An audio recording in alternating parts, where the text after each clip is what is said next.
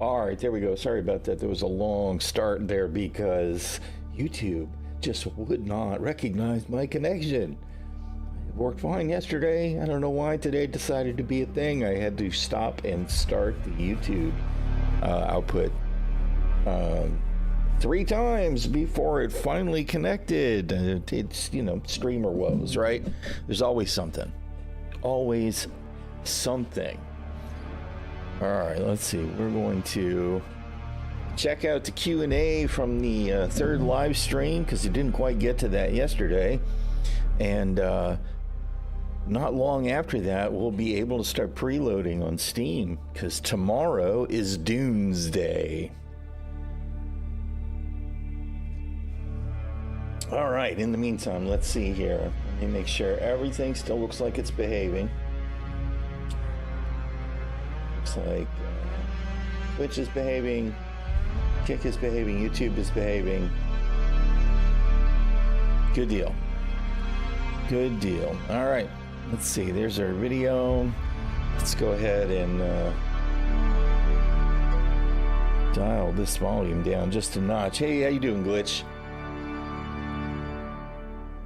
And let's pause that and start this.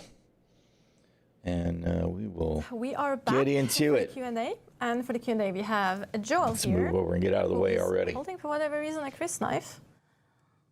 Just make sure, like, the danger is Joel and weapons is dangerous. Anyway, and we also have Leo back to help us with answering the Q&A questions. As mentioned, we also do a raffle during this section. Good old Joel. So, while I see the wizard behind the scenes preparing this, you'll be able to type exclamation mark. Of course, this is a replay, so we can't join anything, but it's all right. Who know? Who those of you in the beta, they know. They will know. Also, a reminder that it's unfortunately only on Twitch because our YouTube bot is just not cooperating right now. Apologies for that. We'll definitely make sure that we'll do future raffles for both YouTube and Twitch. I like to see how they choose to engage with the community, though. It does give me the good vibes. About that, Joel, by the way? I mean, should I? Or is it like an intimate story of me and the players in the beta? It's just, we had, in the beta, we had an improvised, let's call it improvised voice line that was not finalized. And it was very well acted. Very well acted. And it was an Atreides, right? It was an Atreides exhorting her men to do better. And come on, Atreides. Atreides. A woo. Atreides. A woo. It was inspiring, right? It was inspiring. Super inspiring. And it became a meme. And now it's like an inside joke. Very high energy too. Like you just that one is single-handedly the reason I'm going Harkonnen and Atreides, by the way. Yeah. You have enough. No, I'm lying. We've driven you away without honourable ways. No, it's the faction things, quite honestly. Anyway. You just like bold men. I get it. Sorry, Joel. We give a shit. Okay, anyway, exclamation, woo. But let's start with the Q&A and get the first question here. We have Danaus Matros. I'm always awesome with reading up usernames. Will it be possible to mix and match the build sets of both Atreides and Harkonnens, or are we restricted to only one? Thank you for the Chris knife of speech. The Chris knife of answering questions. Yes. So, yes, you can. But we already know this is a yes because we saw it in their build contest video. And then you'll have to do a bit more work in order to secure both. Jump through some hoops because no one likes to be betrayed. But you can build with both together. Yes, the pieces are standardized, so they will work together for the most part. There is a couple of unique pieces that exactly, but should work good. Yeah, it's going to look amazing. I mean, I think we've seen actually someone mix the building sets in the building contest. I think the one that won the contest the other day had some Harkonnen in the panels in that hole for sure. Yeah. If you choose to use their building sets to create a single building. Not if you're really good, Joel. Or if you're a Bene Gesserit and you're trying to get them together. Okay. As the law would indicate. Right. Anyway, let's go to the next question. Subdacius is asking, will there be faction-specific chat so you can coordinate launch road strategies without giving away secrets to the enemy? Good question. It's also a Leo question. Well, there is no faction-specific chat, but we do have a guild chat, so you can coordinate on a guild level, and that Really? should be helpful to coordinate these type of activities. That's interesting. And it should be possible to also use the area-based chat we have in the region to coordinate with other players nearby to set some up. To set up That seems like an oversight to me, but you can also listen in if people are stupid enough to use the voice proximity. to talk to they each other may about. want it to be Well, intentionally sneak up their difficult to bases. conceal That happened to some of communications the between streamers that we factions. had going live a few That's- days ago. that's It was definitely really different funny, from just listening most to- I think it was like French streamers and like English MMOs, streamers that at were least, listening that to French have streamers. hard It was factions like actually that. Kind of funny. Anyway, let's go to Someone's going to punch me for this, but were they coordinating their surrender? Or was it just. No? Okay. I don't know. Never mind. Don't remember. All right, let's go to the next question. Mandem007 is asking, can certain base equipment be turned off from power drain when you're away from the game to preserve the power drain? So the way this works is that you need to have a higher level of production than your current use, right? And that allows your shield to stay up. So what you can do is turn off some machines to lower your use, and then you can also turn off some generators to not spend as much energy, right? But there's still a limit to how much fuel you can have stored in the generators, right? So it's not indefinite, but it does make it a lot cheaper for it to last longer. Yeah, so basically just have the fuel there to power your sub-thief so your Yeah. base is protected, which Yeah. is kind of the most important thing. Yeah. Yeah. Yeah, So like that's definitely an option. it's a very simple calculation. One fuel cell lasts 1 hour in a base generator.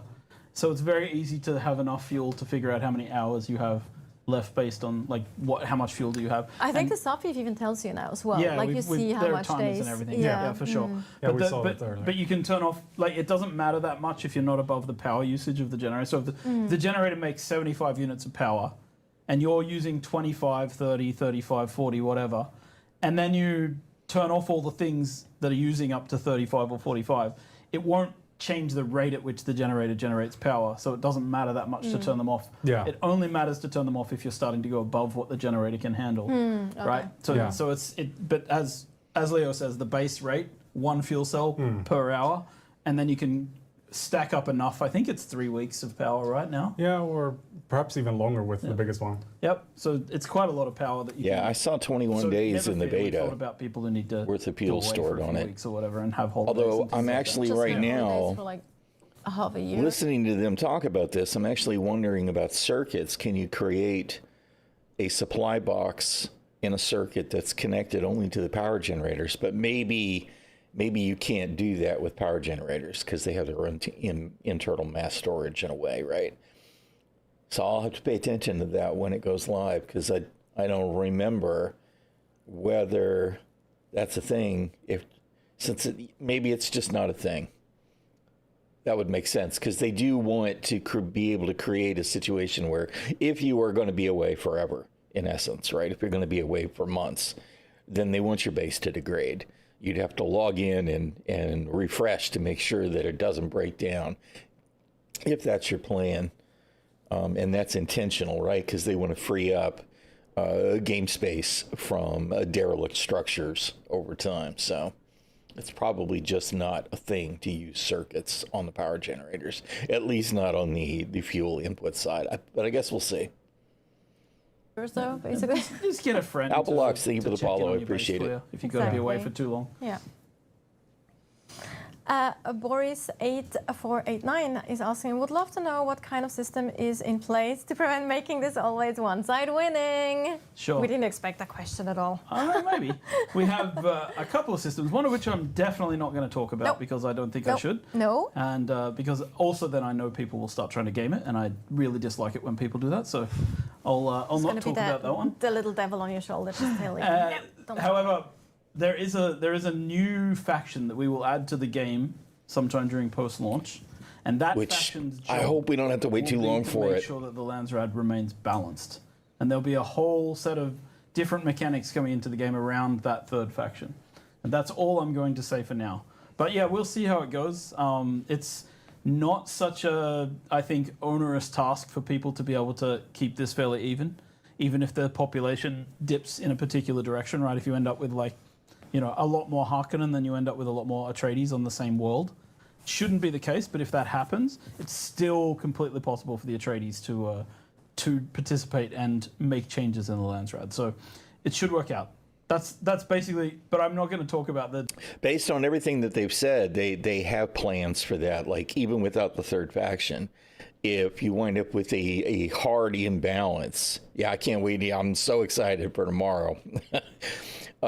Even if you have a big imbalance between Atreides and Harkonnen, and even setting aside the third faction, which is coming soon, right? They have implied that there will be some kind of balancing mechanic that will come into play that may be like easier missions or something like that. We'll see. But they definitely have said enough to make me believe that they have a lot of forethought going in on this. I am really excited about the third faction though, because right, that's been the thing in many other games. Like World of Warcraft never got a third faction, which I was kind of disappointed by. I think it would have added a little dynamism to the interaction and the factions in WoW. But many of the other games, they run through three factions. The first big faction MMO that I played was Dark Age Camelot, where we had what they called Realm versus Realm, RVR. And it was definitely three factions. And the Frontier was definitely more wild because there was three factions versus two. Warhammer Age of Reckoning with three factions also had that going. Obviously, New World, for anybody that's seen me play that recently, three factions. It definitely, you see, New World being the one that I've seen the most recently, you definitely see periodically where the map will go green or gold or purple. And it doesn't last long because what winds up happening is people in the top faction, the ones that want a PvP, they seem to eventually get bored with the fact that they have most of the map and then they roll over into one of the other factions. That kind of thing won't be quite as occurrent in Dune, though, since you can only betray a faction one time. So I'll be curious to see how it all plays out. But as long as they are offering a way for the underdog to recover, I think it'll be fine. How do you think the server is going to react with everyone joining tomorrow? As much as they have, they're a veteran developer, right? They've been around for a while. You know, I mean, in a way, Dune is not that dissimilar at launch. It is in theme, but not in mechanics than like Conan Exiles. And their server structure for Dune seems to be pretty intelligent and dynamic, but I still think it's going to be a mess. I think they're going to have planned and they will handle it as well as they can. I do think that by prime time tomorrow, though, it's going to be stacked. And we're going to have people complaining because they can't get back on the server that they started earlier, that their friends are on, not the server, but the Siege, right? With only 40 people being able to be on a Siege Haga Basin at a time, I'm expecting there was going to be some difficulty there tomorrow, at least. We'll see, though. As long as they're set up so that they're not allowing hundreds of people to join in a given Siege/Haga Basin, when only 40 people can be in it at a time, I think as long as they throttle, we'll be okay. Yeah. Everyone being excited and then for 5 minutes before the server crashes. Yeah, that, oh God, man, I've been in some god-awful MMORPG launches over the years. I think Funcom is going to be pretty on point, though. I think they will handle it. I think they're going to be very conservative at the outset to see how things go. I mean, they have some clue what's going to happen from the closed beta. And then again, from the beta weekend, which they, you know, good God, people really, they hammered it pretty hard early in the day. And we had locked servers and then servers that were unlocked later. So I think it'll be as smooth as it can be. Thankfully, they're not like a new company that doesn't have any idea at all how to handle this stuff. The big thing, I think, is even though Conan is a respectably iconic IP, right? And they had, well, there's two games that I know of for sure, right? They had Age of Conan back in the day, and then Conan Exiles more recently. So they have some idea what that's like. But Dune is kind of bigger, especially being very immediately in the public consciousness right now. I did play Age of Conan, but not for a long time, right? Like the first 20 levels, the starter island and all of that was really good for me. It was a very good MMO. My interest kind of trickled off after that because it was not quite as engaging. But it was a good game. I really enjoyed the combat. The combat was so fun, right? The whole thing where you kind of, I don't want to say necessarily charged up your attacks, but you did kind of control how much effort did you put into the swings and the way you defended. It was really good. I didn't get to experience a lot of the end game, but I did talk to people who played it and all of that, and it looked good. I have mixed feelings about the Dune movies. Right, but that doesn't change the fact that they have definitely brought Dune back into the public consciousness, right? So I think that the launch is going to be pretty big. I think there will probably be some rough spots. Hopefully they won't be too rough, though.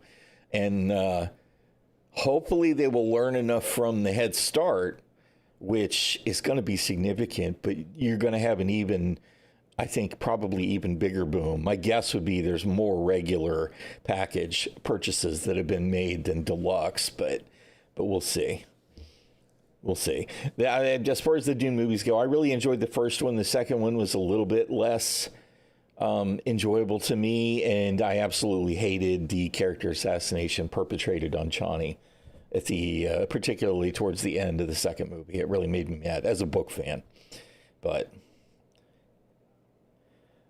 I know a lot of people have, I mean, I could be wrong. Maybe most of the people are so excited that they're in for the deluxe. I mean, I would have gone for the deluxe because of the additional DLC in the season pass, which is what I did. And then I spent the extra for the ultimate so that I could get the extra puff pieces because, you know, I'm kind of a aesthetics collector. I'm guilty of that kind of stuff. Part 2, yeah, Dune Part 2 is the most recent one. And I believe they're still getting ready to work on a third one. And we'll see how that goes, because I do wonder exactly where he's going to take the story. Because, I mean, you know, in the books, you had the Dune story, which is essentially the first two movies that we saw. And then we had, without trying to spoil anything for anybody, but then we had his children. And then beyond that, stuff got really weird, right? Because we had a time jump, like Dune Emperor was far later, right? So there's a whole lot of stuff to tap into. But Fur Baby doesn't have a saddle thrombus, probably just injured her knee. Well, that's good. I mean, better that it's just an injury than something serious. Glad to hear that. Good deal. Because I mean, at least you can treat an injury and move on. More serious health injuries for the fur babies is never good. But my wife and I started watching Dune Prophecy, and I kind of have mixed feelings about that. The biggest problem that I have with Prophecy, you know, we've only watched the first 2 episodes, right? So maybe it'll get much better in the subsequent episodes. But the problem that I'm having is that I feel like the showrunners for Prophecy are all, we want to make everything a mystery. We don't really want you to understand all of their motivations. We don't really want you to understand exactly what's going on. You know what I mean? And it's like, you kind of have to lighten up on the mystery for the sake of the story so that I have a thread to pull on to get engaged with. And the other thing is that the characters, and maybe I'm just an old man, right? But the characters, I just really don't like any of them. Either they're outright assholes, or they're just so undeveloped so far that it's really hard for me to get engaged. Now, I don't know if the wife, the Shield Maiden, if she's going to stay interested enough to watch the show. I will try, because I know friends that have said it's really, really good and it's worth watching. But I'm kind of put off by this modern trend in entertainment to make all of the characters not just flawed, but they're just all kind of jerks too. And it's like, can we lighten up on that a little bit? Does everybody have to be a jackass? Can we not, like, highlight some positive character traits? But we'll see. We'll see. The PvP is a little bit of a mixed bag in my very, very limited experience, right? I only got to play during the public beta weekend 2-3 weeks ago, and I only got to play for 2 days in that, 27 hours, and my experience at PvP was minimal, right? Based on what I have seen, mostly from the public beta weekend, it was a little desyncy and janky, but they have worked on it since then. There were some balance issues, like with melee attacks. If you did the light attack, it could stagger a player, right? And if you were out of stamina, you'd be staggered and you wouldn't be able to dodge out, right? So you essentially would wind up stam locked unless they made a mistake. They have fixed that, where you do start to regain some stamina even while you're being attacked, so that you should have a chance to dodge out before you just get, death by 1,000 cuts. There's other stuff that they're working on. The desync is stuff that they've been working on. So I think that a lot of the negative impression we've initially seen, mostly in YouTube videos, right, about the PvP will probably improve, and I think some of it will also improve as people understand the combat system better. The people that seem excited about the PvP, like Damone Kim, for example, he still seems to be a pro PvP. He says he's going to be I forget what the word he used, but like a mega sweat with the PvP in the deep desert. He's been in the closed beta for months. Right. So I have to believe that there's some positive in the PvP as you get used to the melee and the weapons and the ranged weapon combat. Glitch. Well, is that it? Is that really it? Do the people that run these shows, do they just think that we're just all assholes all the time, and that's why they write these characters this way? I mean, I know I can be an asshole sometimes, maybe even most of the time, some people would say, but I know I have my moments where I'm not being an asshole. Can we put some of that in the shows so that we can associate with the characters? Hey, Super. Did you hear PvP? Mr. Enigma there was just asking about PvP in the game. I am looking forward to trying it. I think that the combat, it appears to me, like, again, in my limited experience, that there is enough depth in the combat for it to be interesting. And I do think that the way you approach things, your tactics, your planning will matter. And that, to me, is a recipe for good PvP. Will it be good? We'll kind of have to see, I guess. I watched a long duel video on YouTube in Conan Exiles, and I kind of watched it, and it really kind of looked janky to me. And it was a melee fight between two guys that kind of knew what they were doing, and they were clearly trying not to die, but it didn't look super engaging to me. I kind of feel like Dune looked more engaging, but again, I have not played Exiles, so I don't know what all is involved in the combat there. So it wasn't so much me trying to judge it as me trying to assess how does Funcom approach this kind of PvP combat. I think there's a lot of good potential. I hope it's going to be good. I hope that, and as Joel himself has said a couple of times now, at launch, this game will be the worst it will ever be, right? They're planning on launching it as good as it can be and then building on it and polishing it and improving it. So I think there's a lot of good potential, especially since the team seems super engaged. Funcom has a pretty good track history for continuing to improve and maintaining their games versus just letting them linger, and this team in particular seems really on point to me. So I have a lot of optimism for it. Squads of 10 going to romp the smaller groups. It could well be. Now, one of the things about that, though, is that you can only have 4 people in a group, and only the people that are in that group have the partial friendly fire protection, right? So larger groups are going to have to coordinate to avoid killing each other, rather. Are we talking about the same game? I'm saying for the kind of game that it is, right? Because it's a survivor builder first.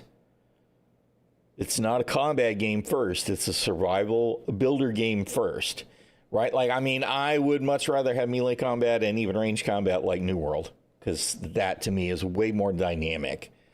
I think there's a lot of potential.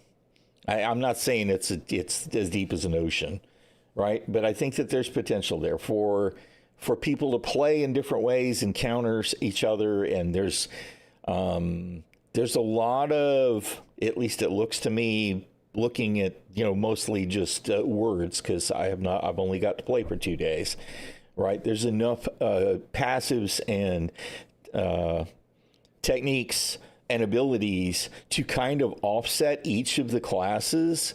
So it'll be interesting to see how it all plays together.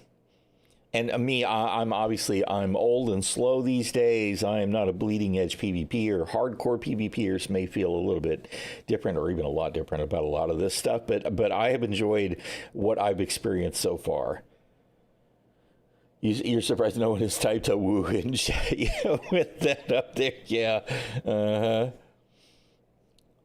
Video where someone used the worm to attack someone's base.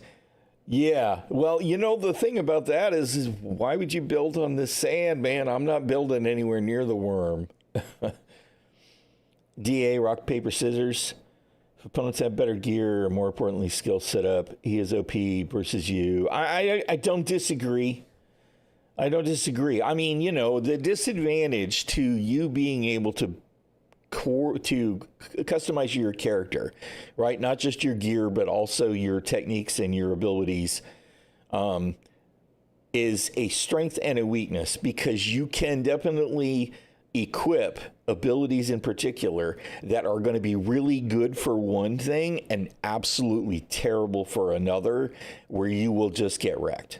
I mean, I totally acknowledge that. But at least if it's a rock, paper, scissors, right? Back in the day, we called that the Holy Trinity, right? DAOC, you had your warriors who killed your let's see, what was it? The warriors killed the rogues killed the mages are clothies killed the warriors, or something to that account, right?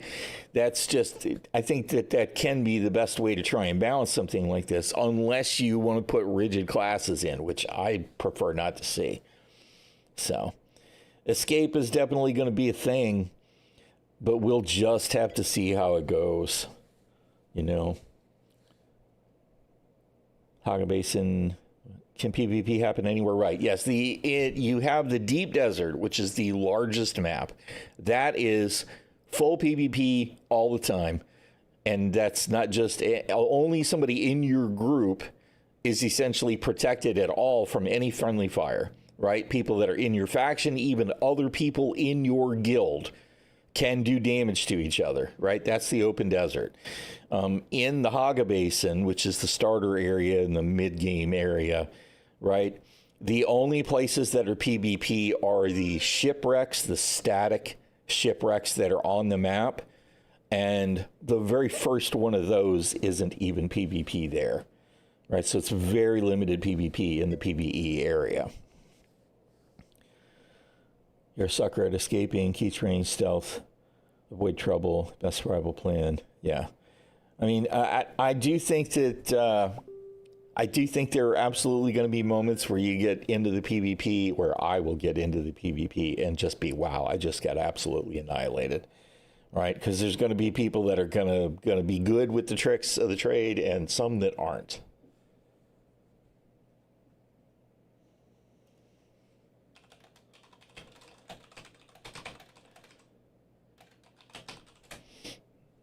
Okay, that's the White Shield Maiden. She is on the deck with the garden. I'm going to have to check on her in a minute, but I want to at least get through this.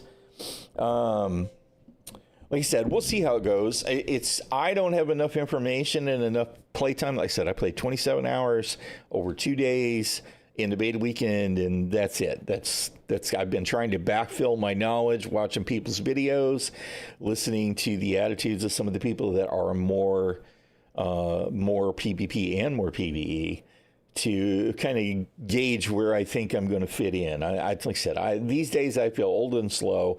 I had a real hard time with the timing on like the Swordmaster ability Retaliate, I think it is, where you block at exactly the right time and essentially you stagger the enemy and then you can get the better of them. I had a hard time with the timing on that.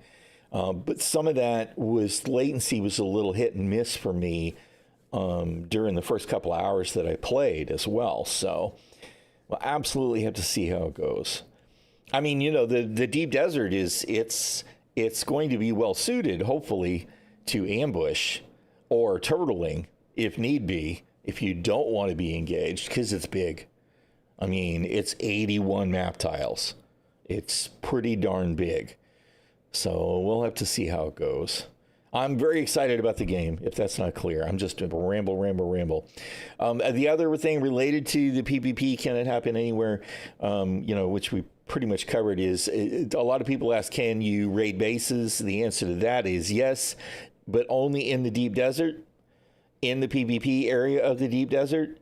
Like, there is a row of tiles in the deep desert that's the PvE entryway. I don't know if you'll be able to build there on the shield wall or not.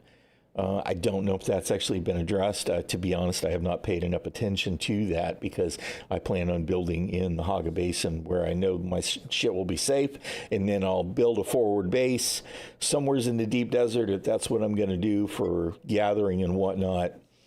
And to raid a base, you will need to overcome the shields, and they have not told us exactly how to do that, although Joel did say something about there's a clue in how to do that if you watch the movies, right? Now, I've said something about maybe it's some kind of atomics or something, or maybe you blow the rock out from underneath. I don't know. I don't know. Maybe there's an EMP. I just don't know. But so there will be that stuff, at least if you're willing to work at it. Thing with the deep desert, like map ideas, is once you have it mapped, you see there's just some POIs, as no one will hide in the sand. They will be at the POI for some reason. This POI will be more target rich. Yes, absolutely. I mean, as soon as there's a point of interest, right, that's going to be where the PvPers go in the deep desert, right there. Like, I'm going to hunt the PvE players that just want to do this content. I want to engage them, or I know other PvPers are going to do the same thing I'm doing. I'm going to engage them. I think that what is going to help the dynamism, of course, is that every week we get a reset on the map. Right, the Coriolis Storm wipes out the, hey, how you doing, Drew? The Coriolis Storm will wipe out the deep desert and refresh it. We'll get a new map. And we know that those maps are hand curated, right? So there's a dev team that works on those maps. So there should be a lot of interest in areas, whether that's deposits of materials to gather or the deep desert science stations that got uncovered, that kind of thing, but also the spice blows, right? Presumably, the large groups of PvPers that want the resource, they want the spice. When there's a spice blow, which you can see from miles around, that big purple column is like a beacon that says, "Yo, there's something here," right? There's going to be some element of the PvP community there that will go, "Zoop, I'm going right here to the spice blow." Right, and that may be your cue to a smaller group, or even a solo player, or even somebody who's mostly interested in PvE but wants to get some of the stuff they need from the deep desert to go, I'm going to go do my stuff over here, far away from the spice blow, and try and get what I can get before I get caught. Right, so we'll see how it all works out. Because, I mean, I am notorious for lone wolf play, right? I'm going to play with people this time, and so that may be a little bit different in this game, as long as enough of them stick to playing the game for long enough for it to really work out. Because that's what happened in New World, is I played with a bunch of people, and they all eventually quit. Because, of course, AGS fumbled so hard with New World. But So I will definitely have those moments where I will be trying to sneak into the deep desert to get whatever it is I'm after, whether that's ore or whatever to gather to make, steel or aluminum or duraluminum or whatever it is that we're actually going to get from there. So I am looking forward to that. As somebody coming from Star Citizen, I'm a fan of the notion of being able to play the game as I want to play it, but knowing that there's that spicy element of a PvPer could come along and try and get in the middle of my shit at any time, right? I do kind of like that. All right, anyway, let's pop this up. Detailed mechanics behind how that works. Yeah.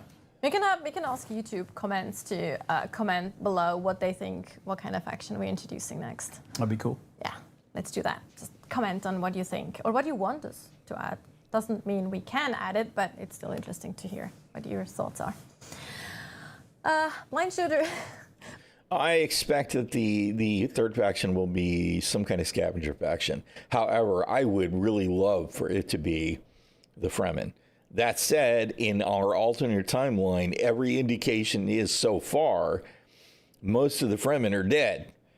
Now, in the lore, in the deep desert, there's supposed to be countless more Fremen than anybody in the Imperium realizes, right? So I still think it's possible the Fremen could be the third faction.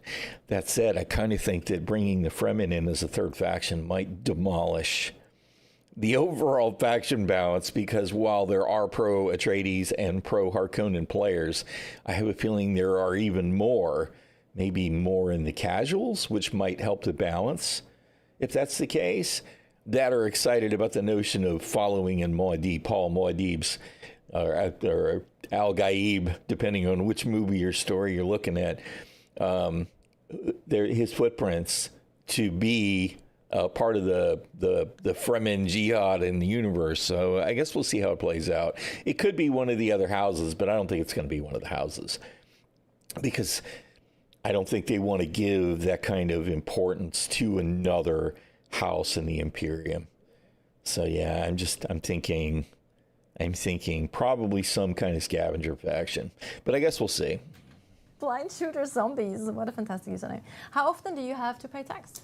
Yep, so the way this works is that you'll need to pay tax every 2 weeks. That's a cycle. And to expand on that a little bit more, then if you don't pay the tax at that point, then your taxes will be overdue, but your base shields won't actually be turned off until you forget to pay for another week after that. So you have quite a bit, or another 2 weeks before. Right, yeah, they can't be dead because we're still supposed to be looking for them, right? Based on our intro with like low-level starter cars coming to your house and like the Bene Gesserit. Other word is out of my head. I don't have to pay this yet. It's fine. How you doing, Andrian? Second overdue. Thank you for the follow. Until you get the third overdue. So I think it's still possible. I kind of hope it is the Fremen, right? I still think that might be the most interesting. So, Joker DXNK, apologies if I butcher username, I'm not doing it on purpose, I swear. If someone buys my blueprint, is it a one-time sell and I'll have to list it again? Yes. So one yeah, because they're unique. One use. So you'll have to create the replication process again, right?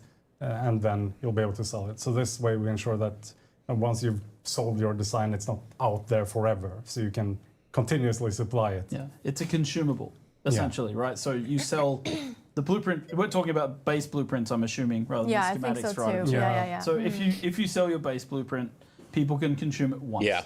And that's it, right? They can't consume it infinite time. So if you make... Yeah, it's like one of the things I was thinking about the other day when this came up, I think it was yesterday when we were watching the build part of this live stream, right? Is you'll design your base, whether you build it in stone or you just build it with the Solido projections, right? And you'll save it to a base copy tool, and that's essentially your blueprint, right? And then if you want to keep a copy for yourself, you need to create another backup tool, another base copy tool that has that blueprint put in it. So if you want to sell 10 copies of that, you need to store 10 copies, or 11 so that you can keep one for yourself, and then you'll list them independently on the exchange. And the other thing that I was thinking about is it's like, okay, that means if I make a backup of my super cool base that I absolutely love and don't want to lose, you have to keep a copy of that somewhere. Because if you lose the tool, you have lost the blueprint, right? Which is one of those things that kind of makes me a little panicky as somebody that likes to collect and hoard, right? But I do think it adds an extra dynamic element. Of course, you can keep one in your storage in your base, which you should have a weeks-long buffer for, as long as it's in the PvE area, even if you're suddenly out of the game for some reason. Now, of course, you could, if you knew you were going to be out of the game for a long time, you could also either keep it in your inventory or keep it equipped, even is more safe, because the only way that you can lose it then, if it's equipped, is if you're eaten by the worm or you're killed in PvP while the decree is running. And I can't remember the name of the decree now, where you basically drop everything when you die. But all of that's a consideration, right? Because if you want to list them in the exchange, that means you need to carry them in your inventory to the social hub where you're going to list them to sell, right? Now, granted, that's essentially a PvE journey, so it's not really a big deal unless, you're on your way to the ornithopter pilot and you get eaten by the worm or something, and then you might really die. I don't see the Solito replicator concept as all that useful unless you build on flat surfaces. Yeah, well, I mean, it does depend. I do think that most of the base designs are going to have to be on relatively flat surfaces, right? Or those that are on a certain size cliff wall, right? Yeah, because it is going to be kind of limited in its own way.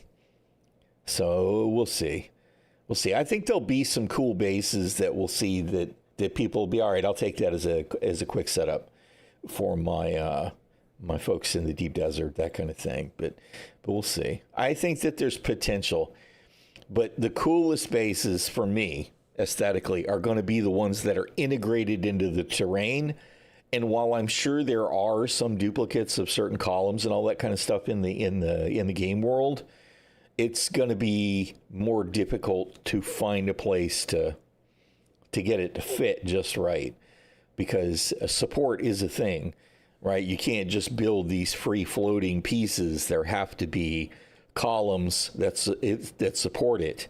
If you go to place stuff in the game, you can only build a platform so far out before you get a message that says not enough support, right? So it would just fall over, which means you have to have a thicker thing to attach to, which I think is actually a cool way for them to have set it up as far as the architecture and all of that goes. But we'll see. I imagine they'll wind up with a lot of base schematics being sold on the exchange. How many of them will actually sell? I guess we'll see. Cool creations. Yeah, it's like the ultimate form of copyright thanks to the Imperium. Yeah, and I can also add that you can't just go up to a random base you find and copy the design, right? You have to have access to the base to build. That's good. High-level access. Yes, permissions. And you also have to copy your base again to sell it to. Yes. I'm not really sure which of the things they were asking here about, but yeah, just to cover all our bases here. Ha! No pun intended. Yeah. No, I meant the base. Yeah. I didn't get it. It's the highliner joke from last time. Yeah. Reaper is that a K? Yeah, 2K7. What is the maximum number of bases you can have? 3. So you have different types of sub-thief consoles, right? Mm-hmm. And you have the basic sub-thief console. You have. The I guess we'll see how successful they are. Together, however you split that up, you have a cap of 3 that you can own. You can then have a permission to access. I mean, Expedition 33 has been pretty widely acclaimed. But that's just what you are restricted to. Which I haven't played. I've only looked at a little bit of the information on it, but it's like at least semi-turn based, right? Which I find to be a little interesting, that everybody is so enthralled with the game, when in a way it's kind of a throwback to an older era of video games, which isn't necessarily a bad thing. It sounds really interesting to me. It looks pretty cool. I hope it does well. And being this is a live project, if Dune does really well this year, maybe it can roll over into it next year, but we'll see. I kind of feel like Expedition 33 is one of those that's going to get that novelty hook. People are going to be like, yeah, this is the one, you know. And then we also have a further restriction. On in addition to the fact that it's apparently a good game. At 2. We haven't actually talked about this in the building part, but you can easily abandon a base via the map. Just for combat is example. turn-based, So if you're okay. like, all of a sudden, no, I don't need that like 4x4 box anymore that I made at the very beginning of the game. I mean, I do hope that Dune Awakening is good enough for me to go, oh, wow, this is definitely Game of the Year material. I mean, so far, I'm obviously super excited for it. I mean, I've been living and breathing it as much as I can since the beta weekend. I am looking forward to it. Now, granted, full disclosure, part of that is because I have been plugged into Star Citizen for 11 years. And right now, I am super, super, super aggravated, disappointed, frustrated, disillusioned, disheartened, depressed about the state of Star Citizen and the state of CIG and where they're at compared to where they keep saying Squadron 42 is, right? I am not in a good place for that emotionally, right? Dune, hi, how you doing, Gio? Good to see you. So thank you for the follow too. So we'll see. But I really liked what I experienced with it so far. Yeah, Hankins super excited about it too. Yeah, I could tell by his X post that he's as wound up as we all are. So is Detox. TDL is staying on target so far, but I know him and his group are super ready to go, just balls deep, hardcore PvP into the deep desert as much as possible. So I think they're going to be a force to be reckoned with on whatever server they wind up on. The people I'm playing with, some of them are going to be really hardcore speed run. Some of them are going to be a lot more chill and laid back and get settled in and enjoy it and see how things work. So we'll see how it goes. I'm sure it'll be a mixed bag for me too. Part of it is when we start tomorrow is I'm going to be like, okay, I already did all this. I want to do this part as quick as possible because I already did all this. I want to move into the second map, and then I'll slow down a little bit because I didn't get to do the whole second map, right? But I'm still going to be eager in my head constantly. It's going to be because, by then I'll have Bene Gesserit, Planetologist, Trooper, right? And then I'm going to be in that second map, and I'm going to be like, I want to get everything done in that second map, but I still want to get to Mentat and Swordmaster. So I may wind up pushing forward and then coming back to backfill content. We'll see. Oh, yeah, you're not wrong, Bare Metal, right? It will have been 10 years since they originally said it was going to be good to go when we finally get a launch, right? So... Yeah, it's actually part of the tutorization as well. It's encouraged to get the hype is real for Dune now. Because this is one of the things that I it's one of the problems that comes with the persistence of a game like this, right? Like in an MMO, a traditional MMO like World of Warcraft, it's not like you build a base in the starter zone and leave it there for a week, right? Because imagine how many bases would end up stacking up, and that's kind of how our game does work, is like that. So you can end up with a lot of bases. So the opening tutorial encourages you to get rid of your old base, your first base, and then you move further and further out into the world, and we're asking you to create bigger bases. So I will say, just do your fellow starters a favor when the game launches and clean up your old bases. People, yes. Don't leave trash on Arrakis. Yes. Clean up after yourself. See, though, he's saying that, right? He's saying that. Here comes Loki. Yes, all right, you're here. I get it. He just charged in the room like a crazy thing. He's saying clean up your bases, right? And some players are absolutely going to build their starter base, and then they're going to get the mission objective to abandon your starter base. And some people are going to go back to their base, and they're going to clean up as much of those resources by deconstructing, and saving that stuff, right? And then go to the next map and build their new base. Some people are just going to abandon, and those abandoned bases, like, because when I joined the second server that I joined on, when I was able to get on with Detox and GT Mad and Bart and everybody, instead of building my own base, I just took over one of the abandoned bases. Right, I placed my subfeet there and just finished off the walls and cleared out the stuff that was in my way, and I just used that. I think there will be a lot of that going on too. Oh yeah, we're all ready to preload, huh? Well, heck, boom. I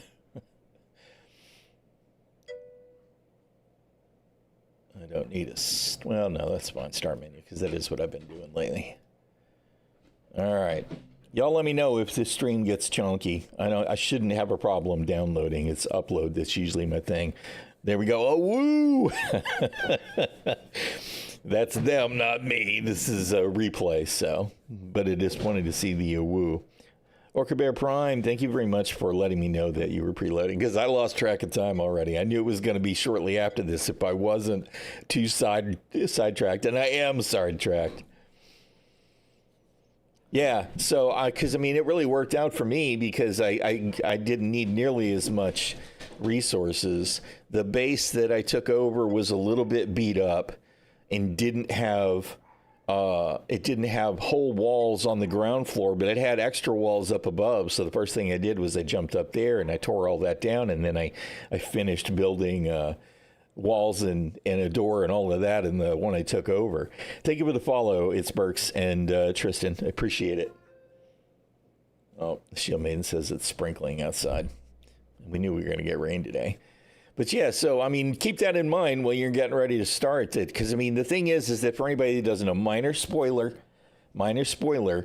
when you get ready to leave the starter zone, you will have a mission objective to abandon your first base, right? Now, you've got three options there, right? You just abandon it and move on and don't worry about it. And maybe you clean it up and maybe you don't, right?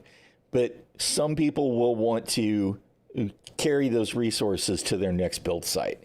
If you don't get too carried away with your initial base, which you shouldn't spend a lot of time on materials on your first base, because you're going to want to move to the next zone.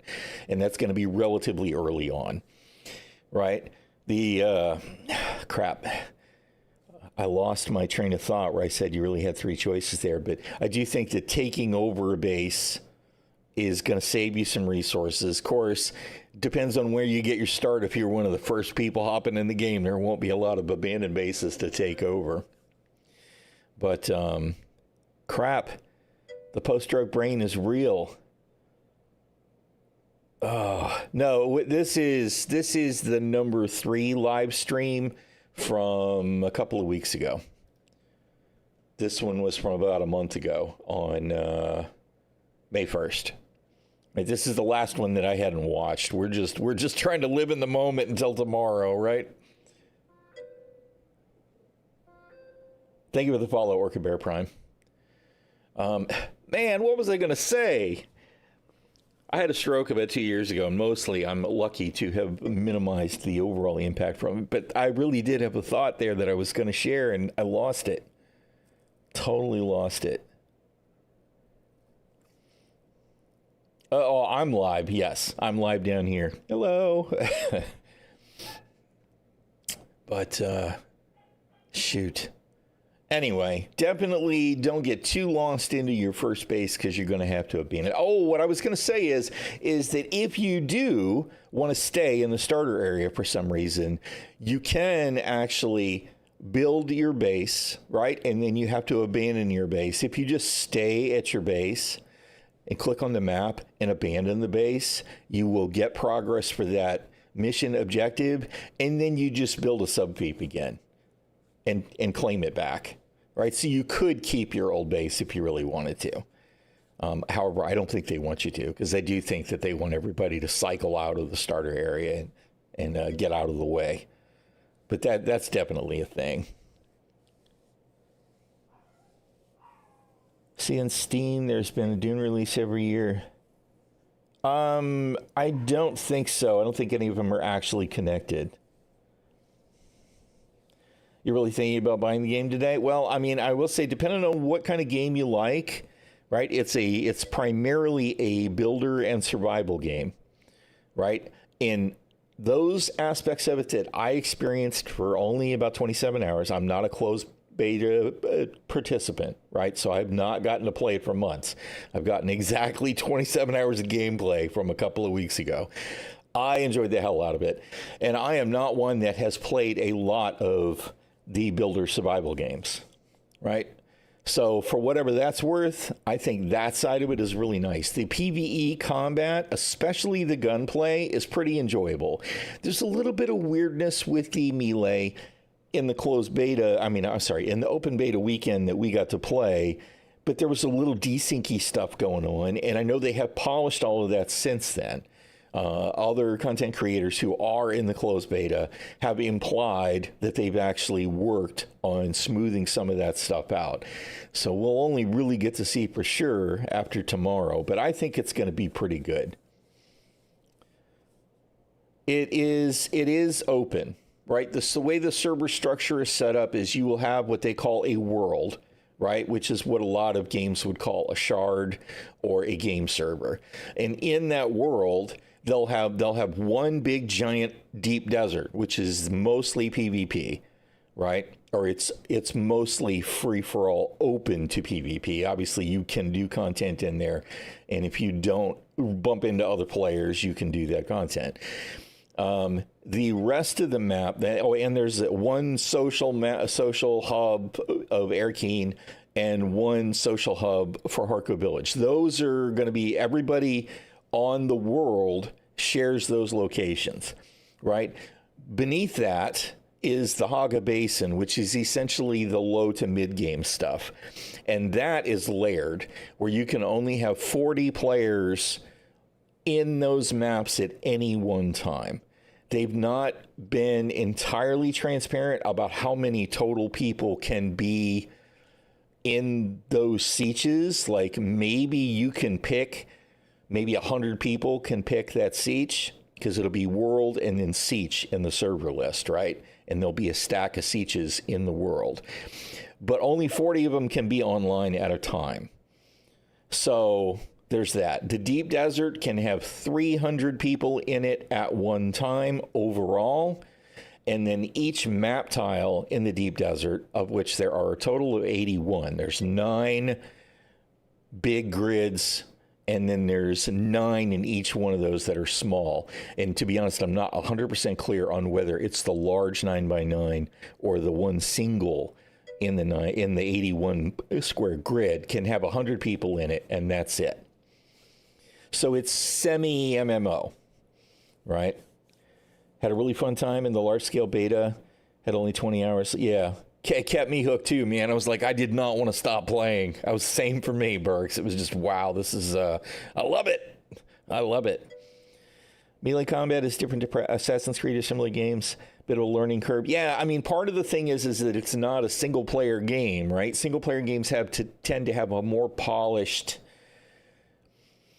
refined approach to combat, and with the PvP elements in this game being more dynamic, it is a little more, I don't want to use the word clumsy, but it's a little more simple, right? There's a lot of stab, slash, shoot, and there's a lot of missing that goes on because players, especially in PvP, tend to move around a lot.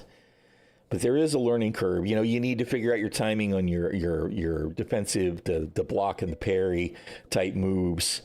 And like there's the heavies have that pulse grenade thing that knocks everybody back and staggers them. And then there's the grenades that explode that have the stasis fields. And figuring out all of that is definitely going to be a thing. Definitely more than push a button and win. Yeah, I mean, I'm looking forward to all of it. I've enjoyed it. Just don't like single player games. Yeah, I like the occasional story game as long as it's kind of a open world adventure kind of thing. But I prefer an MMO myself. I've been playing MMOs since like late 90s Ultima Online. So I prefer for there to be a social element as well. It can be clunky but fun. Yeah, the grab wells. Co-op was fun. Ran across another player. Didn't know if they were a friend or foe. Granted, didn't fully understand the PvP. We ended up raiding an enemy base together. That's cool. Yeah. I mean, you know, when I went to the first shipwreck, which I can't remember the name of it, but the very first shipwreck, which isn't PvP, right? I was in there, and there were players that were running towards the entrance as I was killing the NPCs that were outside. And at a glance, you don't know whether they're players or NPCs because it's not like there's a name tag hanging over their head, right? That's an extra interesting element to me because if you are in a PvP area, I kind of hope that VoIP is going to be a thing because trying to type in chat, if you think it's a player, hey, I'm friendly, is going to get awkward. There are factions. The way that they have it set up, it's mostly an end game thing, but it does matter which faction you're in. You're either going to ally with House Harkonnen or House Atreides. It's not something that happens instantly, but once you get into the end game, they have this system they call the Landsrod, which basically lets the winning faction choose which of the 3 decrees that are available this week get applied to their faction. And that can be stuff like that the winning faction gets plus 33% ranged weapon damage for the week, or plus 33% melee damage for the week, which is both PvE and PvP relevant. You might, it might reduce your fuel costs or reduce your repair times, right? And it was a significant fuel cost reduction. I want to say it was like 75% less fuel, 25% lower repair times or something, but whatever, there's that kind of thing. There is a decree that can be chosen that makes anybody who dies in the deep desert to PvP they drop all their gear. So there's some interesting decrees in there. There's one where the faction gets access to a tool vendor, and I don't know exactly what tools are going to be in there, but it sounds like it'll be like higher tier tools.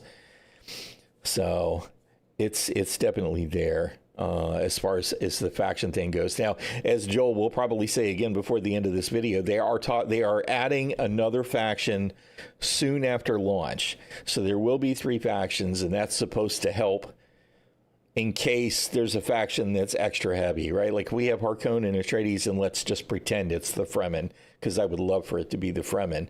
If Harkonnen is super powerful, then Atreides and the Fremen can team up against Harkonnen, and that will help the balance, way out of balance factions, or vice versa. You know, if the Fremen's super powerful, then maybe Harkonnens and Atreides finally suck it up and get together to kill the Fremen. So we'll see. One less is the pay shop. Oh, woo. They have said that the cash shop is going to be essentially fluff stuff, right? Like it'll be skins. That's what I think. We may see the odd furniture kind of thing. And I expect probably we'll get building skin sets, right? But it'll be that sort of thing. It won't be anything. They're not going to sell gear. They're not going to sell vehicles.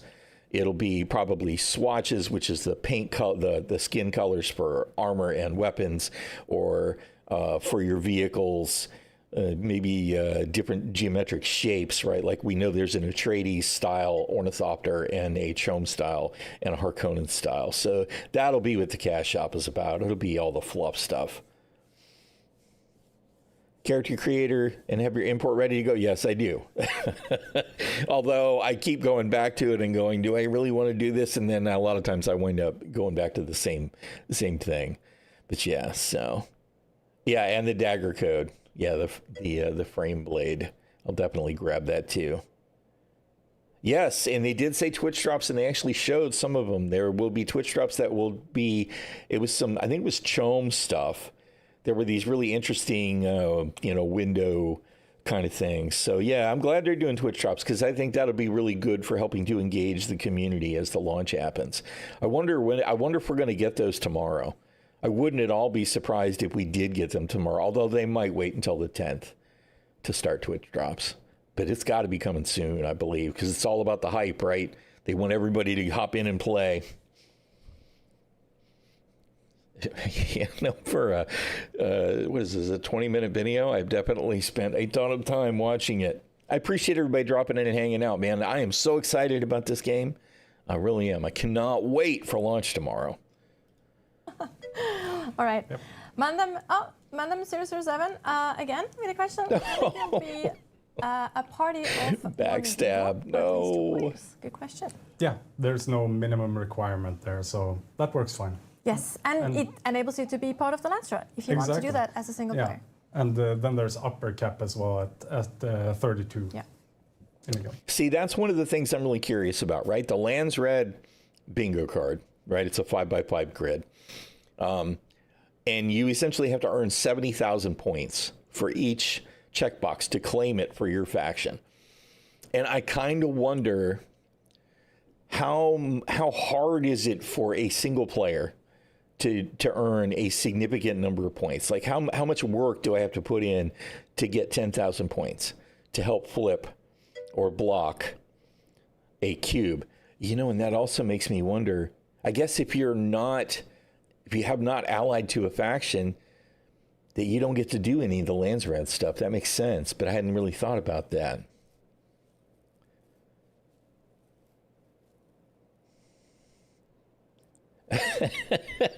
Yeah, random deaths to range combat can be super frustrating, of course. They don't even have, now I don't even know, do they have a summary screen when you die and respawn? Does it say what you died to? I don't remember.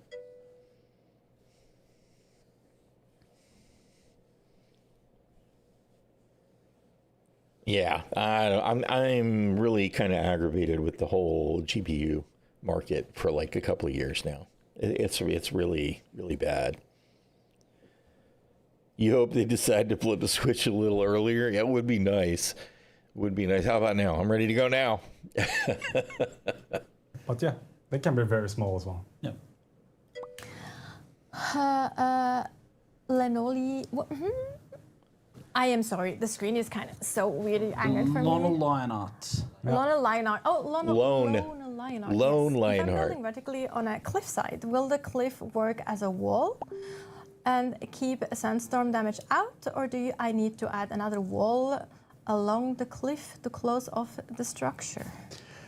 That's a good question too. So for that one, walls do count. You will need to add another wall, and it depends on. Okay, I need to take care of something for the Shield Maiden real quick. I'm sorry, I'm going to leave this playing for you guys, and I'm going to listen to it while they're talking. My wife's a disabled Marine Corps veteran, so sometimes I got to hop up and take care of stuff for her. She's trying to take care of something in the garden right now on the deck, and I need to go move a table for her. So I'm going to do that, and I'll be right back. This opening and play this, how close you are to the and I'll get out of the way for the moment. But in essence, yes, to be safe, you need to do that. And the reason we're doing it this way is to make sure that bases and their contents eventually do decay away if they are in fact abandoned, right? So we don't have bases staying around permanently taking up space. I mean, while we don't expect anybody to quit this video game over time, while we expect 100% of our players to keep playing forever, there may be some that leave, and then we're going to have something like a decay system in place. So yeah, that's why we have to do this. Yeah. Or you could just get tired of the base and move on, right? We need it to be removed in that case. Yeah. Sarah Nielsen is asking, how do you set access level towards strangers to your building? Yeah, so if it's if the question is if you can give access to someone you know, then you can search for their name and add them that way. And you can also interact with their character in the world, give them access that way. If you have them on your friends list already, imported through Steam, for example, then you can also go through the social system menus we have and edit permissions for someone in bulk. Now, it could also be that the question is if you want to make your base or parts of your base public, right? I think that was the question. Yeah, exactly. And what you can do then is go to individual objects on the base, like doors or machines and whatnot, and lower its access level requirement to public.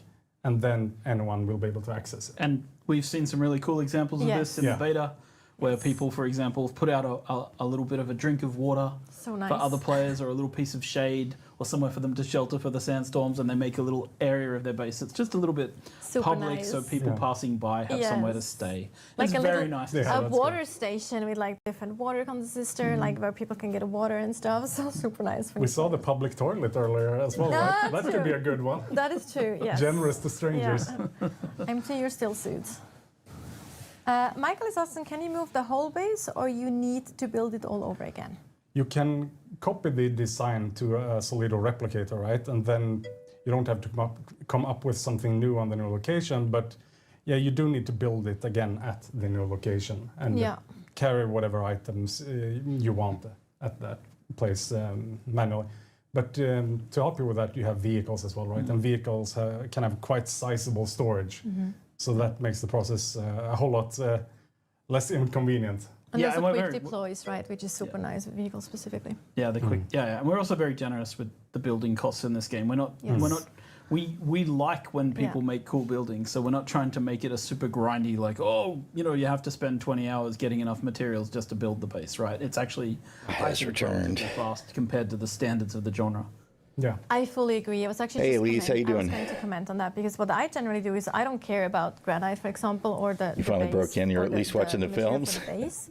I generally might just dismantle the actual refineries or so, just so I can get them up really fast again, or immediately, especially like the power generator early on. And anything else, you can just Having a good few morning. minutes and you have the material again. Which Yeah, is super so nice. we wanted to find that sweet spot where it still feels like you worked to earn that base, right? So it isn't so cheap that it feels valueless, right? Yeah. You still have to work for it, but it's not so much that it becomes painful to gather the materials.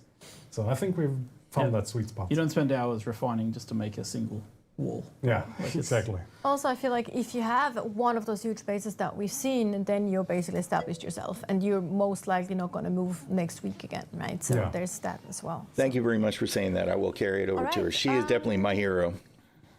Dragon D? Dragon die. Dragon die. Can you link friends' bases together? Well, you can place bases pretty close together. You can't actually link them together, right? I think one way you could do something. Permissions, maybe? No, you couldn't not- cross the border, but you can still make permissions. So it's Yeah, quite easy to- you can have them next to each other and have permissions to cross into the one another. The little dog is What you having a could cow in the probably background. do, I'm sorry if you y'all really can hear. wanted to have separate buildings, is to expand your land and then build two separate buildings. That might work. But also, you could have because you can't put them so close next to each other, you can just have doors that are. It so works. Thank close you that very can much for the go tier from 1. I That's very not much working. appreciate that, sir. Creeping territory. We That's have very to- kind. Because otherwise people could surround your land claim, Yeah. right? So we have to give people Right. a little space Yes. to We work. have a See, that's, buffer that's zone why there. they're designers and I'm not. Sadly, we have these lovely people on the beta who build really nice things for other players, and then occasionally we see people in the beta Yes. doing things that are that quite are nasty, and then we. But the good thing Yes. about betas is we then get to make design allowances for these kind of behaviors, which is great. Exactly. We will learn and make sure that it's a bit harder to do in the future. Yes. Scarsy, can you build into rock, like make a cave and an underground base? Yeah, so what you can do is, there are some formations where this makes sense, right? So you can build around a cave entrance or underneath a I large haven't overhang. really or seen any things like caves that, you could right? build over.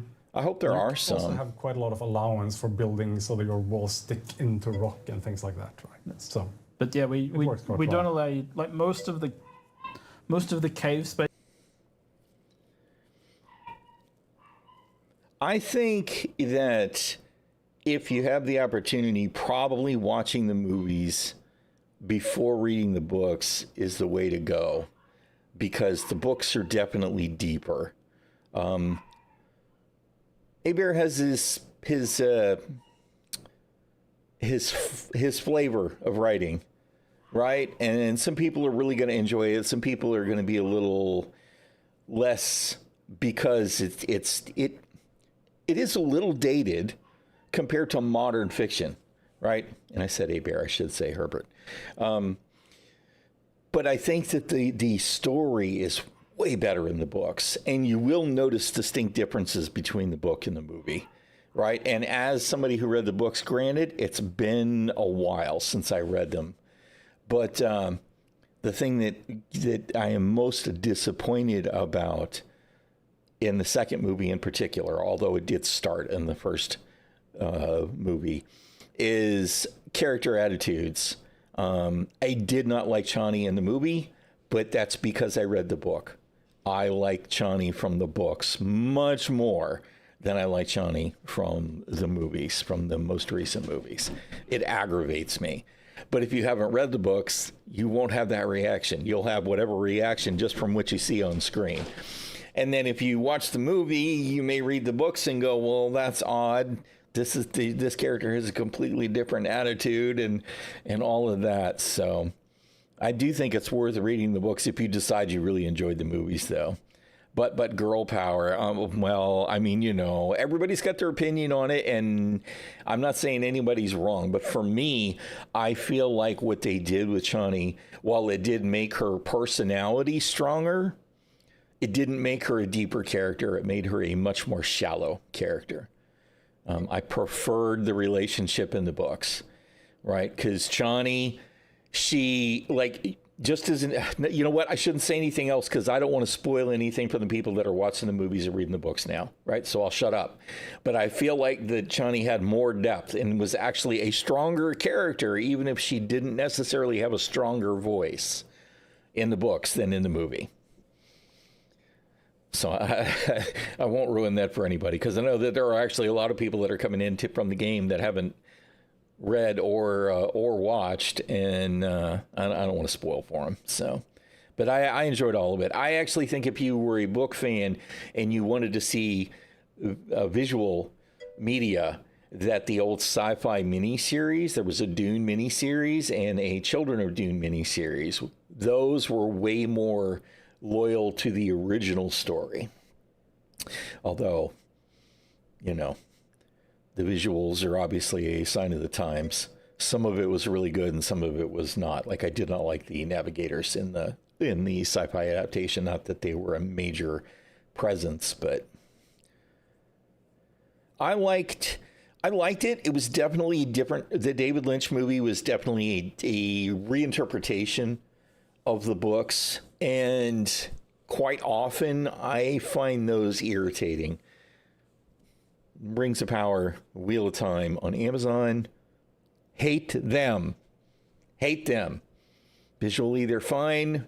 Do not like the way they disrespected the IP, right? Setting that aside, I liked the David Lynch film as a story that kind of carried through in the spirit of the original story, but some of it was very different. The weirding modules was all totally out of the books. That said, if you want to watch the David Lynch version, if you can get a hold of the director's cut version, which includes footage that wasn't finished from production, like sometimes the Fremen didn't have their blue eyes, or there were storyboard images instead of actual footage. It's about 4 hours long, but all of the weird questions that you would probably experience from the David Lynch movie if you were not a book reader were way more filled in. That's the version to watch if you want to watch the David Lynch version. It's so much better. It's so much better. I know, if they had not deleted the scenes. I enjoyed that a lot. It is, you know, there are certain aspects of it that are very dated, but I liked it. Yeah. I just watched, the first Villeneuve movie again the other day. I didn't watch the second one because I didn't want to be irked about Chani again. But I just watched the original 1984 version, the theatrical release version of Dune again, because the wife wanted to see it again because she had not seen it since it was much more recent. But I know not everyone likes Avatar, but the very first film was so much better with the deleted and unfinished. I believe it. I do believe it. I don't think I've seen the one with the deleted scenes and stuff in it, but it's a lot of that stuff. A lot of times they put together a really good story, And then they get to editing it to try and kind of fit into appropriate windows of time and blah, blah, blah, blah, blah, blah. And it's like, you took all this stuff out of the movie that made the movie make sense. Why did you do that? Unless you know about starting a game, the quicker you learn the hard way what's dangerous or not. That is true. And the other thing that's important to note about this game, right, is as you will find out right at the beginning of the game, in the intro movie, we are dealing with a different timeline, right?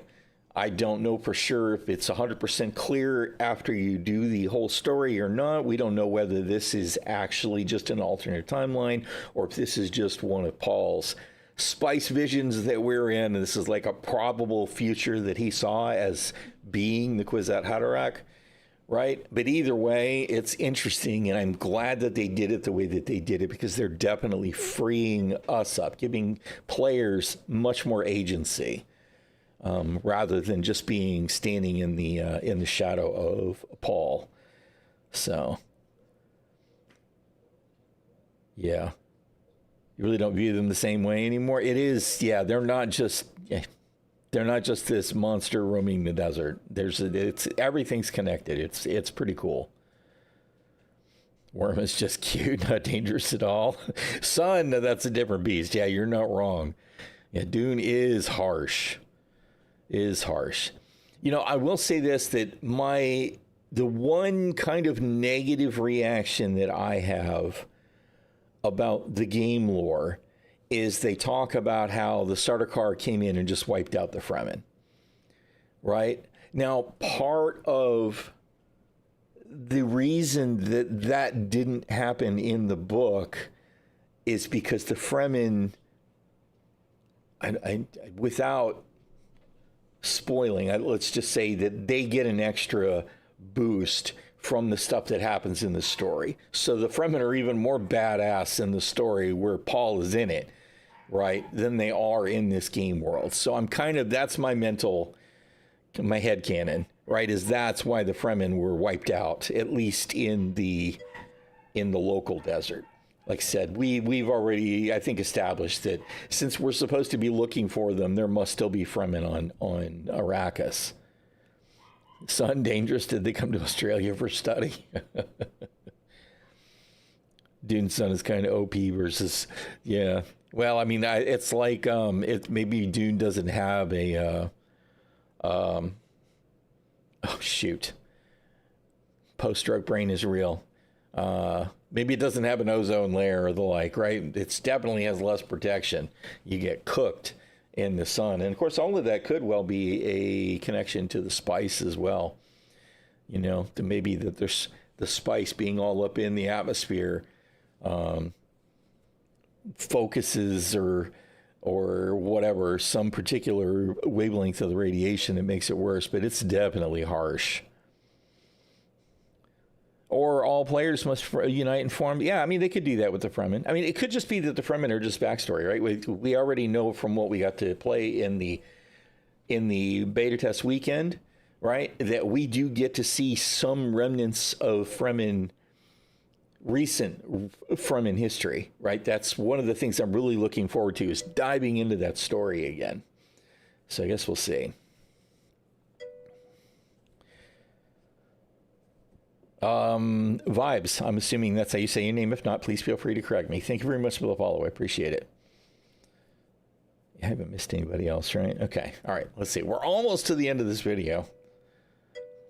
Spaces in the world are actually spaces where NPCs live. Yeah. Right? And so you can't build over the top of NPC camps.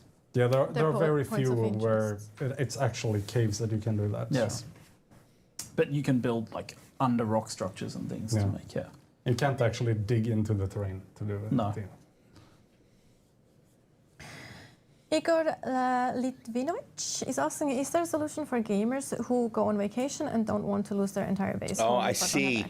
I'm sorry, you guys that are on YouTube, if you're still there, I'm very sorry that I didn't respond to your chat. I am just getting back into multi-streaming. But John O'Quinn, Mike Pullian, and Gray, 07 Steele, thank you for dropping by on YouTube.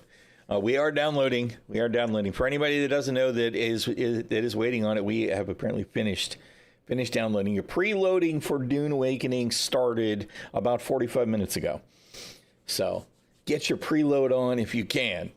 I cannot wait for tomorrow. We've got what? We have 23 hours and 14 minutes now until we can actually push that play button. Super, super, super excited. Game. I think that goes into the question that we had earlier, but we can go over that. I mean, we mentioned it, right? Like you can basically have fuel for around. I think you can have basically 3 weeks. Then it's a week before. Yeah, everything will sort of start to decay. Yeah. So you have about a month. But like I think the. Oh no! I just meant that the preload was available 45 minutes ago. Mine came up pretty quick. I don't know exactly how long it took, but. Yeah, I'm just saying. It became available as of 45 minutes ago. 40 minutes. I mean, I remember the days of 300 baud modems, back in the Stone Age, when you could literally read ASCII text as it was coming out from the 300 baud modem and still be waiting on words. Koalas do look cute, but you're not the first person that has told me that they can be mean. Yeah, otherwise I'd definitely swap ISP. I'm glad that that's not a problem for me because, to be honest, I don't have a choice for ISP. The only other choice I have for ISP, we're in a small local town. We've got AT&T. Like, I could probably throw a rock and hear the AT&T 1 gig coverage area, but it doesn't hit my street. The only other option that I have available is either satellite, like Frontier style, half a second latency satellite, or Starlink, which I've heard enough horror stories from that I don't want to try playing anything and streaming while on Starlink. So I'm glad my ISP isn't that bad off. Hype for the game. I did play about 27 hours only the beta weekend. I am super excited for it. I mean, we saw some jank, right, Vibes? We saw some jank, but I think they're working on it, and overall, I'm really going to enjoy the hell out of it. I'm very excited for the game. I have not been one that's played a lot of the builder survival style games. Like, I haven't played Rust. I haven't played Ark. I haven't played... there's so many of them now. I haven't played any of those, right? I'm mostly an MMORPG guy. Like, I started with Ultima Online, played Asheron's Call, DOC, Warcraft, Warhammer Age of Reckoning, Conan Exiles. The list goes on and on and on from there. So mostly MMOs. And this is a nice blend. I really enjoyed the building stuff and the exploring and stuff. Any lag or stutter speech, just remember that and you'll be fine.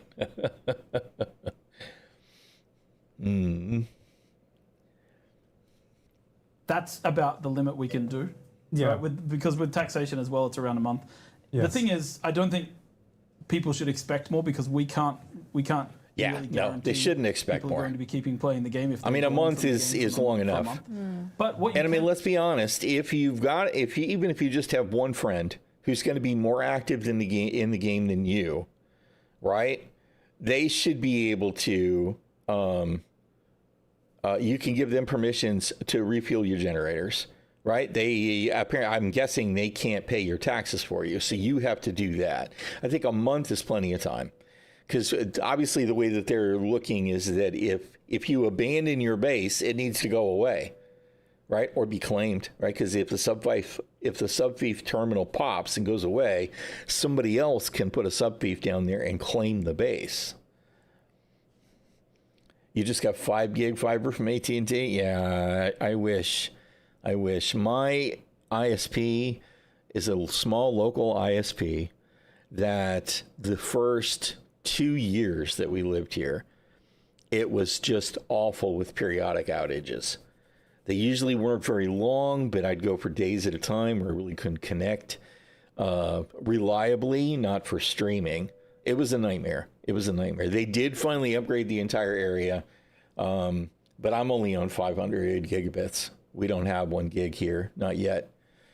It's supposed to be coming soon to the rest of the city, so, ideally I'll have fiber by sometime the end of the year, but it's just, $200 for 2.5. Oh, jeez. I am jealous. I'm not going to lie. We're, I think, 550. It might be 500, 100 now, but that's it. That's what we got. So I don't even have 20% of your internet. Yeah, me too. That said, our infrastructure is much more reliable now because, I mean, I had issues where sometimes I wouldn't be able to stream just to Twitch 720, 30 FPS, where I would get frame drops, right? Right now, I'm streaming, it's the same. It's still just 720, 30 FPS because I'm not a partner. I'm not a Twitch partner or YouTube or Kick for that matter. But I'm streaming to Twitch, YouTube, and Kick, and I'm streaming all of them from my PC, right? I'm not using Restream or any of that kind of nonsense. And I've dropped less than 1% of my frames across all of them. So that's not too bad. That's way better than it was for me just 2 years ago. So.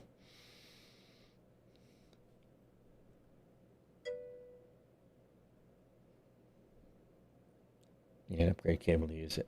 Starlink, you can think of lag as a reduction in stream sniping.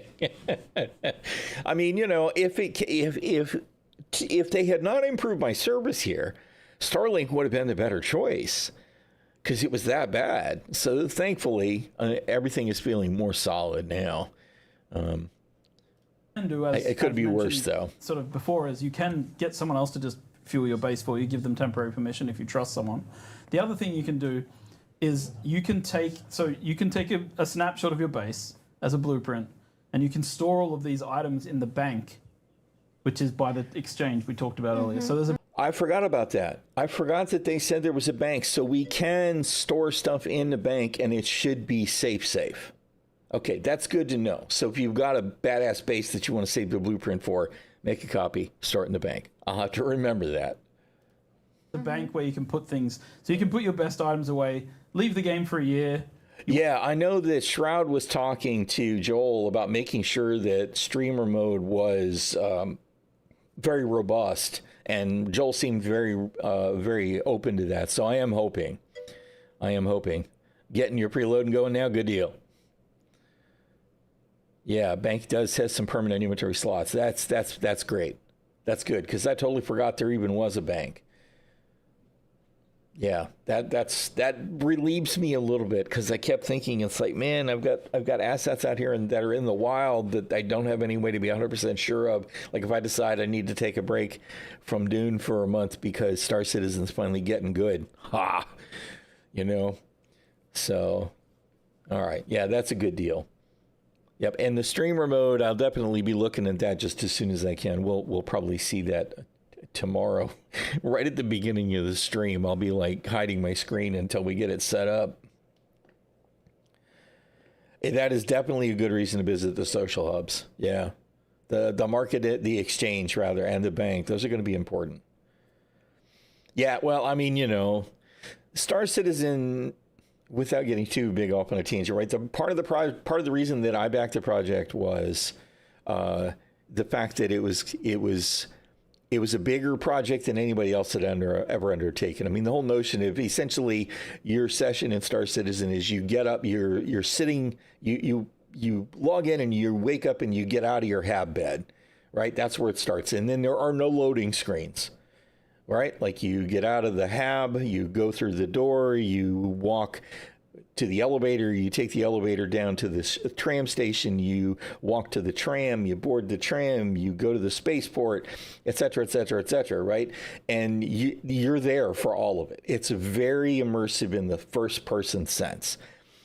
There are negatives to that as well. There's a lot of time sinks in the way of starting over right now, not that necessarily that the whole game wipes, but so much as when you log out, you log back in a similar state, unless you bed log in a ship, right? So there's little time sinks that are always kind of chewing on you, and it's still very much an alpha development project. It's buggy, but there's no other experience that's quite like it in the way of a first-person immersive experience.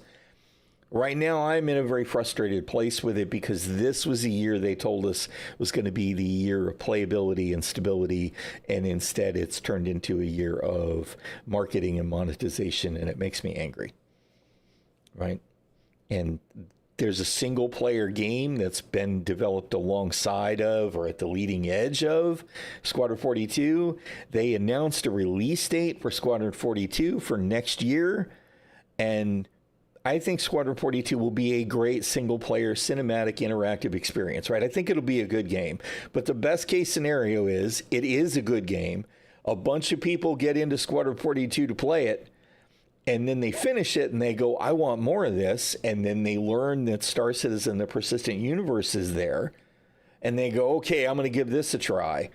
And these regular gamers that come from a complete single-player immersive game go into the Persistent Universe, which is quite often an absolute disaster, and it's going to cripple any further development of the Persistent Universe. That's my thing about Star Citizen, right? That's why I'm so frustrated with it, because the potential is vast.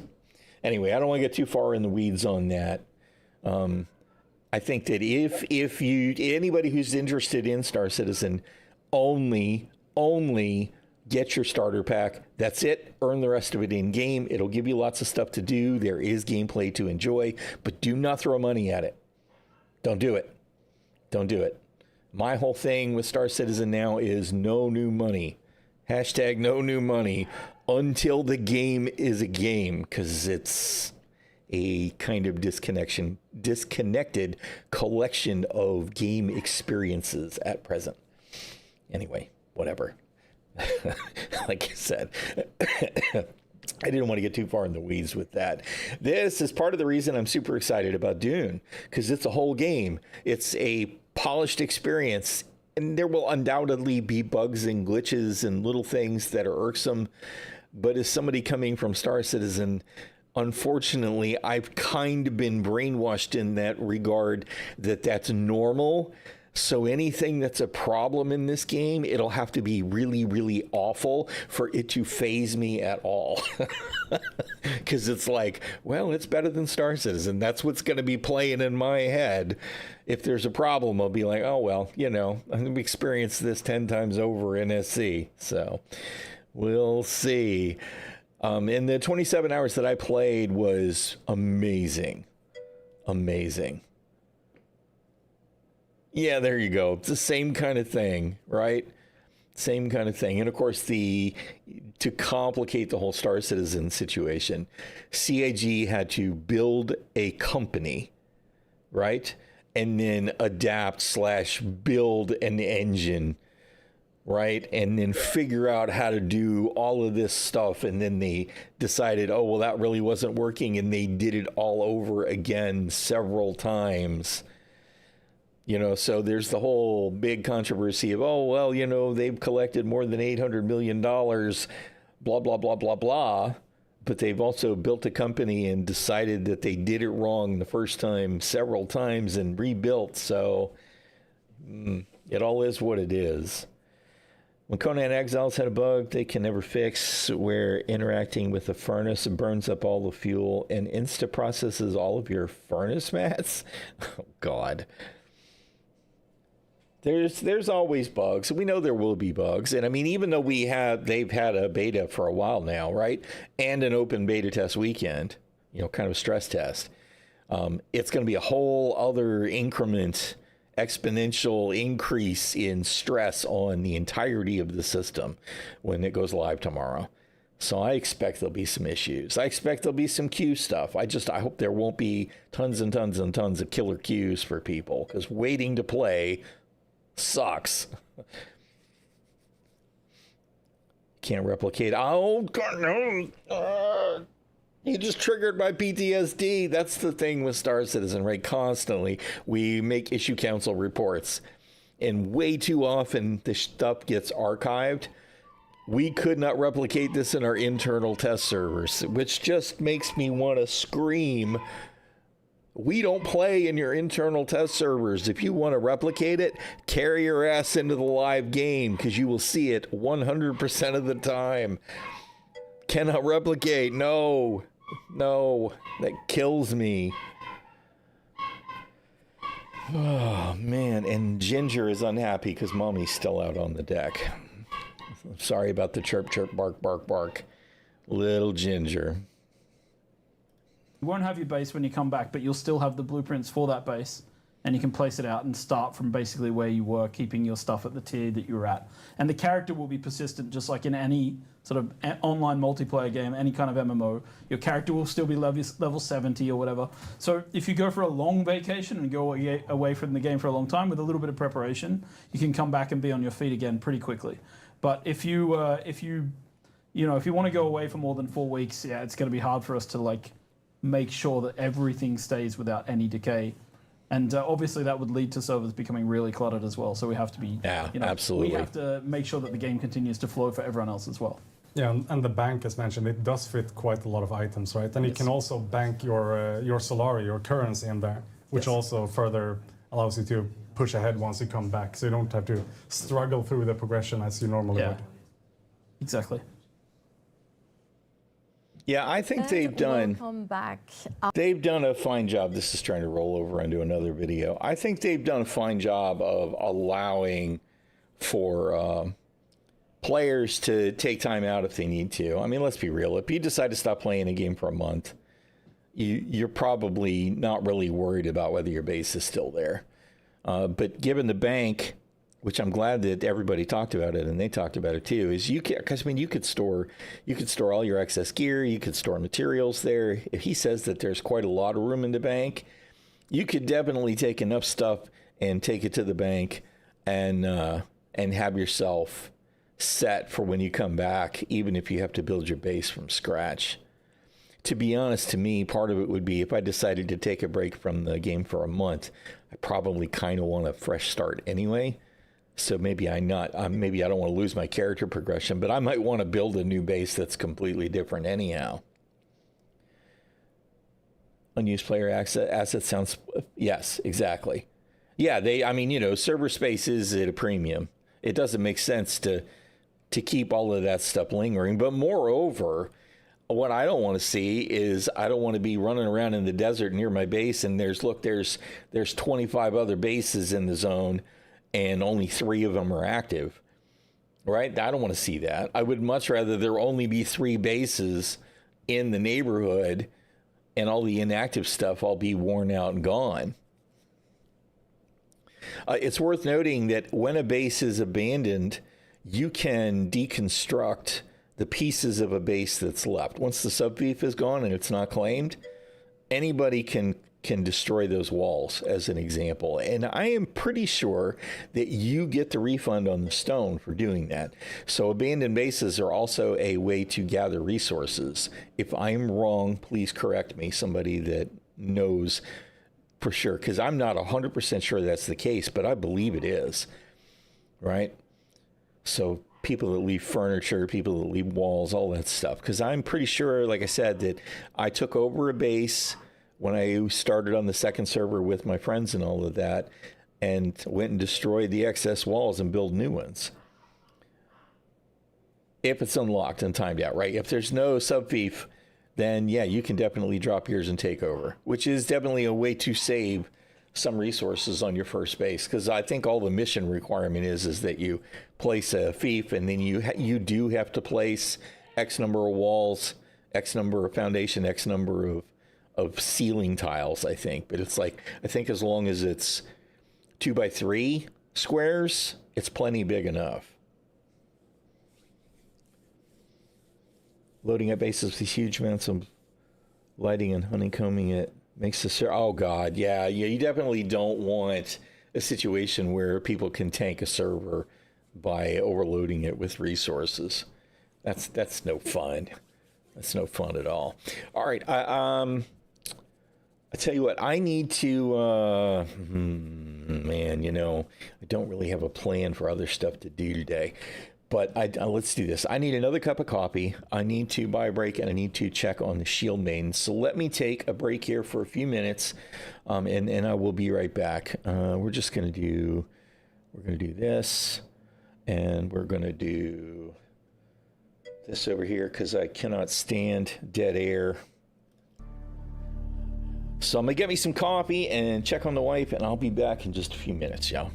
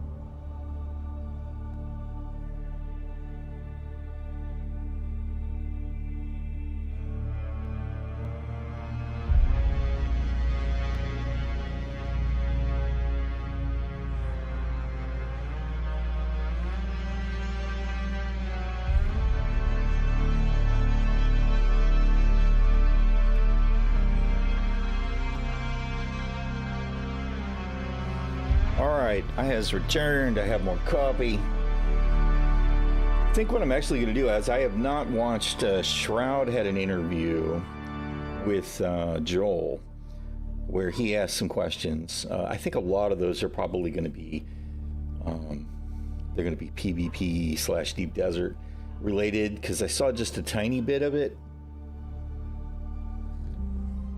but I didn't see the whole thing. I'm going to check that out because I expect there'll be a lot of good information in there that I just haven't got to see yet.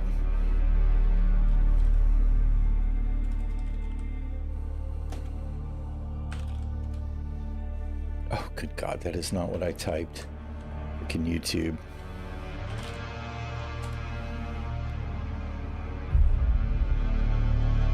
Where's the interview? Yeah, this is the one. How long is this? Okay, it's not terribly long, but we'll check that out. All right.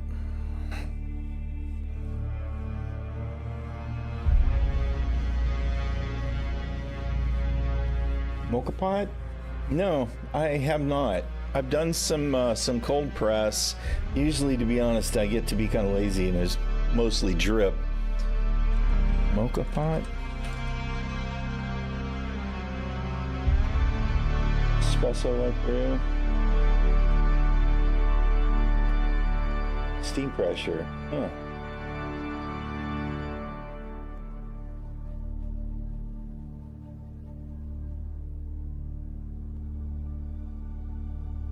Yeah, I'll have to have a look.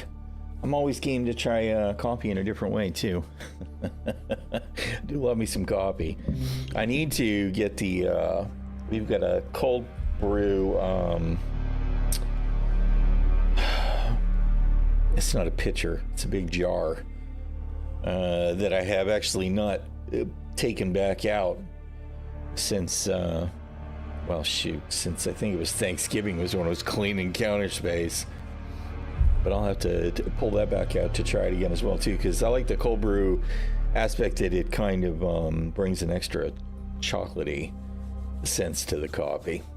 Although then I wind up having to heat it up because I'm not a fan of iced coffee or anything. I like my coffee hot.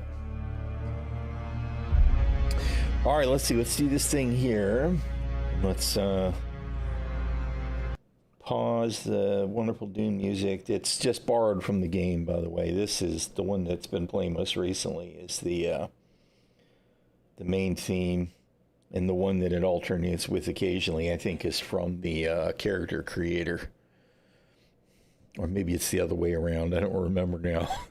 But let's check this out. Let's see. I don't know where I'm going to be. I think he keeps everybody on the left there for the most part, but I want to see what all he asks and see what kind of answers we get, because I want all the information. How you doing, Garnet? Good to see you. All right, let's do that. And this is Shroud. You guys, I'm sure know who he is if you watch streamers, and since you're watching me, you must. But he spent some time in the beta weekend, and after the end of the beta weekend, I think he had an opportunity like a couple of other people did. I watched Co-Carnage's video the other day too, where he asked some questions and got some answers from the devs directly. It's nice to be the king, right? Good to be the king if you're a big streamer. Canadian version called Grosh, doing free engravings for US and Canadian residents. Huh. All right. Well, let's see. Let me drop that in a tab too, so I can check that out as well.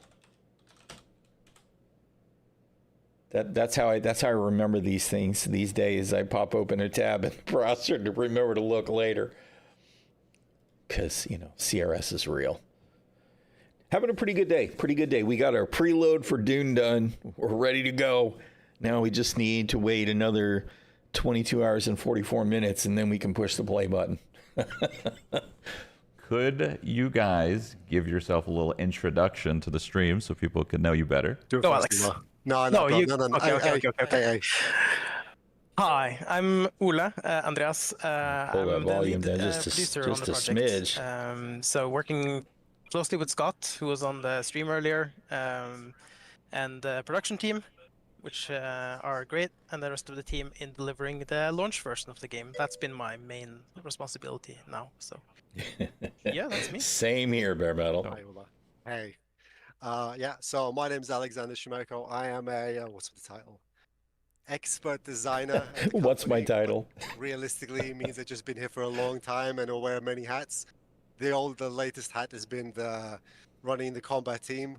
How long has it been now? Like 16 years of Funcom, along those lines. Yeah. So it's been a hot second. It's been good. It's been Wow. Good. It's been See, good fun. that's what I'm So talking you're about, a man. These of guys have been many around for a titles, long and I was time. told you're the lead combat designer. Is that right? Yeah, exactly. Like Yeah. I run the combat team as the product owner, which essentially means the decision making, the direction. That is, the directors have a vision for the game, and that vision is translated to mathematics experiences and everything else that needs to be made together to make a game. And then that's actualized. 30 by the slots, line okay. developments. That's probably a good thing, Okay. though. And then here's an important We don't question. hoard too Are hard. You guys sporting normal shoes or toe shoes like Joel? I'm barefoot. I'm standing on a standing mat right now. Nice. I love that. Your fancy slippers, man. Yes. That was Slippers, yeah. My whole stream was sitting there trying to The figure out gopher what guy. Joel was wearing, and the fact that he showed that is hilarious. Okay, well, this is perfect because I do want to talk about combat, and I know my stream wants to talk about combat too. So I do have a set of questions, which I'm going to refer to, but I'm also going to just like randomly sometimes throw in a curveball that might Oh, that's seem true. like Absolutely. interesting. Yeah, just like that's just kind of the way I think we're going to do this, just because I don't know, it'll feel more authentic, and like chat has some really good questions, and we're probably not going to get through them all at all. But to kind of start us off, question for you both is, were you guys on the team working on Conan, or are you guys here for Dune? I wasn't. I came on board for Dune, but Alex, you can explain. I was, yeah. So I was on Conan when Conan was a first-person survival game trying to figure out what it's trying to be. And I was the Early days. I helped make about maybe 85% of the combat system, not the the heavy mathematics of the code side, right? Because I don't know if you had a chance. A lot of Conan is based on 4.16, if I remember right, or 4.14 Unreal, and it's very much blueprint driven. So there was a lot of good learnings, a lot of good very rapid iterations. That was going to be my question. Like, what was like? That's why I want to ask you guys if you worked on it, because like I was a huge fan of Conan. Obviously, Conan had a little bit of a shaky start, but now if you look at Conan now, it's fantastic, right? So I wanted to ask, like, what is something that you learned from Conan that you kind of put into Dune? Like, what did you learn along that way that really helped shape Dune? I'm going to do this from the gameplay aspect of it. There's like a whole bunch of production side. I think Ula can take care of that. But for me personally, from the perspective of gameplay and what players like to do in relation to the fantasy, in relation to how they play the game, what they want to do with their friends and so on, melee games that also have elements of shooting are extremely, extremely difficult. Conan, at its very core, is a game of melee. I believe. But also it has elements of shooting. And it never truly landed on a balance that I think people can be comfortable with, in terms of like it's fair for people that like to shoot and it's fair for people that like to melee. It was. I think Dune has the advantage of the Holtzman shields, so it was right? Something that we're honestly That helps really to happy balance with. that gameplay a lot in Dune, in my with the brief narrative that it experience. has, with the Holtzman shields, Yes. and the opportunity that it presents, gave us almost the perfect narrative vehicle and the perfect narrative frame in which to design to actually address that problem in a much better way than we possibly could have, given if we had the Conan intellectual property all over again. Dope. And question for the producer here, and this is more of a dev question for me, and for maybe any devs in the chat, like how does the producer, like how does your two jobs kind of like mix together? Like how does the producer work with the lead combat designer? You know? I would say it's very much a yin to a yang, don't you think, Alex? So yes, you can be my yang any day.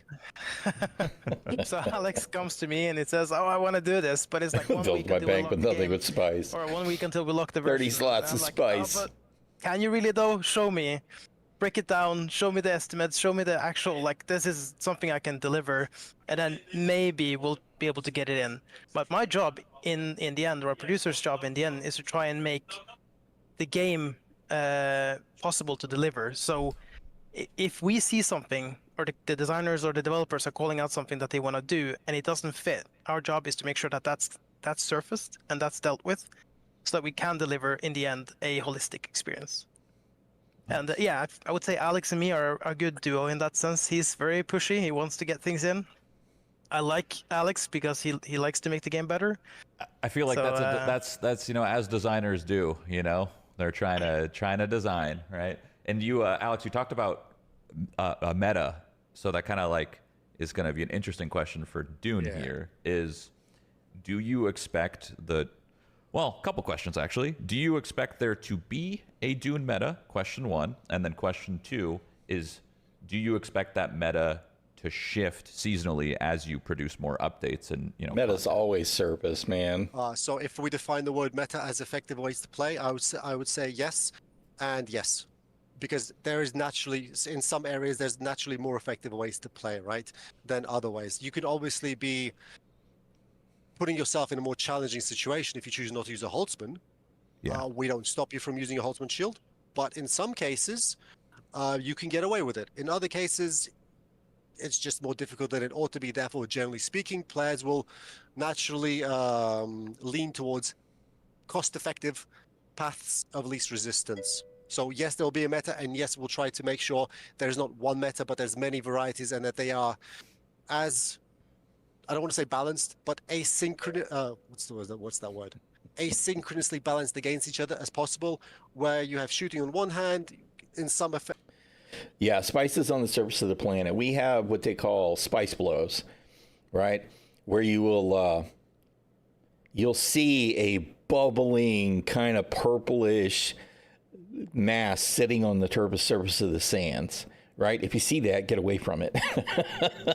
Because what's going to happen is, over a period of time, and I don't know how long it takes, you have a spice blow, which is a massive explosion that geysers up into the atmosphere. I mean, it's very tall. You'll be able to see it from miles away. I don't know exactly how far away the rendering is on it, but I'd be willing to bet you could probably see it between maybe even the whole deep desert. I know the deep desert's pretty huge, but any of the regular zones for sure, right? It's gigantic.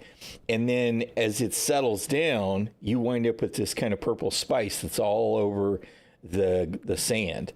And you gather it up and you collect it. And there are vehicles to do that with. There's the harvester. And in a smaller scale, you can scoop it up by hand, or you can use what they call a sand compactor. And that gathers it into a chunk to pick up. But that's how you gather spice. Right? Now, the biggest spice blows are going to be in the deep desert. And that's where the open PvP is. And presumably, those spice blows are massive. And it's an awful lot of spice if you can get your harvester down on the sand and collect it all before the worms come and attack. Because while you're on the sand, you'll be attracting worms. If it's in the little PvE area, it'll be whichever the local worm is. So it's just one. And the worms, of course, can be distracted by other players on the sand or a thumper. That kind of thing. I don't know what all. Spices is, as far as I have been immediately aware of, you get spice-infused metals, right? Alloys. And that's how you build unique equipment and devices and stuff, right? I know there's spice-infused foods that help to charge up your spice meter. I don't know what the technical name is for it, but once you get to that point in a story, you get a kind of a pinkish bar in the center of your screen. And the more you're exposed to the spice, like even just running around on a spice field or consuming the spice foods, it fills your meter. And then once your meter's full, you can trigger the prescience, which essentially buffs your abilities and gives you some extra juice so that you can do more damage. And then after that period of prescience passes, and I think it's at least 5 minutes, right? Then you suffer from withdrawal and you can have hallucinations. But also, the more spice you use, at least within a short period of time, the more spice that you have to consume to fill that bar.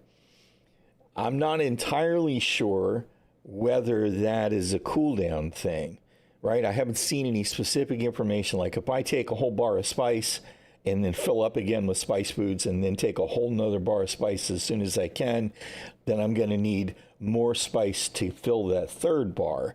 But if I wait 3 days to use spice again, are we back down to the basic amount of spice that you needed from the first bar? I'm kind of curious about that. It is. Spice is a drug, but it also augments.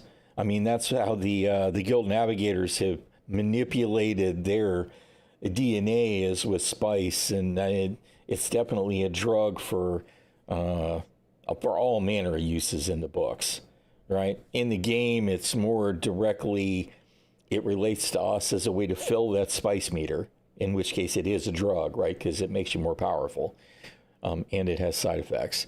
And then also you can use it to create the alloys to build building craft special tools and gear. So it's a valuable commodity. I think that water will probably be the commodity that you have to work to keep enough of, right? Because every time you go to make an ore bar, right, or rather an ingot, whatever they call it, I forget now. It's because there's raw ore and then there's, I think they are ingots. You need water. So if you make copper, you need water. If you need iron, you need water. If you need steel, you need more water on top of the iron. Same thing for aluminum and duraluminum, I expect, right? Not to mention you need water. But I think spice is going to be the most valuable commodity.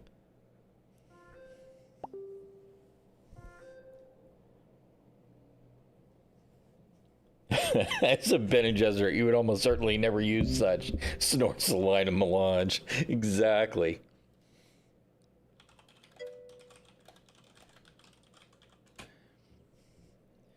Dune, desert drug lords with monsters. Sounds so cool. Some combinations of melee can counter it, other combinations of shooting can counter that. In group play, things goes completely out of the window, and then you have Ornithopters flying by doing dive bombing tactics. Right? So Yeah, I mean, change. I'm actually just going off my questions here because now we're talking PvP a little bit. So this is a question that I kind of just came up with right now is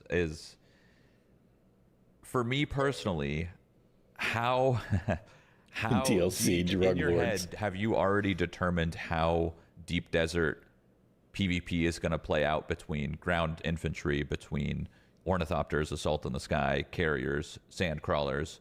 Have you already played that out in your head, or are you more so giving the players the tools and you're going to let the players kind of create their own sandbox and figure it out from there?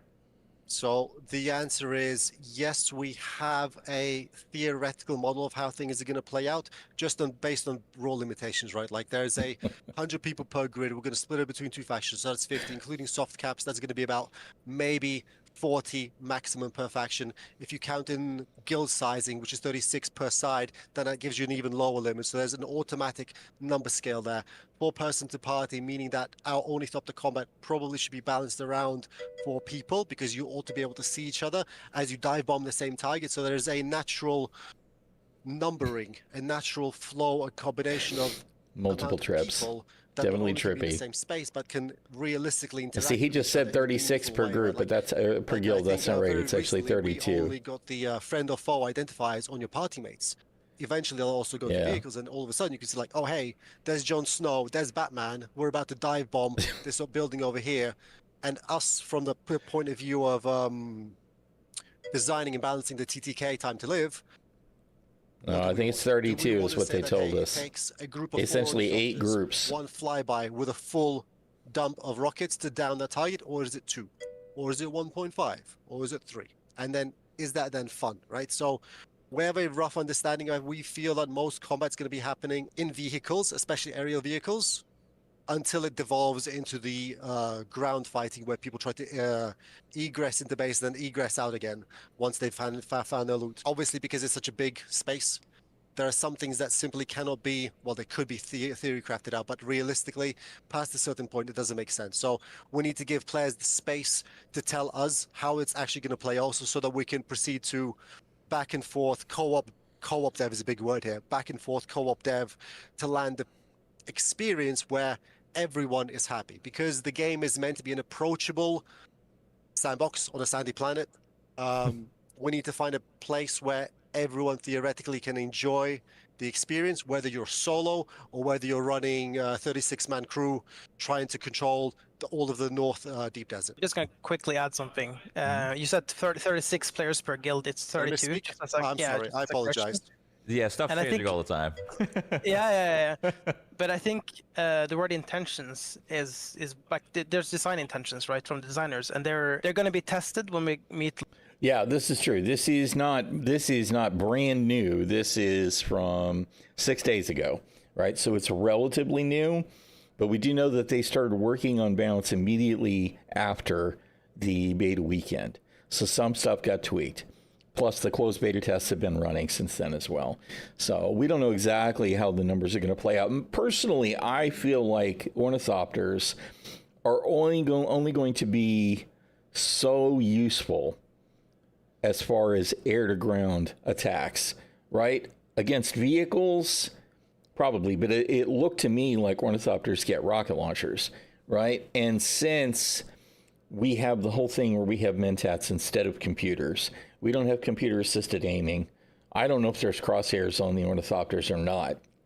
But I do wonder how easy it will be, for example, to try and kill people with an ornithopter when your target's on foot. You know, a ground vehicle is going to be a slightly larger target, a much larger target depending on the ground vehicle. So I really want to see how all this plays out. Plus the heavies, we know that they get some kind of, bazooka type weapon and all of that. The ground vehicles can have turrets. So obviously ornithopters have the advantage of being able to choose their position in the combat. But that's true. It is true that, it's just like I could put a piece of tape on my screen and put a crosshair on it, right? But most monitors I can just go turn a crosshair on. But, I'm not really considering that so much as the intent, right? I just, because hopefully, part of where I'm coming from is Star Citizen, right? Because Star Citizen ground vehicles they're awful. They are terrible.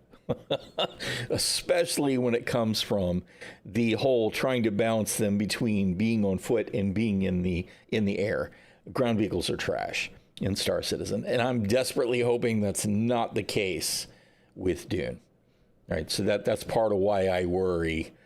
But I do think that the nature of the way that they've set stuff up so far, I think, because it's not like we've got, at least I have not seen any indicator that we have bunches of ornithopters flying around with very precise projectile weapons that are specifically there for killing ground troops, right? They do seem much more anti-vehicle and anti-material. So, scrap Citizen. Launch, and that's where we need to also react and adapt, and that's going to be interesting for us because we have seen this in the beta that we run, but when we let everyone, and part of what they're talking about here makes me super happy, right? Because both of these guys are giving every indication that if they set things up at launch and it looks like there's a real balancing issue, they're immediately going to try and resolve it. And that's going to be important because, again, we're going to get the first really large-scale exposure from Funcom to the public tomorrow, right? Moving through into the 10th, we'll see them population numbers climb. And that is when they're really going to see, in the first week to 2 weeks, when everything is really hot and heavy, how balanced is the game? Right, and if Funcom is nimble and agile and responsive, I think everything will go pretty well. If they're sluggish like some other developer, CIG, then things could get really rough. But in on this, Oh yeah, they're going to find some new metas, I'm sure. Yeah, I mean, that's kind of going to be my next question here. And this is, you kind of touched on it a little bit, but I'm curious what your take is going to be here. Obviously, you have closed beta test, and you can test that to a certain limit, but the true limit is going to be unlocked when it goes live. So when the server goes live, I play games like this all the time. This is like one of my favorite genres of all time, which is why I'm just looking forward to this game so freaking much. The one thing that ends up being a complete disaster, and it's in every single game, every single time, is I call it the Red Baron. Are you familiar with Red Baron? No. Okay.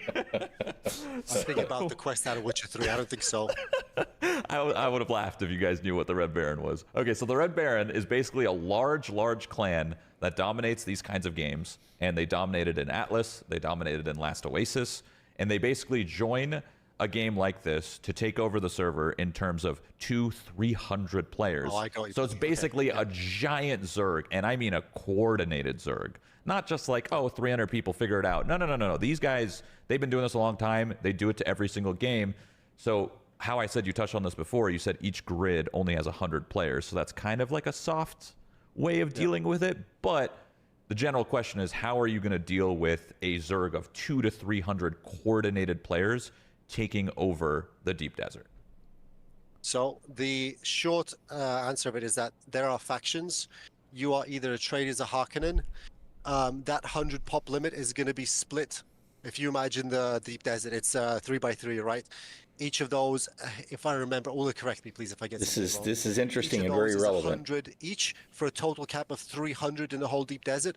So if you jam pack, and assuming that we don't do login buffer, log out buffer, assuming you jam all of that, at maximum 3 squares can be locked out in terms of population.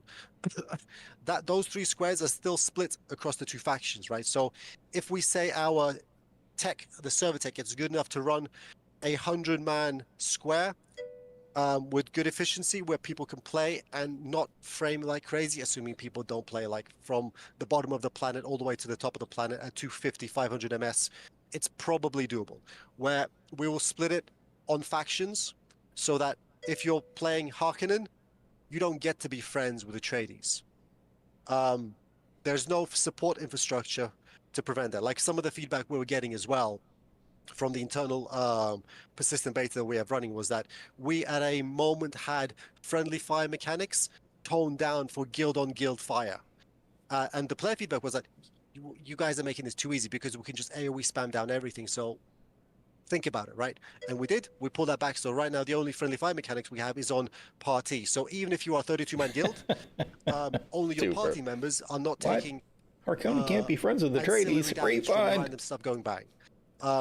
This is really for us to make sure that when you're PvEing together, you can kind of sword fight and not mash your friends with the back of the blade every time you swing in.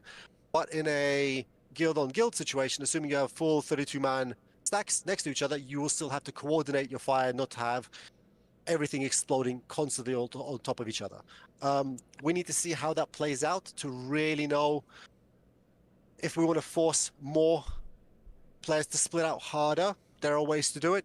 Some of them are more heavy-handed than others. We need to see how people play. But essentially, to go back to the question, They have some the plans. That makes allocation me of happy to hear. population count will be split between. This is not like an EVE population system where it's an unlimited. There is a soft faction. We actually have hard factions that you can switch between, but there's a cooldown time between going between them, and the slots will be allocated to a faction. Therefore, yes, you can, but in theory, the opposing faction ought to have enough slots that allows them to go in and challenge whoever's locking down the grid. Yes, big guilds will be advantaged. I used to play online from 04 to about. I believe they're 2014, extra so concerned I like about this putting a kind lot of thing. Super caps on people's faces and making sure they. Now, what I will say, and he may address it, so I don't want to talk over him too much, but what I am, and I can see it in Shroud's eyes, like I know what he's thinking is like, if they've got 300 players and they want to come to take over the deep desert, they're going to have to be clans anyway, right? Because you're going to have 10 guilds to field 300 players. 10 guilds. There's no reason that 5 of those guilds can't be Harkonnen and 5 of those guilds be Atreides, right? So they could still fill the deep desert and dominate it in a server, because since they have to essentially have meta communications anyway, right? This organized Red Baron guild is probably going to be on Discord, right? Whether they're all in one Discord channel or they're just organizing through Discord chat, right? Although they could apparently just use the area chat once they take over, right? So that's still a potential concern.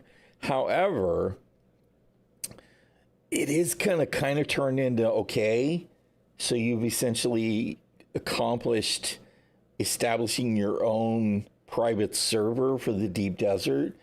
Seems like it would be kind of boring, and that kind of effort would lose interest relatively quickly, because if you don't have any resistance, what's the point in the PvP combat? You know what I'm saying? So I think it'll self-police itself to some degree. You're going to see some of this kind of behavior in the early days of the game, and Funcom apparently is willing to work on adjusting stuff to minimize this kind of behavior. But I think it'll kind of self-police itself out, right? Because they'll do it for a month and go, okay, that was fun, but it's boring. I'm done. Right? Yeah. And yeah, on that front, the private servers that you can rent that are going to start tomorrow, you'll be able to choose to rent a private server. The deep desert will be shared amongst however many private servers are going to be in the worlds, right? So they're not completely private, but they're not connected to the public servers either, which I'm glad for, because I don't think it would be appropriate for me to rent a private server and be able to do all the PvE content in the Haga Basin, right? Essentially unobstructed except by NPCs. No, there would be nobody to compete with me if I rented my own private server, my own private Haga Basin, right? And didn't let anybody else play in it.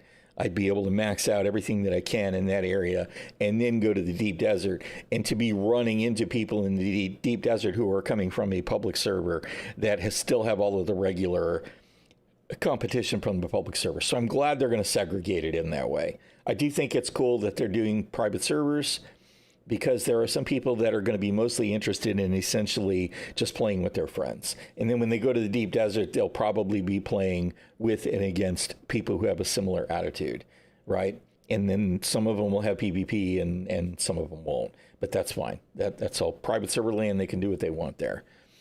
And so we'll see how that plays out. But this kind of deal where he's like, the dude up there in the top is totally on, we are all ready to try this. We're ready to try that. We will hammer the shit out of it if it needs to be hammered the shit out of. We hope it doesn't, so that they can kind of do soft limits, but hard limits being ready to be applied as needed. That makes me happy to hear, because I don't want to see the game turn into a lol fest. Take Alt F4 out of the game. So this is absolutely something that we try to control and make a good of an experience. Yeah, and absolutely the PvE content is going to be super important, even to the end game PvPers. It's going to be a challenge, of course, and we'll need to watch that, and we need to basically react and address it as it if it happens. But as you say, as Alex said, there's some mechanics in the game that is meant, and we talked about it a little bit in this dev stream as well from Joel, are meant to mitigate that. For example, friendly fire being one of them. Then also, you don't really have.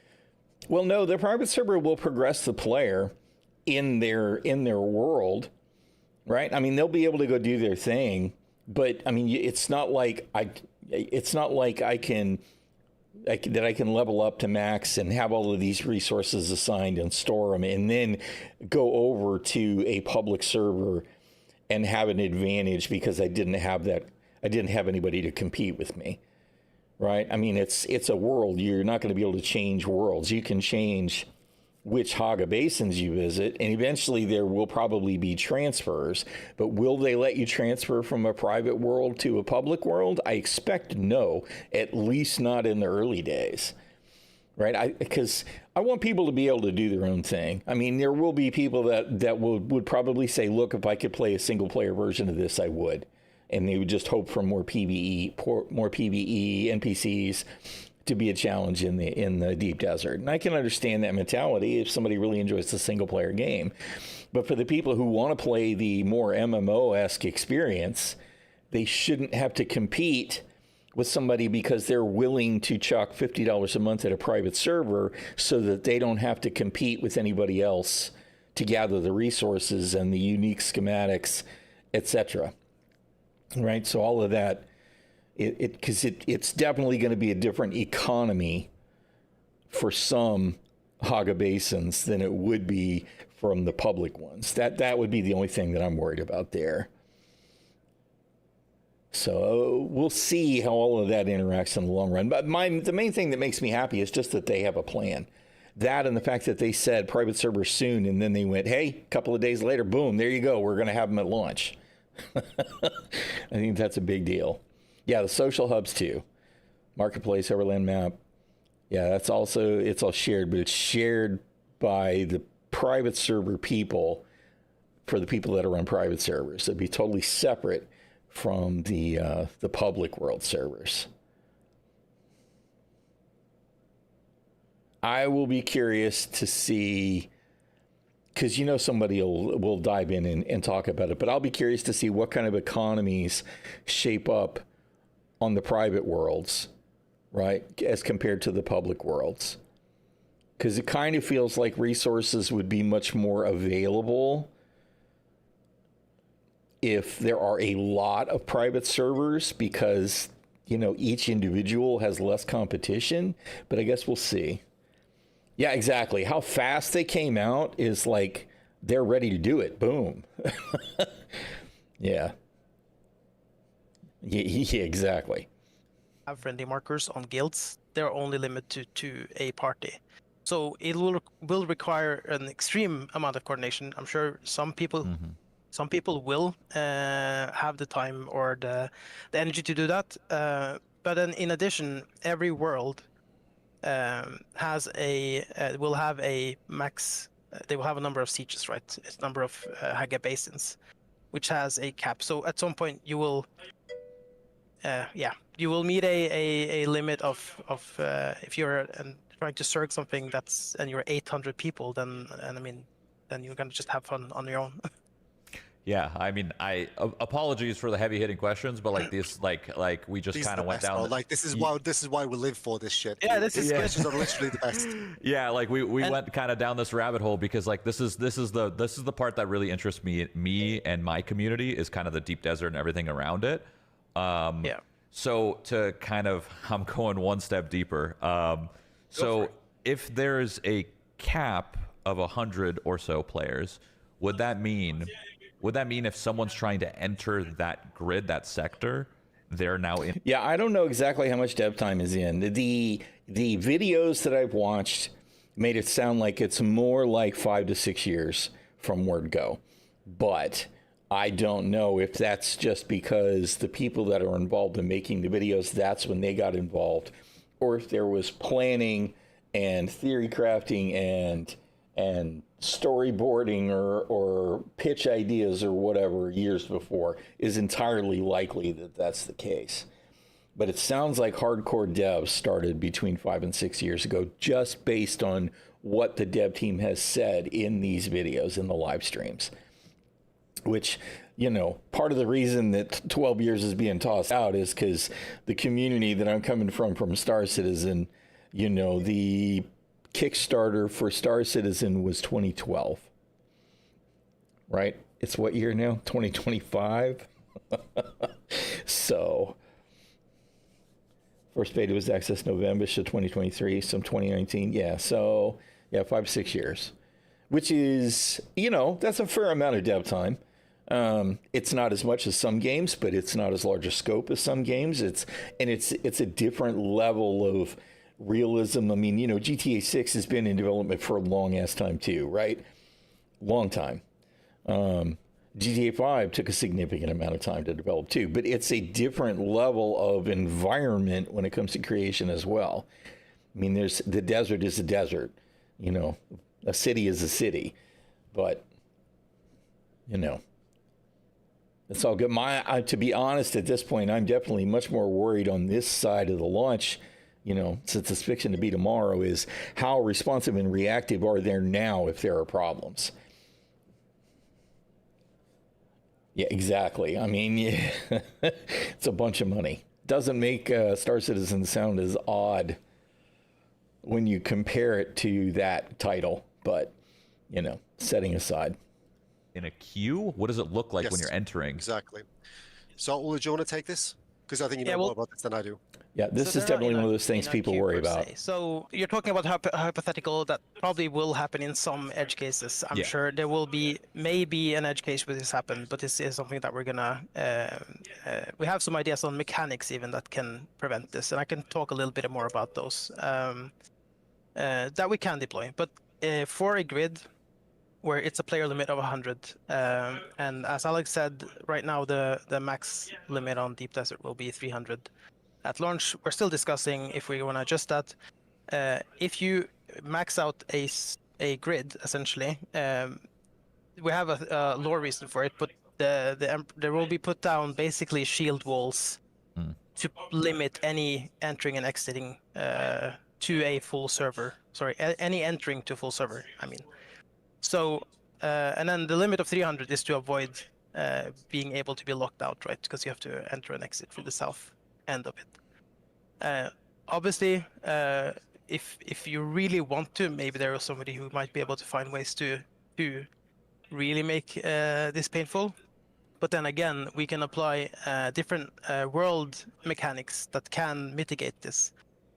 For example, in a crowded zone or in a crowded server, we can apply some additional sandstorms to make sure that we make it really hard, or additional, basically gameplay mitigations to make sure that it hurts to be a Zerg and try and populate massively group in a... Okay, that totally fascinates me, the notion that they're talking about actually altering the game environment if it proves to be a problem when too many players are in a given zone for the wrong reasons or for inappropriate reasons. The notion of them popping off a sandstorm to scatter the players. Okay, that's really interesting to me. I'll be curious to see if that happens. Wow. in a certain location.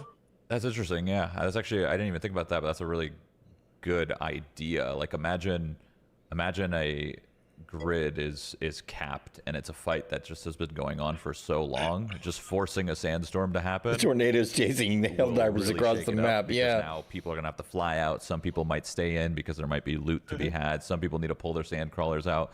That's super, super interesting. So would that mean if you say that kind of the Emperor kind of puts up a grid, would that mean from a third person perspective, you can see the grid and you can tell that there's a 100-player fight happening in that sector? If you go close enough, not super close, but if you go close enough, you will see the grid. Yes, you will see that it's locked down basically. Interesting. In a way, that's actually really Along with the worm chasing good. everyone, yeah. I feel like They have dynamic elements that real fit the combat lore, desert, which is really because nice. let's assume you have a 32 guild. You're going to go in, you're going to do your spice operation, and that's already 32 people in one grid. They might come in with, let's say they come in with 70, right? Chances are another guild might come in. It might be a three situation where they actually, the Red Baron won't come all in, right? Somebody else is going to come in with their guild. There'll be like 20 people, and then they might come in with their 30, 40 or whatever, and then boom, it's capped out, and now you just duke it out. That's actually a really good way to kind of solve that. So honestly, And then in answered my addition, you have questions. the friendly fire and the friendly markers, and then Yeah. we can put the gameplay mechanics on top of that to punish the or not punish necessarily, but make it Incentivize the opposition. Incentivize, yeah. yes, and make it more difficult to crowd control an area. Yeah, I mean, you answered so many questions too, in the sense of like, if you Yeah. want to talk about server performance, this is gonna I be could long, so definitely then you won't see have to that, deal with, Joel, like, yes. With these other games, That's when people funny. would come in and there would be no cap, they'd come in and it The would flag out Helldivers servers, parallel not gonna there happen is because the real. grid's locked down, and now you're just in a battlefield, and The you gotta dungeon finish this master out ready and to get the dish heck out punishment. That's the idea. Yes. That's so we tried that's to think perfect. about this. Yeah. Obviously, you're working with the technical boundaries that you have, right? In a perfect world, everything would be seamless, but it's, not a perfect world. You know what tech part- doesn't exist in any Yeah. game. Yeah. If I click the right window, maybe it would actually pause. Part of what's fascinating about this is them having this conversation about how they would try and intervene if necessary, right? Because the game environment becomes inappropriate. I don't even necessarily want to use any negative connotations, but just that there's some kind of a problem. I remember back in the days of Ultima Online when you had live GMs monitoring the server the Shroud at that time to make sure that there wasn't a problem. And if there was, the GM would pop in and take care of it, right? It would be so good to see that mentality come back to large-scale multiplayer games, right? Because for so often they've become toxic cesspools, and that's small-scale multiplayer and large-scale multiplayer, because we live in a world now where everybody just feels like they can spout off their opinion with the most caustic, toxic, vitriolic words possible, right? And they can act like the biggest trolls they want everywhere. I mean, I'm talking about IRL in addition to online. And nobody holds them accountable, right? Or nobody holds them accountable in a way that matters. So it's gotten really bad. You know, I mean, real life examples, you see these idiots that come running down the street and punch somebody out, right? Somebody like that needs to be, the law needs to be enforced, and it needs to be done in a serious way so that people stop behaving that way. In these games, it should be much easier, but they don't even police their chat anymore. You can literally, all of these games out here now, you can see the most ridiculously, obviously offensive, abusive, hate speech filled conversations going on and on and on and on and on, and it feels like nobody even gets a suspension for it, right? And it used to be, if you behave that way, some WoW dev, or not WoW dev, but WoW moderator or somebody like that in Ultima Online was just gonna boot your ass. Yeah, I mean, you know, now granted, it is expensive to keep live eyes on a server. So I understand that it's not practical in all applications. Although with the advent of LLM AI, I do wonder if it will become more feasible for automated services to be able to hand out some freaking ruler slaps on some hands and maybe some ass kicking on people that need it for the worst of the toxic Avengers.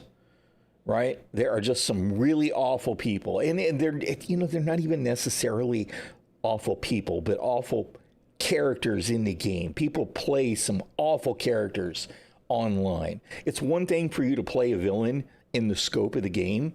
I have no bones to pick about somebody who just wants to do opposing forces, red team gameplay. Fine.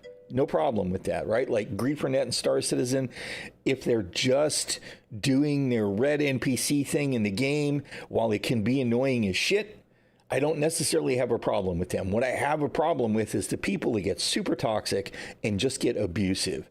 Those people should be excised from the community. It wouldn't even be complicated now, right? I mean, that's what large language models are good for, is assessing what is being said. And if it's clear, I mean, you could just pick the most extreme examples first, right? Whatever anti-anything hate speech. You find those people and you go, boom, 1 hour timeout on chat, right? You pop back in and you do it again, boom, you get a 24-hour timeout on chat. You come back a day later, you do it again. Next time, you get a 24-hour suspension from the game, right? This is exactly what those kinds of technologies are for. Now, I would still prefer to see eyes on the server, but at least Funcom seems to have the right attitude about trying to adjust the game environment if there is a problem. Because as we said many times, right, no matter how many plans the developer may have, the first time their plan is exposed to the players, it will get wrecked. Viral Sun, thank you very much, Son, very much for the follow. I appreciate it. Problem is, companies only interested in moving forward with AI instead of designing a system where AI triages messages. Yes, and to be honest, most of you guys are watching on Twitch. It looks like still Twitch is the central platform we're talking to today. Twitch doesn't seem to be even remotely interested in policing its own chat, right? Thank you very much for the Prime, Viral Sun. I appreciate that. You only get one of those a month that you chose to drop it here is very much appreciated. Thank you. It's very kind, right? I just can't imagine why Amazon/Twitch have not done something to help police the chat. Yes, I can create a moderator bot, and I have one that runs every day that wipes out all of these by viewers crap. But I just feel like the people who have to deal with some of these awful hate speech zergs, right? Because we know what happens in Twitch channels sometimes, right? That there should be some kind of tool for Twitch to put the brakes on that stuff so that the community in Twitch doesn't have to deal with that kind of hate-filled, vitriolic trolling. Role-playing a marauder means communicating your intentions just before killing players. Those awful HP generate. Well, but the thing is it hurts the communities, and that is actually bad business, even if they feel like they're generating ad revenue. And I agree that that's probably part of the problem, Barrel Son. I do, because modern businesses don't seem to consider negative connotations. All they do is they look at it and go, okay, there's money to be made, yes, right? But what they don't seem to understand is they're building up intolerance in the community for allowing bad behavior. I have heard most people say no, Toy Stick, but I don't know that anybody is 100% sure, right? It doesn't seem to impact reach, and I also don't think it impacts your hitbox, right? There is a character height slider, but I don't think it matters. Now, that said, I'm not sure how it can't, since headshots are a thing. But the general consensus that I've heard, watching videos and all of that, is they don't think it matters. DA Twitch drops June 5th to the 24th. Fantastic. So we'll get Twitch drops starting tomorrow. Yeah. If you get a hard answer, I would definitely appreciate hearing one. Because, if the answer is yes, we know what we're going to see is we're going to see everybody hit that small character height, right? Although, no, maybe not for melee range, right? Because I guess that would actually be an okay way to balance it then, right? I guess that means that range players would want to be short and melee players would want to be tall. I hadn't actually considered the melee range thing until you just asked. I kind of hope it's no, because I really don't want the look of the character to be a factor when it comes to combat effectiveness, but headshots are a thing, so. I know. That's kind of what my next question was going to be, since we talked a lot about Deep Desert and like how griefing might go and how Zergs might go. Was there any like major features that you guys couldn't implement during development because the technical limitation was too high that you wish you could have, that maybe you might come back to? What kind of road bumps, speed bumps did you guys hit along the way that you were just like, I'm gonna leave the horse for Ula here in a second. I'm gonna take the smaller one. For me, the smaller one that I'm a big enjoyer of vehicular shooter games. Like, I'm a big lover of World of Tanks, and back in the day, back Mecha Warrior for Mech 3 as well. I'm showing my age. Give it up, I have the high ground. Oh yeah, well, I have T-Rex arms and a dagger. Always go with the smallest character size popular. I hate that mentality so much, but that is a lot. To quote, no. Okay, good deal. So it sounds like we're probably going to be dealing with character sizes 100% aesthetic, which is what I hope for. I do wonder about the headshot thing, but maybe it's not enough to matter, because I actually don't know how much difference there is in overall height. Interesting. But that is reassuring to me. Good deal. Good deal. That makes, every little tidbit of good news. Yeah, is that an answer to the range and the hitbox, Spiral Sun, or just the range?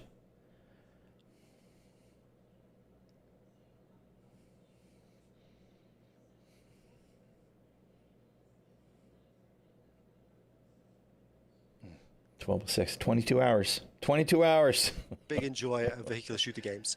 The one thing that I am quite, we will get there eventually, but vehicle AI was something that we really, really wanted, but it was quite hard to get NPCs to drive, to fly, and to actually challenge players in a meaningful way, right? It's just one of those things where, like, we have our multifaceted combat system, stuff on the ground, then you get into a car, you get into a thopter, you get into there's another vehicle that I'm not going to name the name of, but there was another vehicle where you could send really big darts against other really big things, and you could, like, burrow through their shields and go, pff. Eventually it'll come back, let's see when, but we just, like, that vehicle AI thing was just more than we could chew off, so we had to park it. It's gonna, I want to see us try. I really do want to see us try. That's awesome. Not sure which horse you were talking about, Alex, but yeah, there was no horses in the pipeline. Oh, you know what? That is actually a fair point. Although for melee, it does become more relevant because, I mean, if you're just trying to make contact at all, but it wouldn't matter so much with the headshots. That's true, and I mean there is definitely scatter on the darts. Although there are some passives and some weapons have less scatter.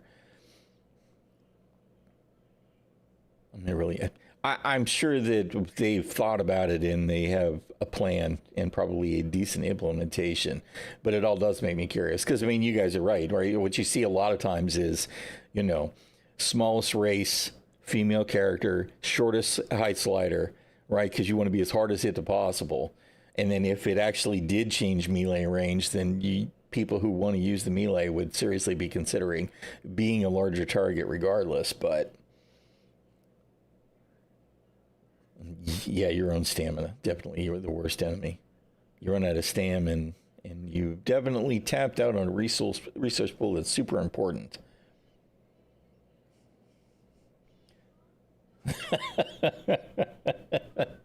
It would have been interesting if they had allowed that mechanic to be in play, right? Laser beams in the lore, when they connect with Holtzman shields, they created an atomic explosion or nuclear explosion. The way that they've explained that away in the lore is the Emperor has declared that any laser gun is built in with a foolproof safety, so you cannot use it against a shield. So if there's a shield up, you can't shoot it. That's the in-game explanation. But it kind of would have been cool if there had been the odd nuclear explosion wiping people out. It would have been very amusing to see as a test anyway. When we Only donkeys. Only donkeys in skill suits. But yeah, no, I mean, it's when you're working on a game, there's a ton of things you really want to do. And the beautiful thing about a game like Dune, or like a game like we're making, it's that it's a live game, so we can keep adding those in after launch, right? At some point in a game production, you have to say this is the game we're making. But yeah, I mean, Alex mentioned it. We wanted to get the tank in there. We didn't find a good enough role for it, but we have an idea for when we can bring it back. Yeah, we'll see it later. It's going to be cool, because then if they wanted it that bad, I guarantee you it gets added in a DLC. I'm not gonna necessarily talk about what that is yet, but yeah, and then obviously there's I don't know if I want to say there's anything I'm like sad that we didn't get in, because for me it just adds to the 10-year roadmap that we have for the game that allows us to expand on it and build upon it, so we can deliver a holistic experience for launch, and then we have a ton of good things in the backlog that we can. I have to say, them saying they had a 10-year roadmap was absolutely one of the things that made me go, yep, all right, I gotta have it. The Deep Desert is, for the engine that it runs on, it is just not designed for that thing, right? It's not designed like PlanetSide 1, PlanetSide 2. It's meant to be running your small instanced 16 on 16, 8 on 8. If I can't have the spice, no one can. 300 people potentially flying around going blap blap at each other, right? It's not made for that. There have been many challenges to get that to a state where it's okay. And there's still some shortcomings there's still some shortcuts that we had to take to get it to this stage. And obviously, like we're saying, 10-year plan, We're going to keep working on it step by step, getting rid of those shortcomings every day, until ideally it's the experience that people expect, where I see someone, I can shoot them, and then because there's 200 people, I don't know, 5 kilometers to my left, there's like a server that is spawned for me and the person I'm shooting ad hoc, just to offload the 200-man fight that's happening down the road away. So that's the vision. Like, I know I've spoken to our tech crew about that like would love to be there. It's just not quite there yet. Yeah, I mean, it's like a kind of like a, it's a live game. You guys are be making this for the next hopefully 10 years, right? So it'll only get better.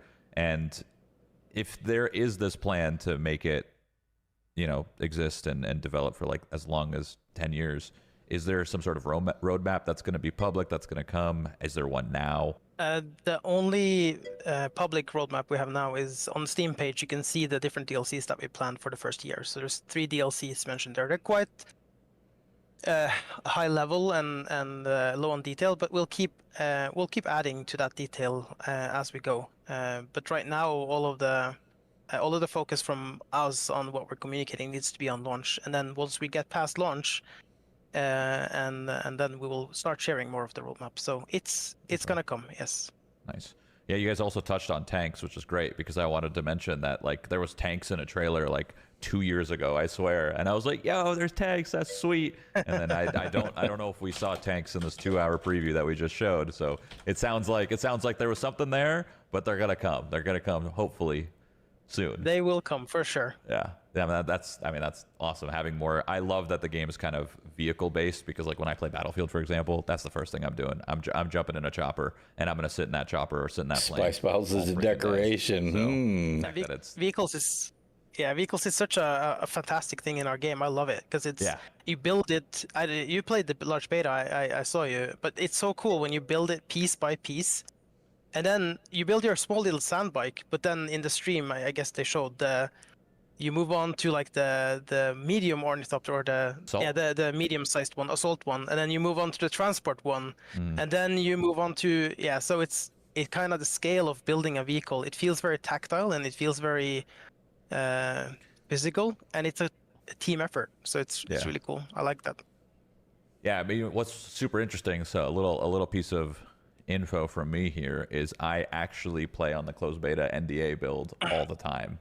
So this is very, very interesting to have this interview because I actually do know a lot of the answers to this question. So I'm asking you guys, and there's obviously a lot of these that would be awkward details that I don't know, which is super, super interesting. But it's really, really funny to have this interview. It's almost like a conflict of interest, almost in a weird way, because I'm playing there and I know, and I'm trying to like kind of. If the worms are spice and when, then is the spice just worm poop? This test, So I'm super looking forward to it.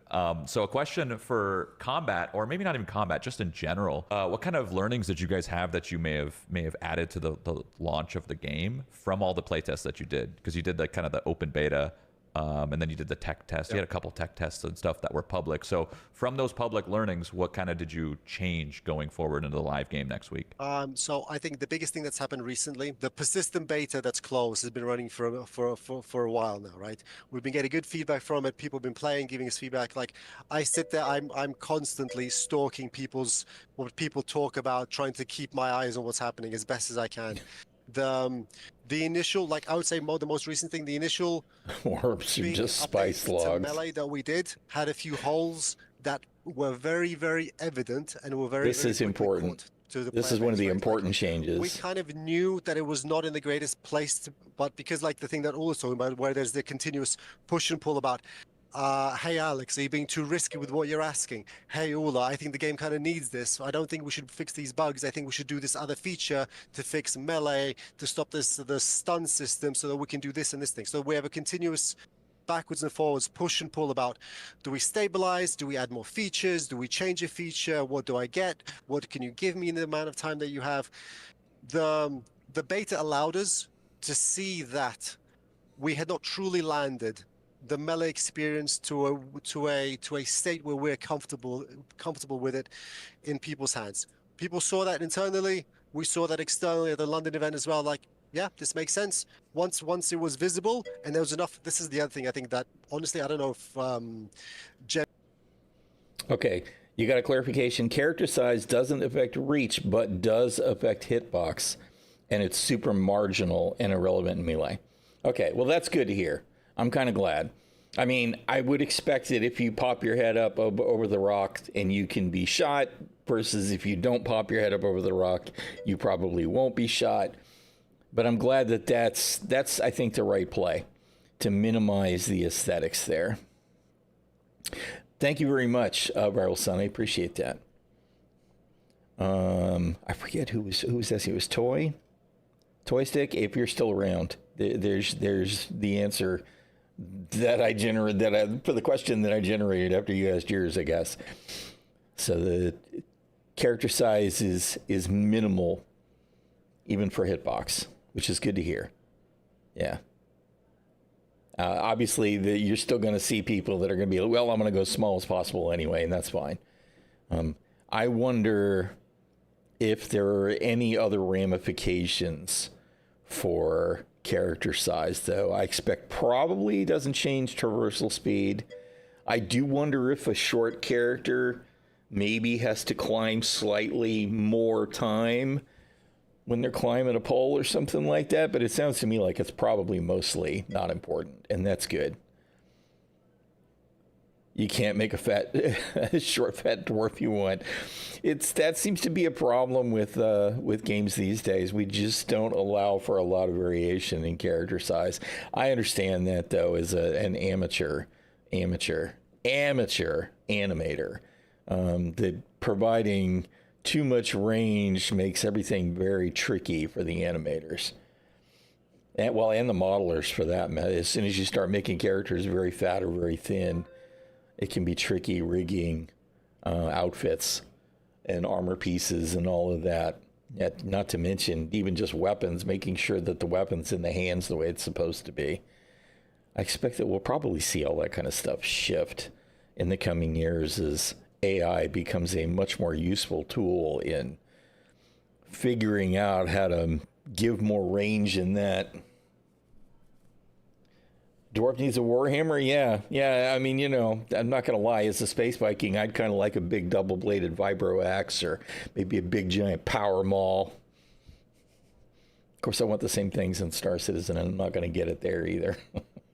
General public know this about game dev. Game devs read what people say a lot, right? So I try to understand what's going on, and once a situation starts building and people start poking holes in this thing and this thing and this thing, eventually there's enough momentum where it's like, hey Alex, that idea you had, you know what, let's just do it. Like, I know we're tight on time, but let's see what we can do, right? Which is where we came on with the landing the update to melee, making sure the triangle was in a better state, trying to actually give players a melee experience with which they could bridge the other two parts of the on-foot infantry gameplay, which is ability play and ranged play. Nice. Just want to say, Shroud, because I was in the London event when I watched you getting Except for stoned, CIG, they just read what the wrong people say. You're not wrong.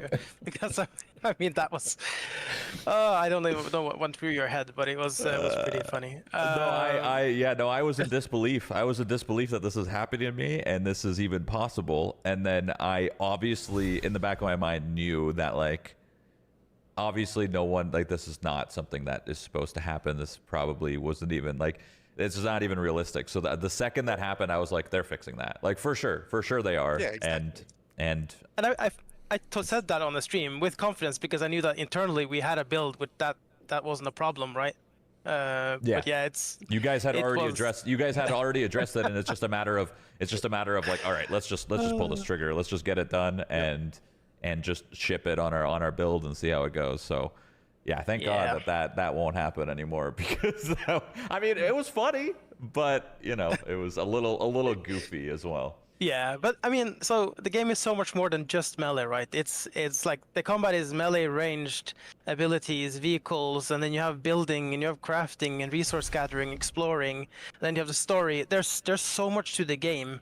So I mean, we can always wait for the next thing, but we really needed to also put the large beta out there and see what people think, even if we know that was something that we might get feedback on, and we feel confident because we've we've kind of addressed it internally. But yeah, I was funny to see that. Even happen as a live with problem, you. they had to appreciate the fact now we that can it talk to you. became That's- yeah. publicly Yeah, no, announced. it was- Everybody it was like, was- "Yeah, this sucks. Fix it." I mean, it was good- And they're good like, "Yep, content we for knew me. it I was a loved problem. We've already addressed so, it." Someone just asked an interesting question, and it's kind of going back to that 100-player cap a little bit. Just one last question, which I probably know the answer to, but I'm curious what your guys' take is on this. So if there's that actual cap where you can, let's say, harvest a spice field, a massive one with your sandcrawler, what if you're the first organized 100 people? So you say, me and my 100 friends are going to take this tile and take this spice. Theoretically, no one else could intercept us. They can catch us on our way out, but they won't be able Yeah. to come in and stop us in that moment. Is that right? Yeah. So let me add a bit more precision to that statement as well. So when I say okay, because I saw this scroll. still through chat have here to a second have ago. So two if people groups, imagine we have the deep one desert. from each The faction. deep desert is, I forget kilometer by kilometer, but it's a big map. It is split into threes. So 1, 2, 3 at the top, 3 in the middle, and 3 at the bottom, which is where people enter. 2 man enter, 1 man leave, but that's a different story. Where you come in through the bottom, you go in, and then you have to work your way to the north of the deep desert maps. And each one of those squares. You know, that's a great question, Super, right? 2 groups now, but a third coming when? And the answer to that is apparently soon after launch, and after them going from we're going to give, we're working on a way to add private servers soon to boom, they're going to be in at launch. I don't think we're going to have to wait terribly long. I expect we'll probably get the third faction with the first DLC. Right. I don't have any insider information. I'm just a teeny tiny streamer, but just based on what they've been saying, right, and the little bit of things that Joel has said about it, I figure we'll probably get the third faction with the first, maybe the second DLC. Right. They're going to want to get that in there because they want to see what is required to keep Atreides and Harkonnen balanced in the game. Right. They're going to want to see, do the tools that they've already decided to add, do they work?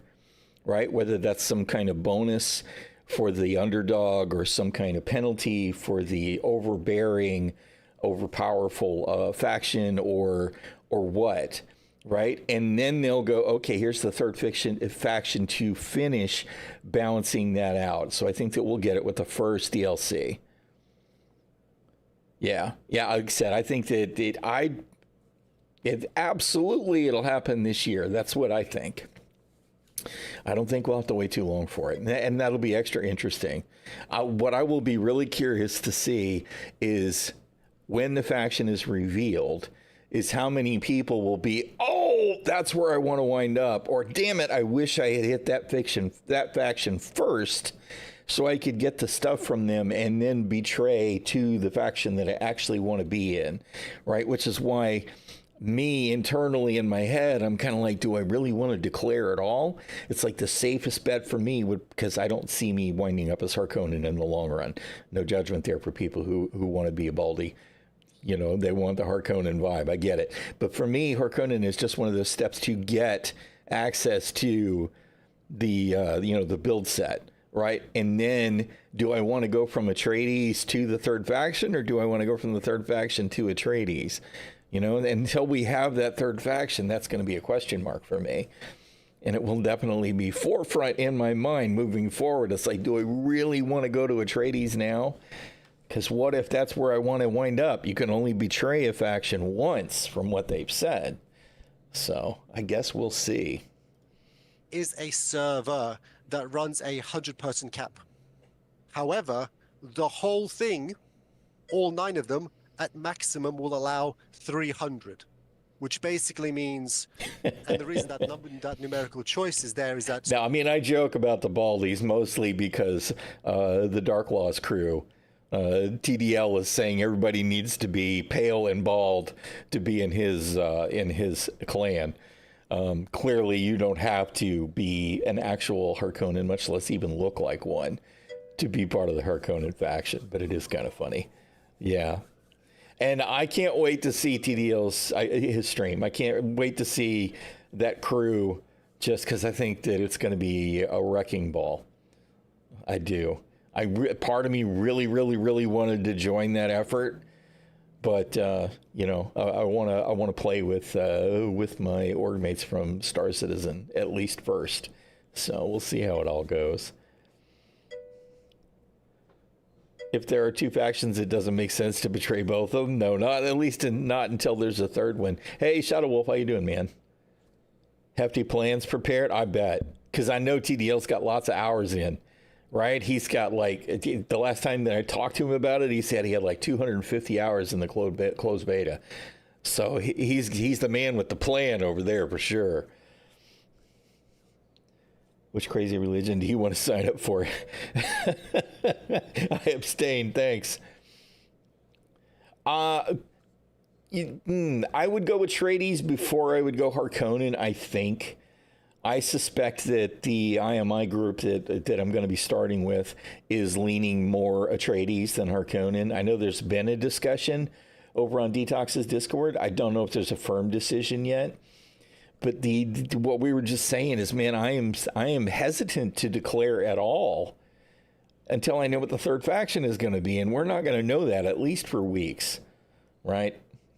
So that leaves me up in the air. What I'll probably do is, I know that there's a quest line, right? You talk to the representatives at a location and you start the quest line.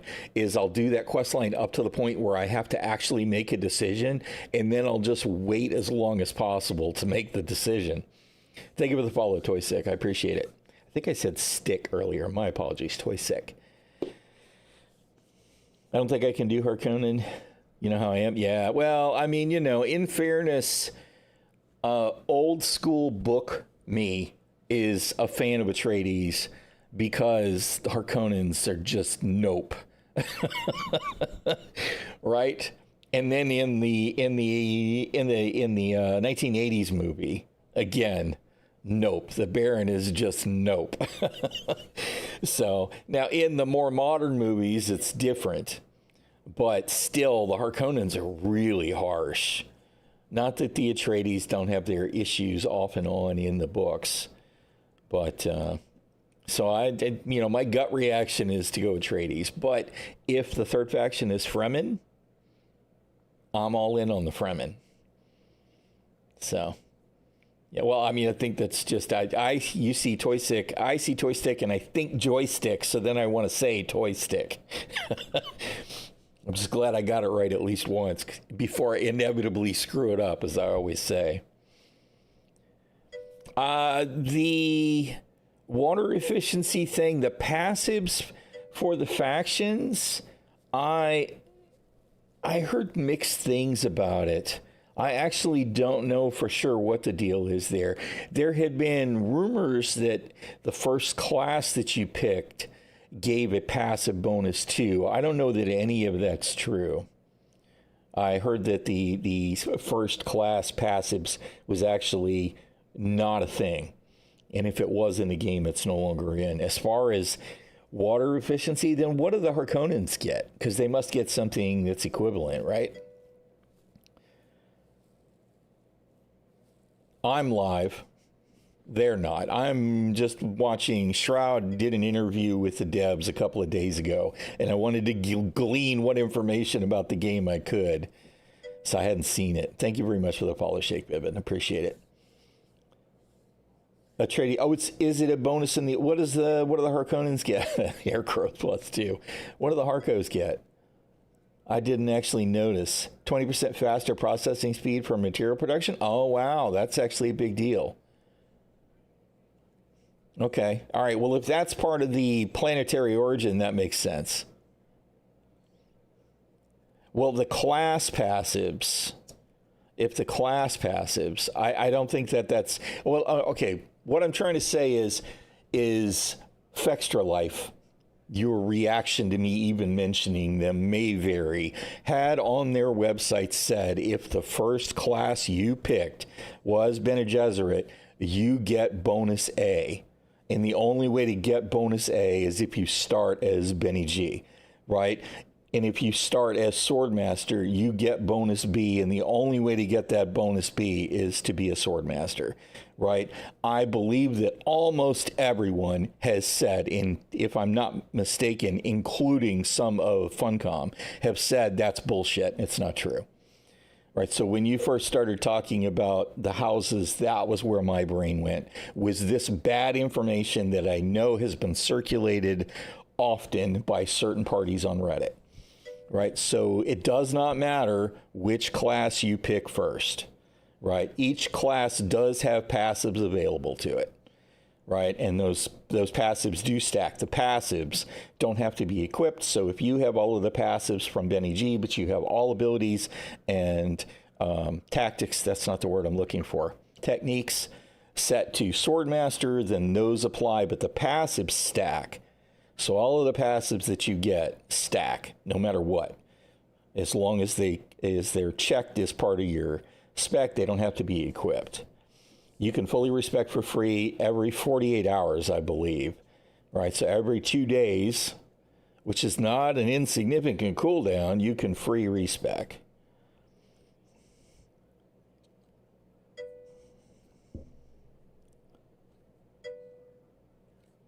Yeah. Well, I mean, to be perfectly honest, I'm almost sorry that I mentioned it, because I don't want to spread that information, because as far as I understand, and again, I believe that I have heard that Funcom confirmed that it's bullshit.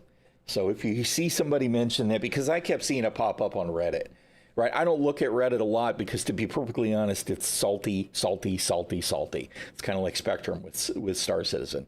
So I don't look at it often. But when I've been jonesing for the spice, trying to glean the extra information about Dune, I've popped into the odd subreddit, and I keep seeing it mentioned. And there's like one or two people that, people will tell them, look, that's not true.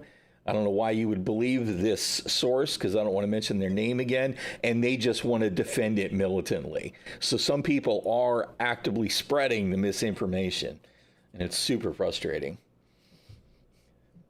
Yeah. Well, I mean, and technically you didn't, Elise. My brain went someplace it shouldn't have. You were talking about the houses, and it does make sense that the origin planets would have certain bonuses. Just like we also know that the origin planets get an emote, right? Atreides get the knife salute. I don't know what all the other ones are. I know that I think it's Ix. They have the secret thing. I don't know what all of them are, but I'll probably go Caladan and probably wind up as Atreides, unless Fremen is the third faction, in which case, I'll be a wannabe Paul. SC does deserve it. Why is the video paused? Because I'm running my mouth, which has been a bad habit today. Let's see what all else they got to say. How you doing, Shake? Game releasing soon? Yes. We have less than 22 hours. We're at 21 and a half hours, and then we can play. Bottom left is 100 cap. Middle bottom is 100 cap. And then bottom right is 100 cap when you come in from the south of the map. And then that means if each of those three have 100 each, then the whole deep desert is in theory locked out to everybody else. Because... Okay, now unless he just changes what he said, right? We know that the deep desert is a 9x9 grid. Right? 3 by 3, it's 3, 3, 3. And then each of those boxes is essentially 9 servers. So there's 81 servers that run the whole deep desert. But if you have 100 people in each of the 3 big boxes, you can prevent anybody from going deeper into the desert. So that means, if I'm understanding what he's saying, that each of the big boxes is a 100 cap. And 50 of those are Harkonnen and 50 of those are Atreides. Although that does make me wonder, can I not go to the deep desert if I'm not declared? And if I can go to the deep desert and I'm not declared, what do I count as? So, because I actually don't know. Are you prevented from doing the overland travel if you have not declared to a faction? That it's a reasonable limitation, but that also means that you'll absolutely have to declare for a faction before we get the third faction, unless you just don't want to access that far in the game. No, we can't. I believe everybody's starting at the same time. They posted a map that shows the release times, and they, translated it. It's 10 a.m. Eastern is all I remember, which means it's 1300 UTC or something like that, or 1500 or 1200 UTC. I don't remember exactly what it is, but it's the same time globally. So as far as I know, nobody gets to play first. Will the servers all get hammered at all the same time, no matter what time of the world it is? Just planning on playing the game tomorrow with your buddies in a private server and going from there? Yeah. Well, I mean, I can't wait to play, right? No matter what the limitations are at this point, I am just ready to play again.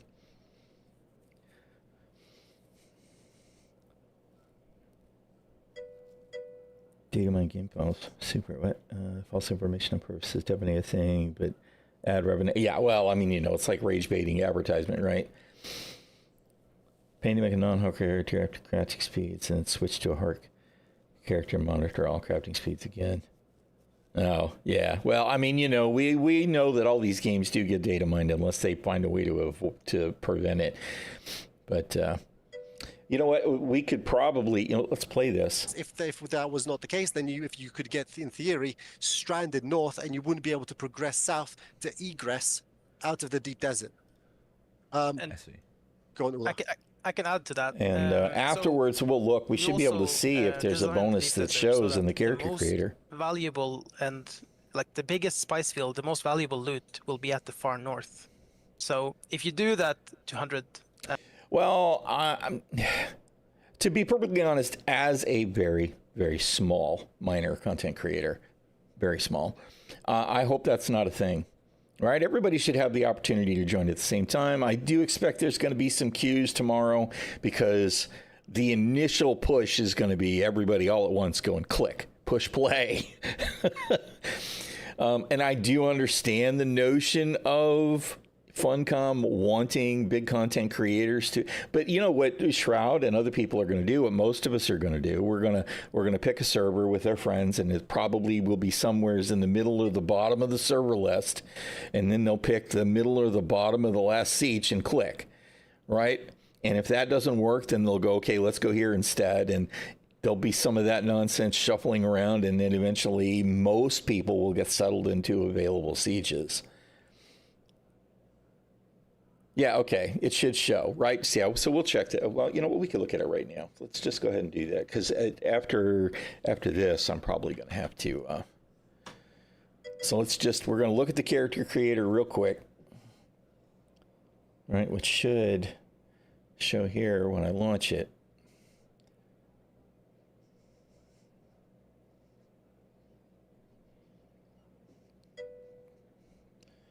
Do the thing. Why are you not doing the thing? All right, fine. We'll just do it this way then.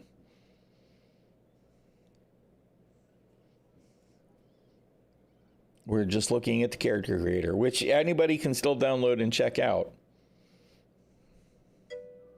The only peace I find is a future that never. I'm tempted to let it play, but we're not going to do it.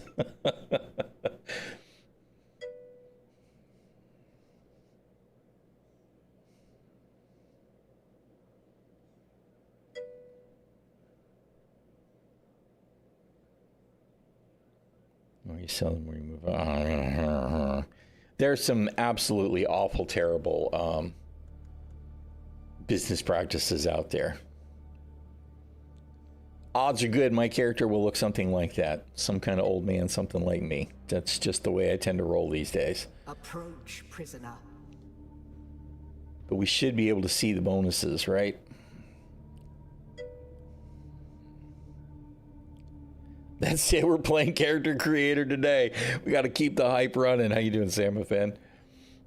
We're actually looking at something specific, and then I want to finish watching that Shroud video. But let's see what it shows. Actually, none of this matters except.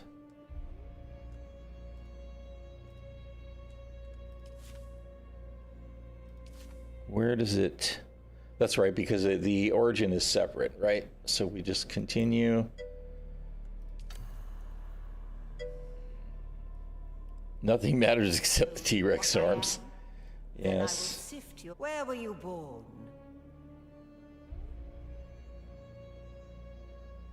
Okay, well, I don't see a bonus here.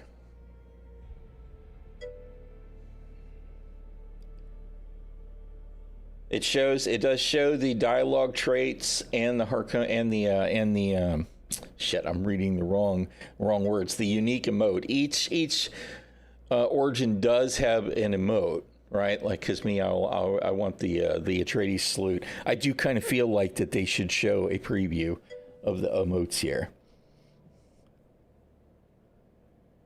Purely cosmetic? Okay.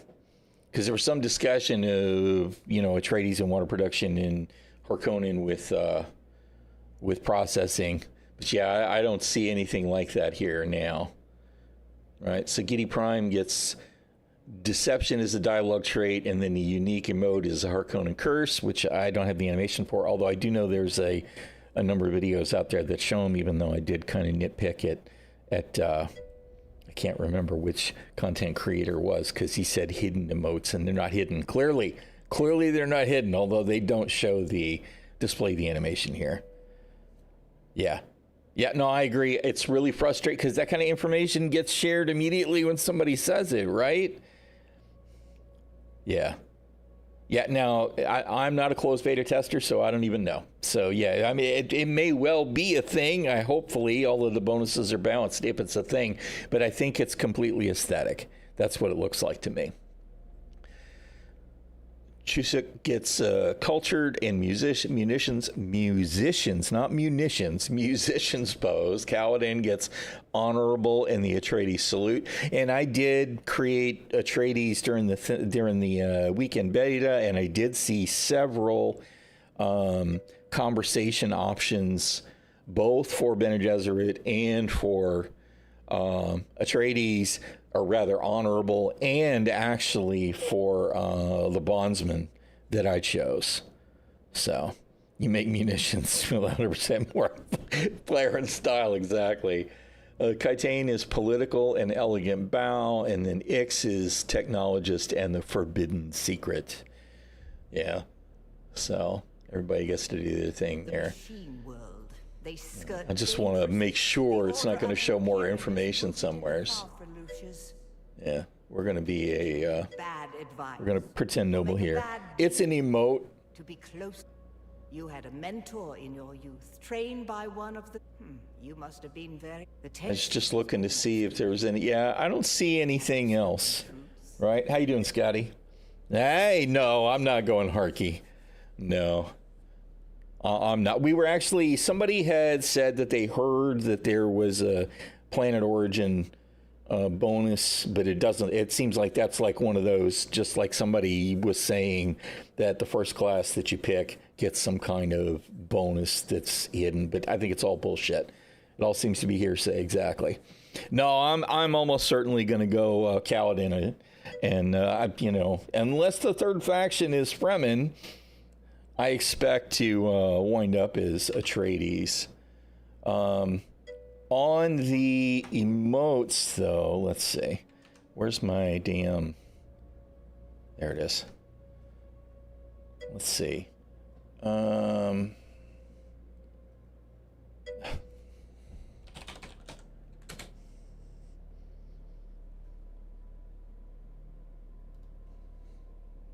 Dune emotes. Hello, can you finish typing? Here we go. Okay, now Pixel Cave, who I know is not going to be watching me stream, but I gave him some grief because this says hidden emotes and they're not hidden. However, he did show the animations. So, that's good to see. Let's see. I guess we'll and welcome to a quick showcase do the thing of here. Homeworld emotes in Dune Awakening. Now, it's not a big surprise that a game like Dune has a And this is the link for this video if anybody else wants to watch his video. I'm glad he posted the video, although I really wish he didn't call them hidden emotes. It's a pet peeve. I can't help it. I'm sorry. The selection of your homeworld, which is more or less some additional background you can select for your character just before selecting your starter profession. And beyond some additional dialogue. Yeah. Just show us the emotes, bro. Actual gameplay. From of each in your. The first emote is the Harkonnen Curse, and you'll get this one when choosing Giri Prime as your homeworld. Which looks a lot like the Atreides salute too. It's similar. If you want to express yourself with music, then choose Chusuk. It's Gurney Halleck, right? From the 80s movie. Planning to join the House Atreides, or maybe you want to be a spy amongst the ranks. Then choose Caladan to get the Atreides salute. I dig the Atreides salute, so I will pick Caladan. Selecting Kaitain as your homeworld gives you a unique bow emote. That bow looks pretty funny with the absolute lowest tier gear on there. And finally, the Ixian secret is granted upon choosing the planet Ix. Now, we hope this will help you making the right choice when getting started. Do you have a favorite one? If you watched, was it the first episode? I think it was the second episode. Maybe it was the first episode. Anyway, if you watched Dune Prophecy, to me, this one gives me an extra little Easter egg vibe there with the freaking boy with the gecko, which is like not a good thing. It's a desert planet that has a metal sword. So hot sword meets forehead. There should be a brand there, right? All right. Well, we did not get any kind of, you know what? Let's just close this down because I don't really want to save that character appearance anyway. Class bonuses, all I can find is it's a fake made-up image for a website. Yeah, it looked like AI crap to me. But, that particular website, which I don't really want to talk about again, while it used to have some credibility, kind of went to shit a couple of years ago, where it just seems like it was all clickbait at that point, even though I know there were streamers that were involved in it and all of that. And it seemed like they were totally on point there for a while, and then it just devolved into garbage, the absolute worst kind of internet content. But it seems like it's all nonsense.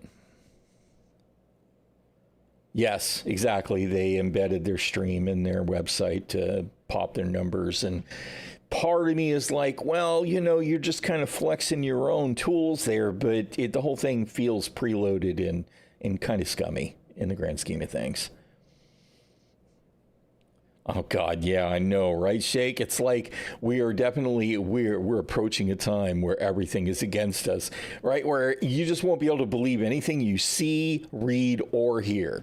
It'll all be up for grabs. It's like, it's getting pretty crazy already. In 5 years, though, for sure, people, you won't even be able to tell.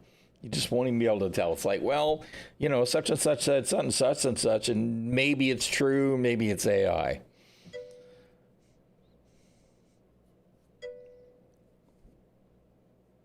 Yeah.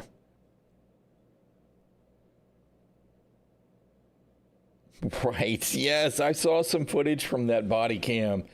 That looks actually like a really cool idea for a game, but it's like, yeah, the singularity approaches, right? I mean, technologically, for sure. Oh, it's so crazy. Man raid or whatever, and the top right, top north, you will have to go all the way through back. all of the PvP, Yeah. And you won't be able to get all the 100 into the same at the same time into the server. So. Oh yeah, I don't know. For you Does anybody else know if family sharing on Steam works for Dune Awakening? That was a really Sorry, I was just gonna say, like, what you reiterated there was really, really good. You explained it kind of perfectly, because before I was under the impression that a tiny tile, one of the 81 tiles was 100. I would expect that if it does, you're still everybody will be playing on the same account, which I am curious about, because there are a lot of multiplayer games that say that's a no-no. So it would be interesting to hear an official word on that.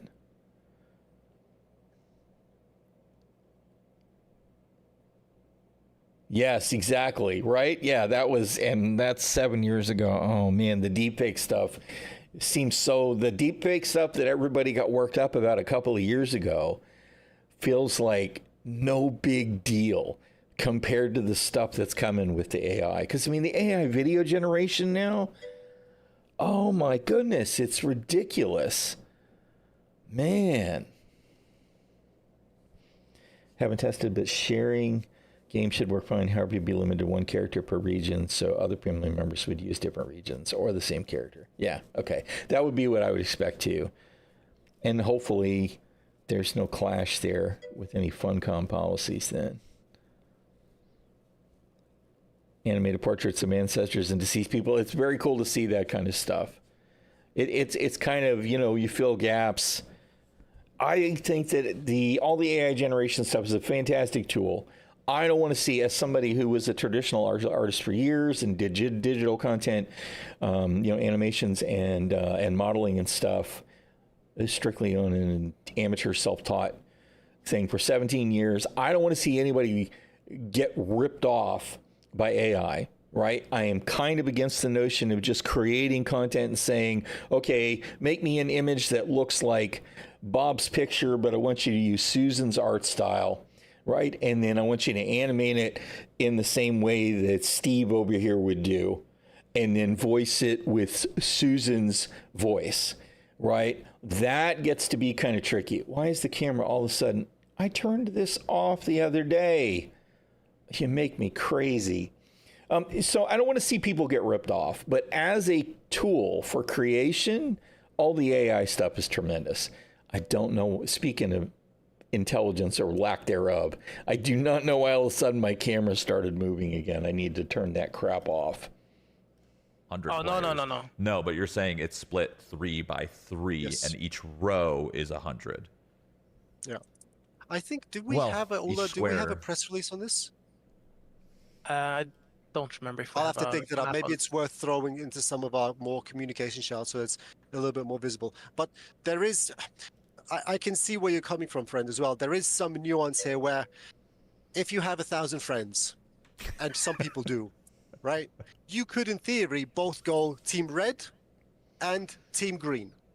So then in theory, and this is one of the differences, for example, we have versus EVE Online, where EVE doesn't really have a hard guild faction system, right? Like you soft accept a group that you have standings to, unlike PlanetSide. PlanetSide, you're the red guys, blue guys, or purple guys, and they all just fight each other. For us, it's a hard faction. So if Is it really? I just turned it off, so maybe it'll stay off. But you're right. That's exactly what I did do as I was doing this or something. It probably was a gesture.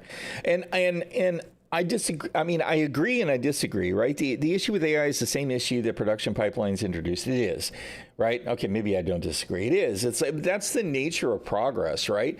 We create better tools, right? In some ways, it's the same thing with axe manufacturers as far as lumbering goes, right? And we have chainsaws that do that much better now, right? But only in some applications. AI is the same thing, and there's still some things that actual artists are always going to do better. So it's a tool, and it can definitely be used for ill or for good. Why do you keep doing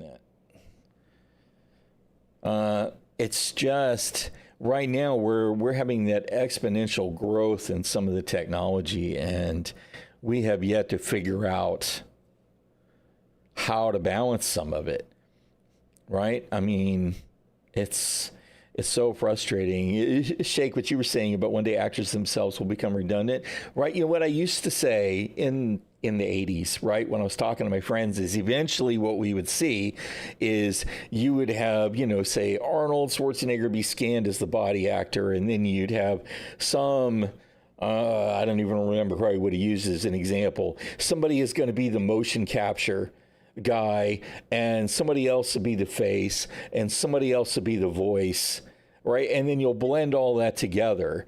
And it used to sound like one of those things that was very far away in the 80s and the 90s when we talked about it, right? And we're absolutely going to see that kind of stuff now, except now you don't even have to have actors to supply the animation, because the AI will figure out how to make it look like, you know, Jet Li, and they don't have to capture a body, because they'll just have them generate, you know, Schwarzenegger, and then they'll borrow James Earl Jones' voice through AI. And it's just, therein is the problem. Is it's like you can't just take all of that as your own without there being ramifications. And then you have to decide, well, where do you draw the line for when does it just kind of sound like James Earl Jones versus actually being his voice? And we're going to have to figure all that stuff out at some point. And that too, right? I mean, all of these movies. I just watched Terminator 2 again recently, which is by far and away the best Terminator movie. Fantastic film. But it's like, you know, anytime you dive into that, it's like, you know, we're all, and The Matrix, add 1,000 more stories, movies, books, comic books. AI could absolutely be the downfall of human civilization. Or it could be what helps lift us up past our present limitations.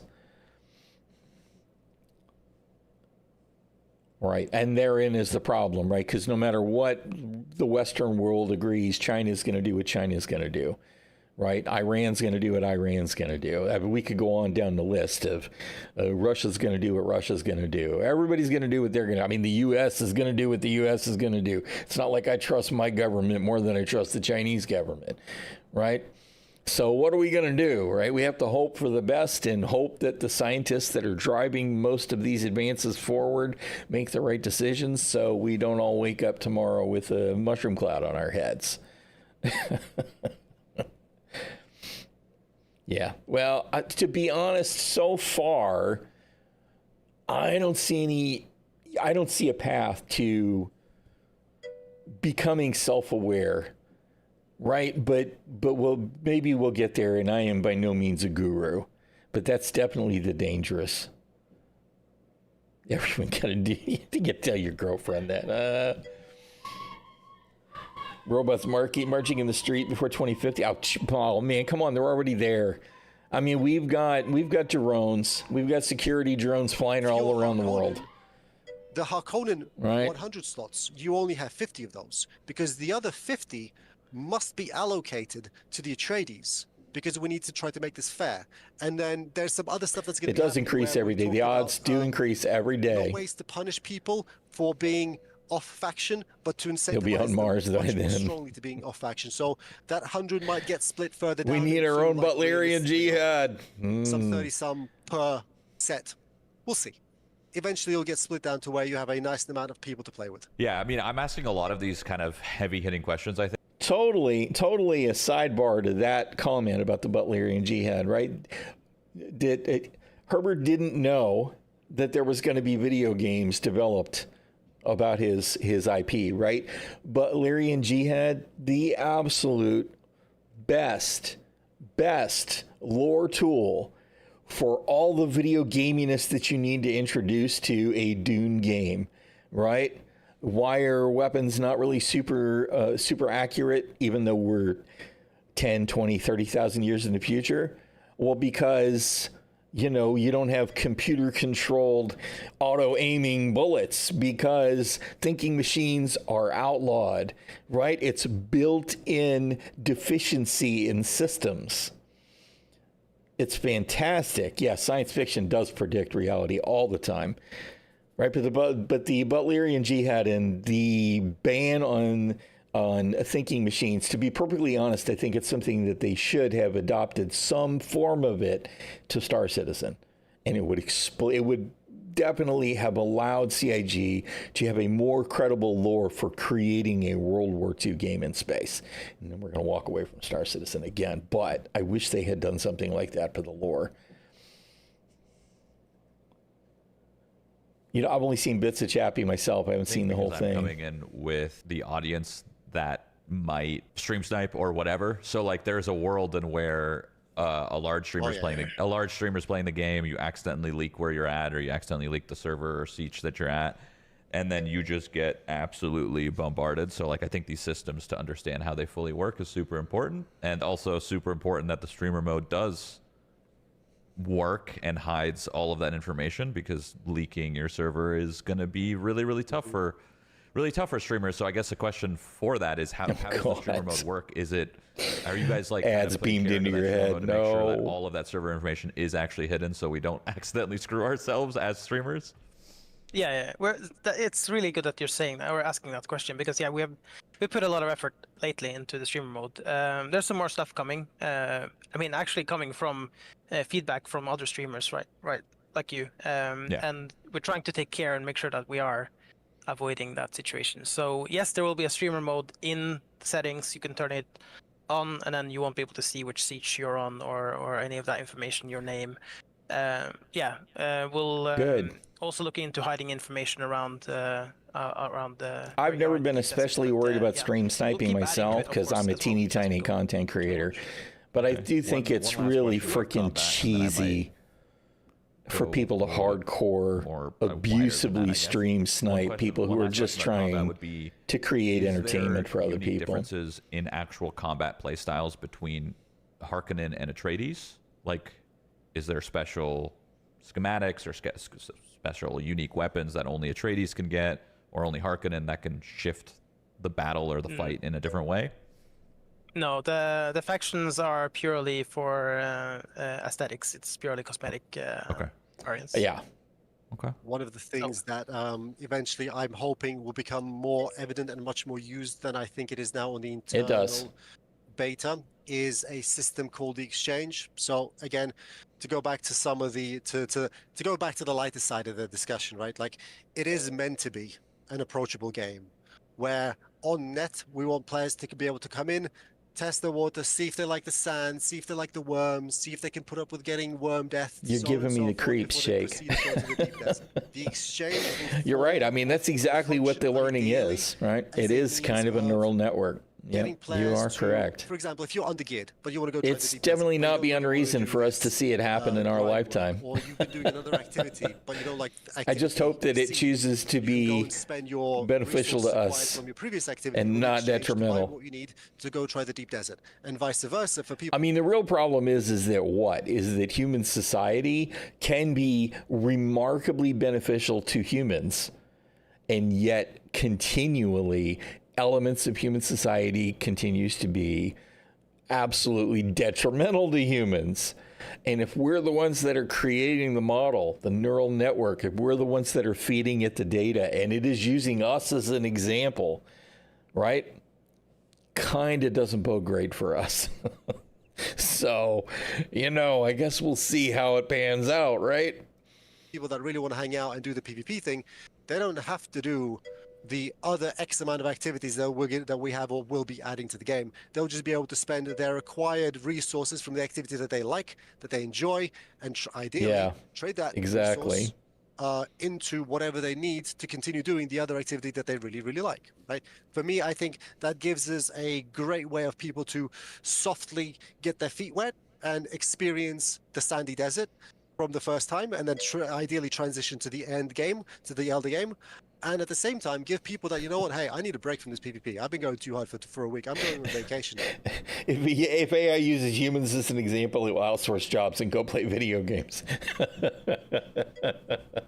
Everything will come full circle. They'll be back to putting humans to work while the AI goes and entertains itself, right?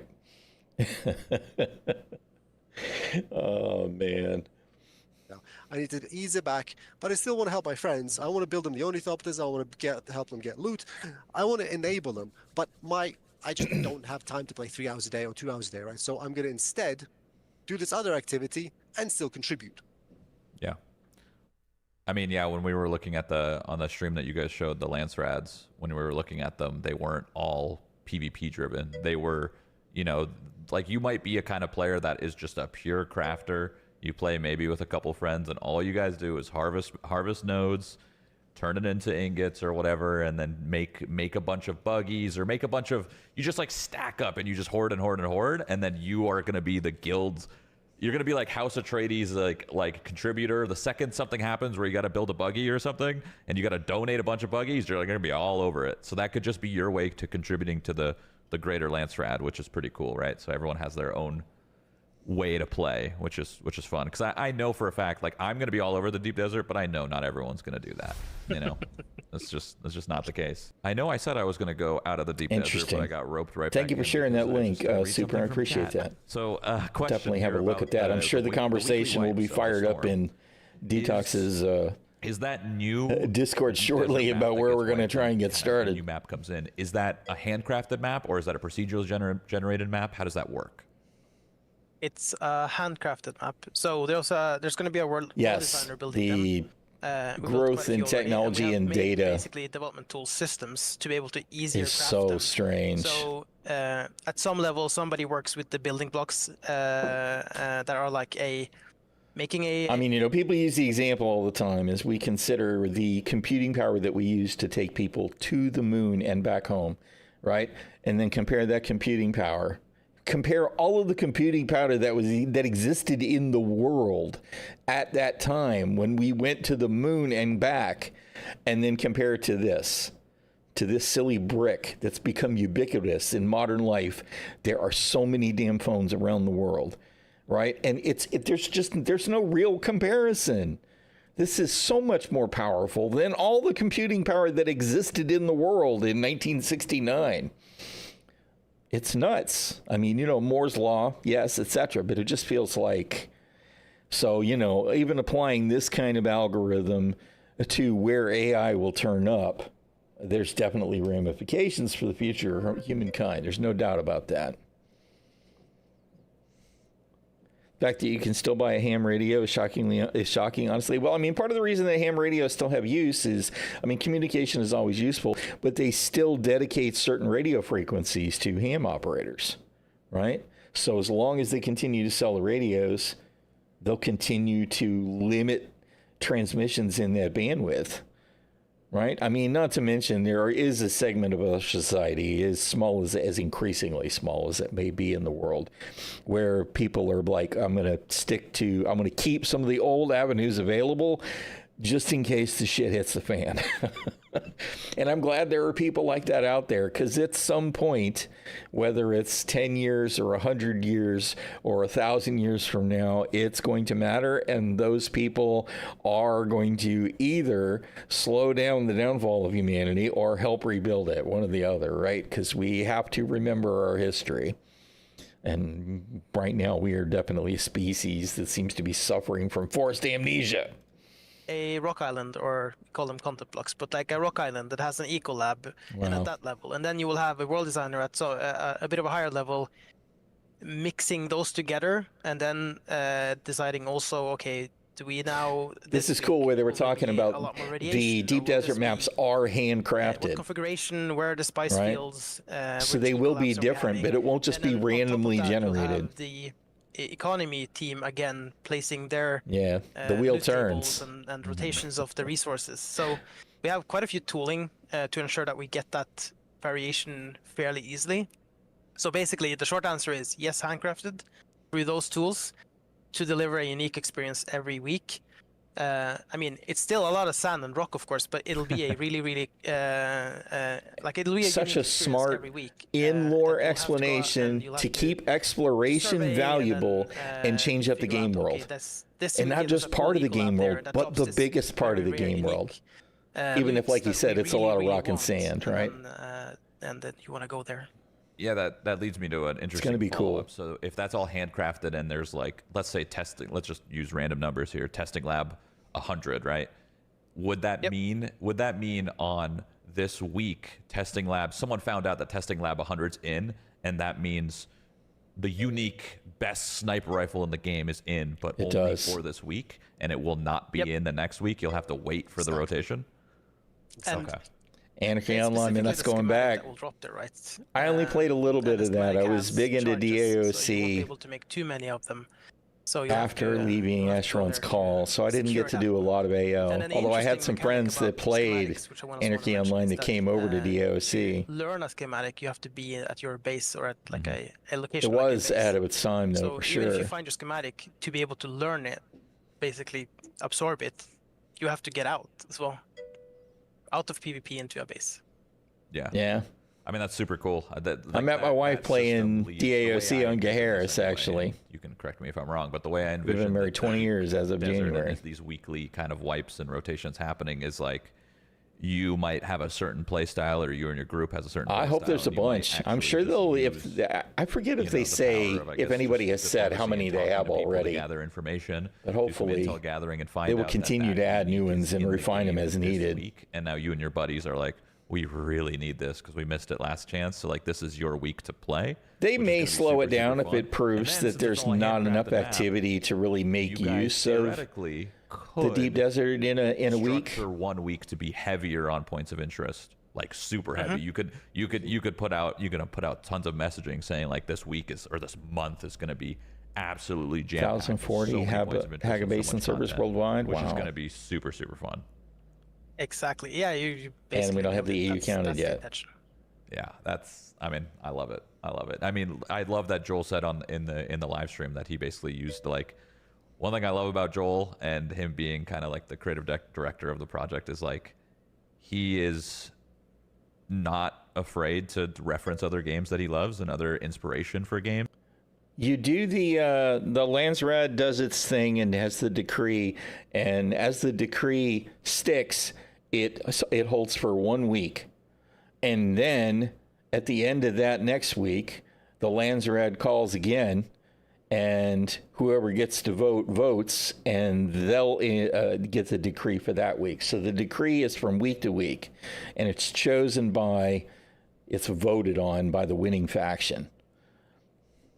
So yeah, they're basically pushing people to play 5 hours a day, which, to be honest, is too much, right? But they may not be planning on everybody putting in that much effort, right? I mean, they're saying that, casuals should be part of it, but what's really going to determine how much gameplay do you need to lock in the Landsrad, right?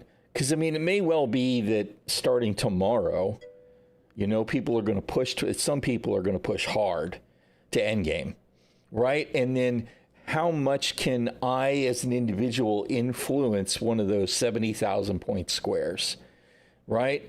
Like, if I can play 20 hours and earned, 25,000 points, right? Is that too much or is that too little? Because then you multiply in an individual times all of that. That's what we're going to need to see, is how do they balance it? Because if the population in the server, if it takes a week to fill enough of those boxes to really decide on the Landsrad, then maybe everything's about right. If they can do it in 2 days, then maybe there's not enough balance there in how much effort it takes to claim the boxes. But they should be able to tune that, and from everything that they've been saying in all of these live streams, I feel that they will tune it. And obviously they have some data from the closed beta. But I am also interested to see how it all works. Yeah, I agree. I do think it's a better system than the Relics. I mean, RBR in DAOC was pretty cool. But it didn't have the same level of ramification this seems to have from week to week. And that there's kind of a fixed goal, right? I mean, even if they're going to randomly choose which 3 decrees you get to vote on, at least there's a firm goal weekly, or however long it turns to be. They're obviously going to do it weekly at launch. and you've got a notion of exactly what's entailed. I mean, the problem with the AOC is just holding the keeps was only so interesting, even though there were some absolutely fantastic battles in the Frontier. I tried to go back to DAOC back in the, I don't remember exactly when it was, sometime in the 2010s when they did the art revamp and tried to stir up interest again. And I just could not find my way back into the old grind as much as I loved that game. But I'm looking forward to seeing how all this plays out, you know, and I think that they're going to be very open to keeping their eyes open and changing balance as they need to. And that will include, you know, maybe they'll decide in 2 weeks, you know what, 70,000 points is enough. We're going to make it 100,000 to claim a box, you know, or maybe it's too much. Maybe it takes too many hours to get it done and we're only getting half the boxes filled in the week, and we'll dial it down to 50,000 points per box or something. They seem very open to getting that right. So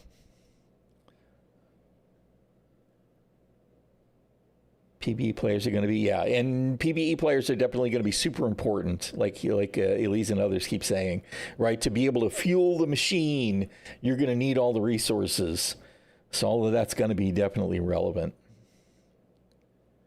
A friend of mine goes, ew, they drink their own body sweat. Me, astronauts not only drink recycled sweat, but they also drink recycled urine. Yeah, well, I mean, you know, limited resources. You're just glad you get to contribute as a PvE player, even if you're limited time. Yeah, I mean, being able to contribute at all is going to be good. And I kind of hope that that's where we wind up with, you know, the casual players being they need to be relevant, of course. I mean, you know, we know the first couple of weeks, the hardcore is going to be super hardcore, right? But we should get a balance between hardcore and casual over time, so that the casual players are an important element. Because if you've got, you know, let's just say 1,000 on a world, and if 500 of them are casual, you know, and then you've got 300 of them that are middle ground, and then 200 are just hardcore go-getters, ideally you'd like to see that the 500 casuals be as relevant at least as the 300 that are middle players, right? So we hope. And those numbers, I'm sure, are totally off base. I imagine that the really super hardcore, the super sweats, like they say, will be a smaller overall percentage once we get past the initial hardcore launch. But we'll see. Yeah, that's it. It's going to be all about the fun for me too, right? There will definitely be stuff that I will try and rush towards because I want to get it done and see new stuff, but it's definitely going to be about enjoying the journey. And that's one of the things that I like about the game so far is it's about the journey and learning and moving forward. It's not just, it doesn't feel to me so far just rush to endgame, which is really horrible in New World. Right? And like, you know, Rust is one that he used with these weekly wipes, which is fantastic. So I wanted to kind of ask you guys, in terms of like inspiration from different survival games, what kind of inspo did you guys get or take from in combat or just in general from different survival games? So let me build up on something as well that you mentioned as well. So I don't know because like how many people have had experience with Funcom, but like Funcom is actually a relatively flat structured company. So the character that you get from Joel is not his character. That's just Joel, right? So when I go complain to him about something, that's how he talks to me. And then I complain to Rui. We all banter and nag each other about stuff that we want to see. That's literally how life works. Like I love coming to the office. It's amazing. Wait, what was the question again? Sorry, I got sidetracked. The question was like, what kind of inspiration did you? What different games? Yeah, survival games and inspo. So, like, I grew up, man, playing Mech 3, Mech 4. I grew up playing PlanetSide 1 and 2, playing EVE Online until my eyes bled. I had people sending me SMSs at 4 o'clock because we had a fleet up because the Australian time zone is awake and we had to deploy to try to nail them, right? So, for me, that's where I come from. That's why I want to play. That's what I want to see. But also at the same time, I'm an old man now. Like I can't do 3 a.m. SMSs to fleet up again. That's not a thing anymore I can do, right? So one of the things I grew into is realizing that Some people can. If they can, we should enable them. And for those that want to, but really don't have the time to, we should also allow them to be enjoyers and supporters of those that can. And this goes back to the desert, the cycle, the rotation. This goes back to the exchange. You guys can do the exchange. We can't. I don't have the time to run. I got a delivery. I'll be listening, but I'll be AFK just for 1 second, y'all.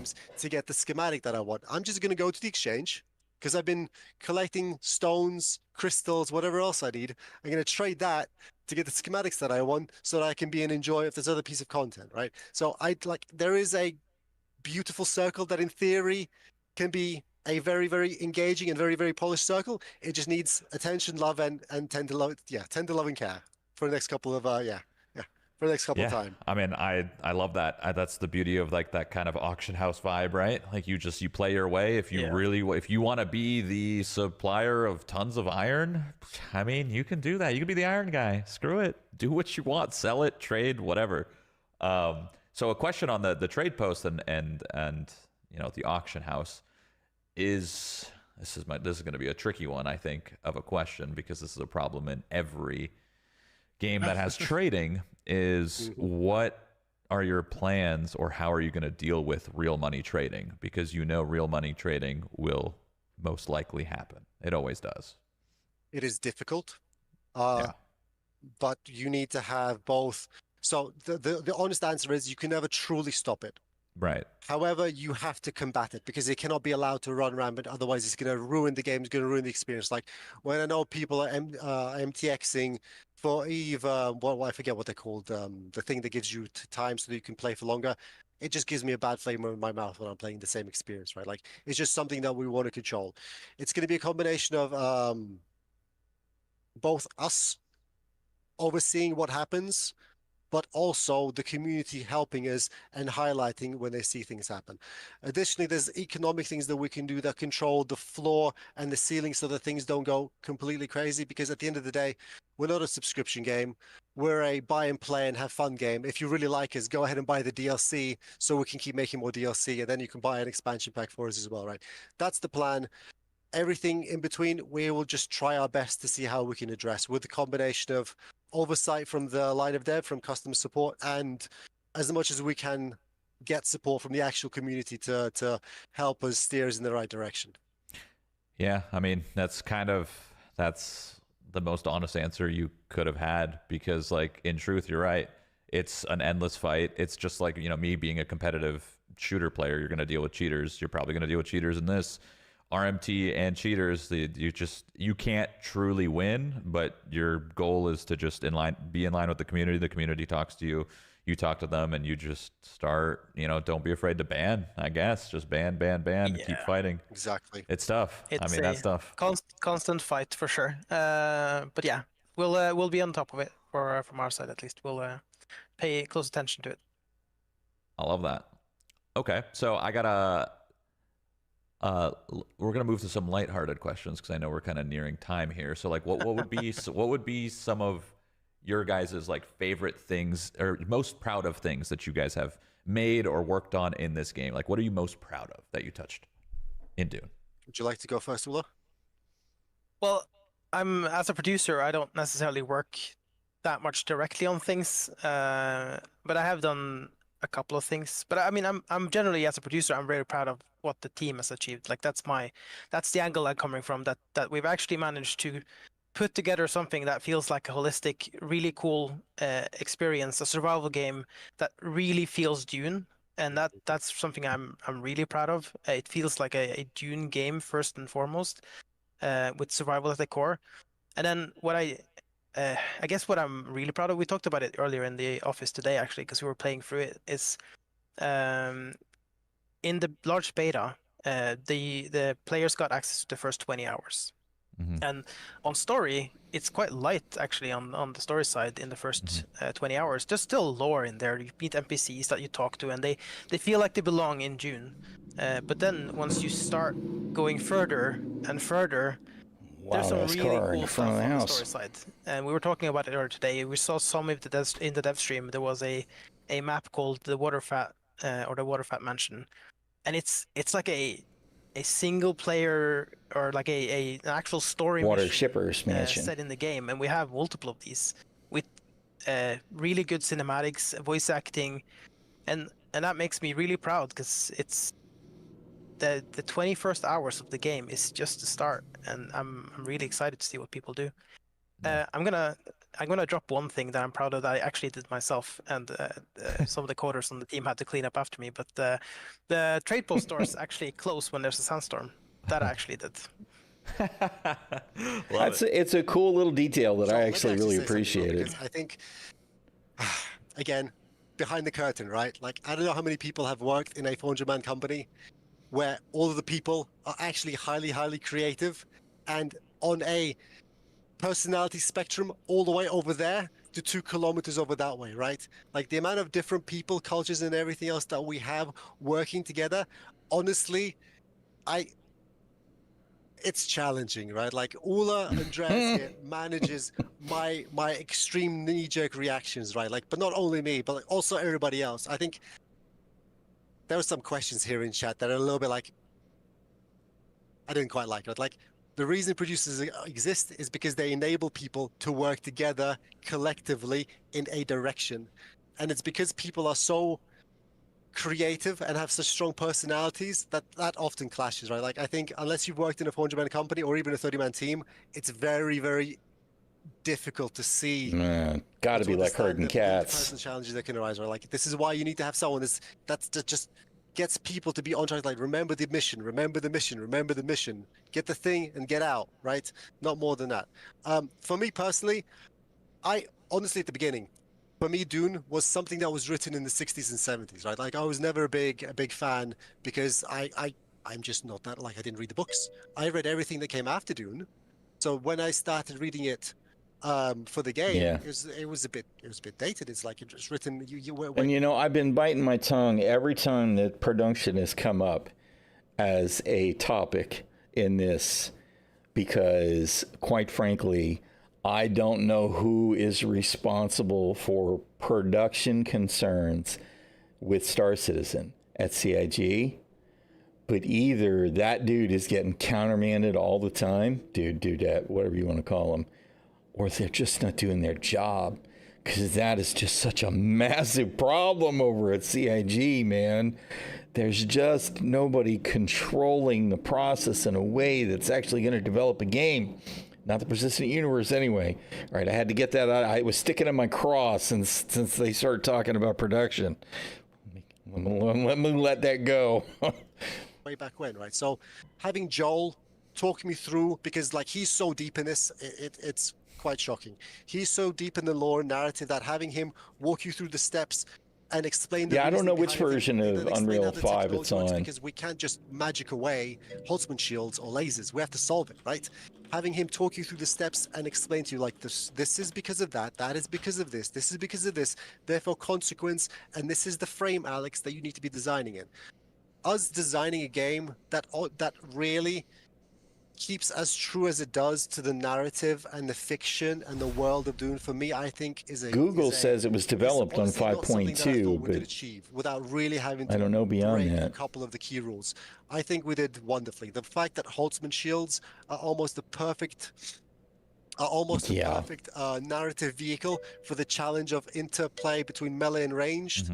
That we have the worm, there's a natural land monster that it's like a god entity that you can't touch, right? Like the server infrastructure, the way we structured the world, where we can have many Haiga basins not connected to each other, but like instance onto each other, that connect to one deep desert, that connect to a few of the hubs, and how people can move in between them.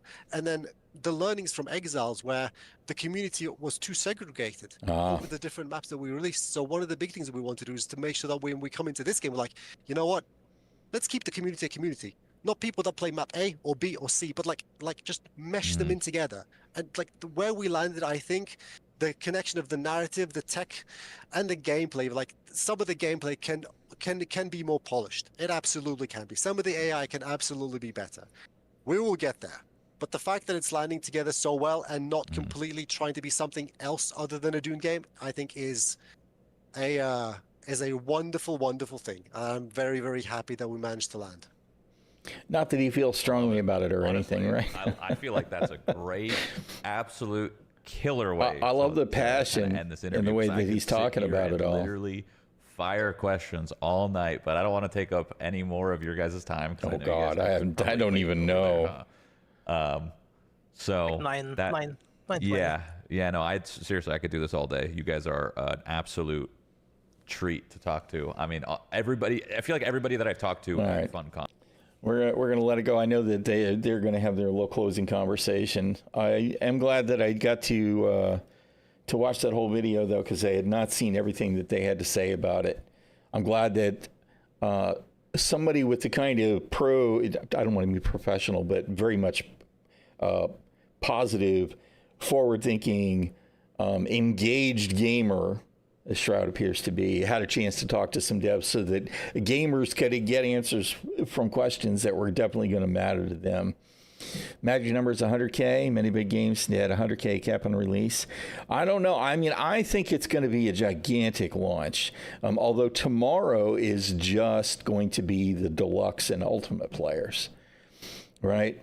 I will actually be more curious to see what does the concurrency look like on the 10th, right? And during the week after. To me, that's what's I'm curious to see the bar graph or the line graph, right? To see how's the growth go. And then the next point for me will be, what will it look like a month later, 30 days later? How far off does it fall? Because it almost certainly will, right? And then where does it level out? Because I mean, you know, as somebody who plays New World semi-regular, we know what that graph looks like on New World. It's constantly, and it only goes up when there's a new content drop, right? And what we're hoping to see here is a more stable, active community so that the game doesn't feel like a ghost town. You feel like as Bene Gesserit, Spice gives me unlimited power. Yeah, I will actually also be curious to see what do the numbers look like on the 10th and then compare the numbers from the 5th to the 10th, because I actually wonder how many people were interested and excited enough to fork up the extra cash, right? Because there were definitely some. I mean, it's significant. It is going to be interesting to see. Server capacity for US, Asia, South America, Oceania seem to be around 41,600 with the provided server list at the moment. That's if all Haga basins are filled up to 40. Did they say how many Haga basins per world? I didn't look at all the information, because that's kind of what I'm curious about.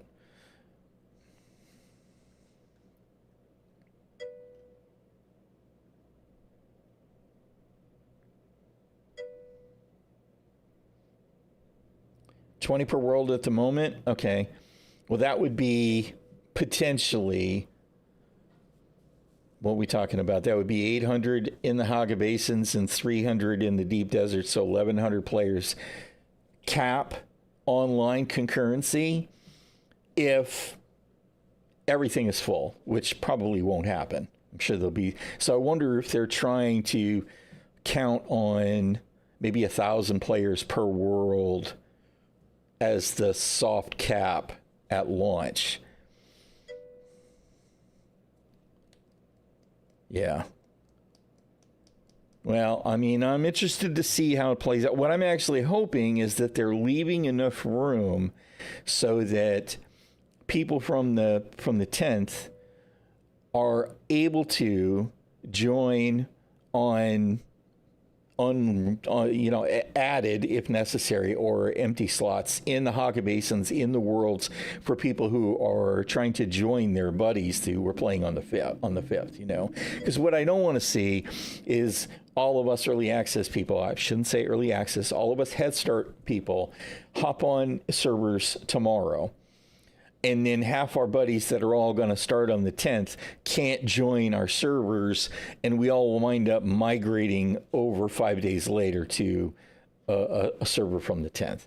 That will be, I think, in some ways, I don't want to say worst case scenario because that sounds so hyperbolic, but if it just turns out that the 5-day head start winds up being a waste for most of the people that had started, that will be disappointing.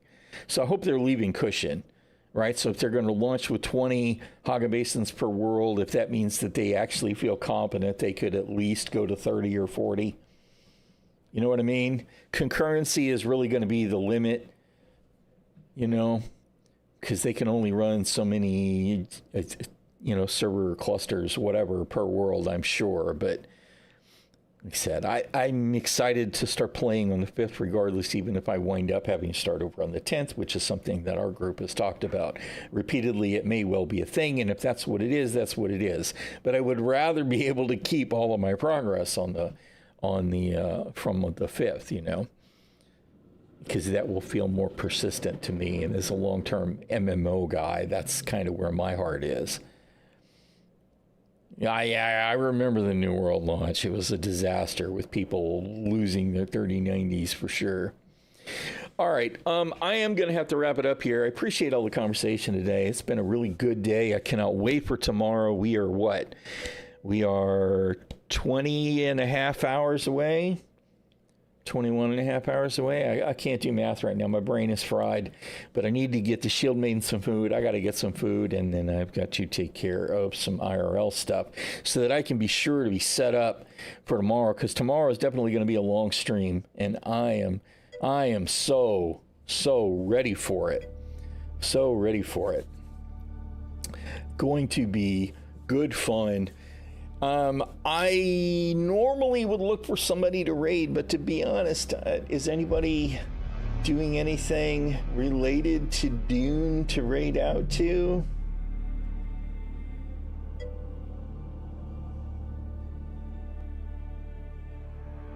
Yeah, nobody's actually in the category. So I'm just gonna let y'all do what you did. We had, I appreciate that everybody hung out today. We had really strong viewership numbers from my little teeny tiny channel and absolutely fantastic conversations. I think we're all super hyped for tomorrow. And I will be here. I will be ready to start at launch. And then we're going to go for as long as we can take it. All right, y'all. Okay, everybody take it easy. And remember to stay safe and stay healthy, because being sick sucks. And I'll see y'all around the verse. And we will be in it as much as we can be in it tomorrow, hopping in hardcore. All the love, you guys. Thank you so much for hanging out again. And I know I'm in full ramble mode. I apologize for that. Y'all are awesome. Have a great day, and we'll see you on Dunes Day tomorrow.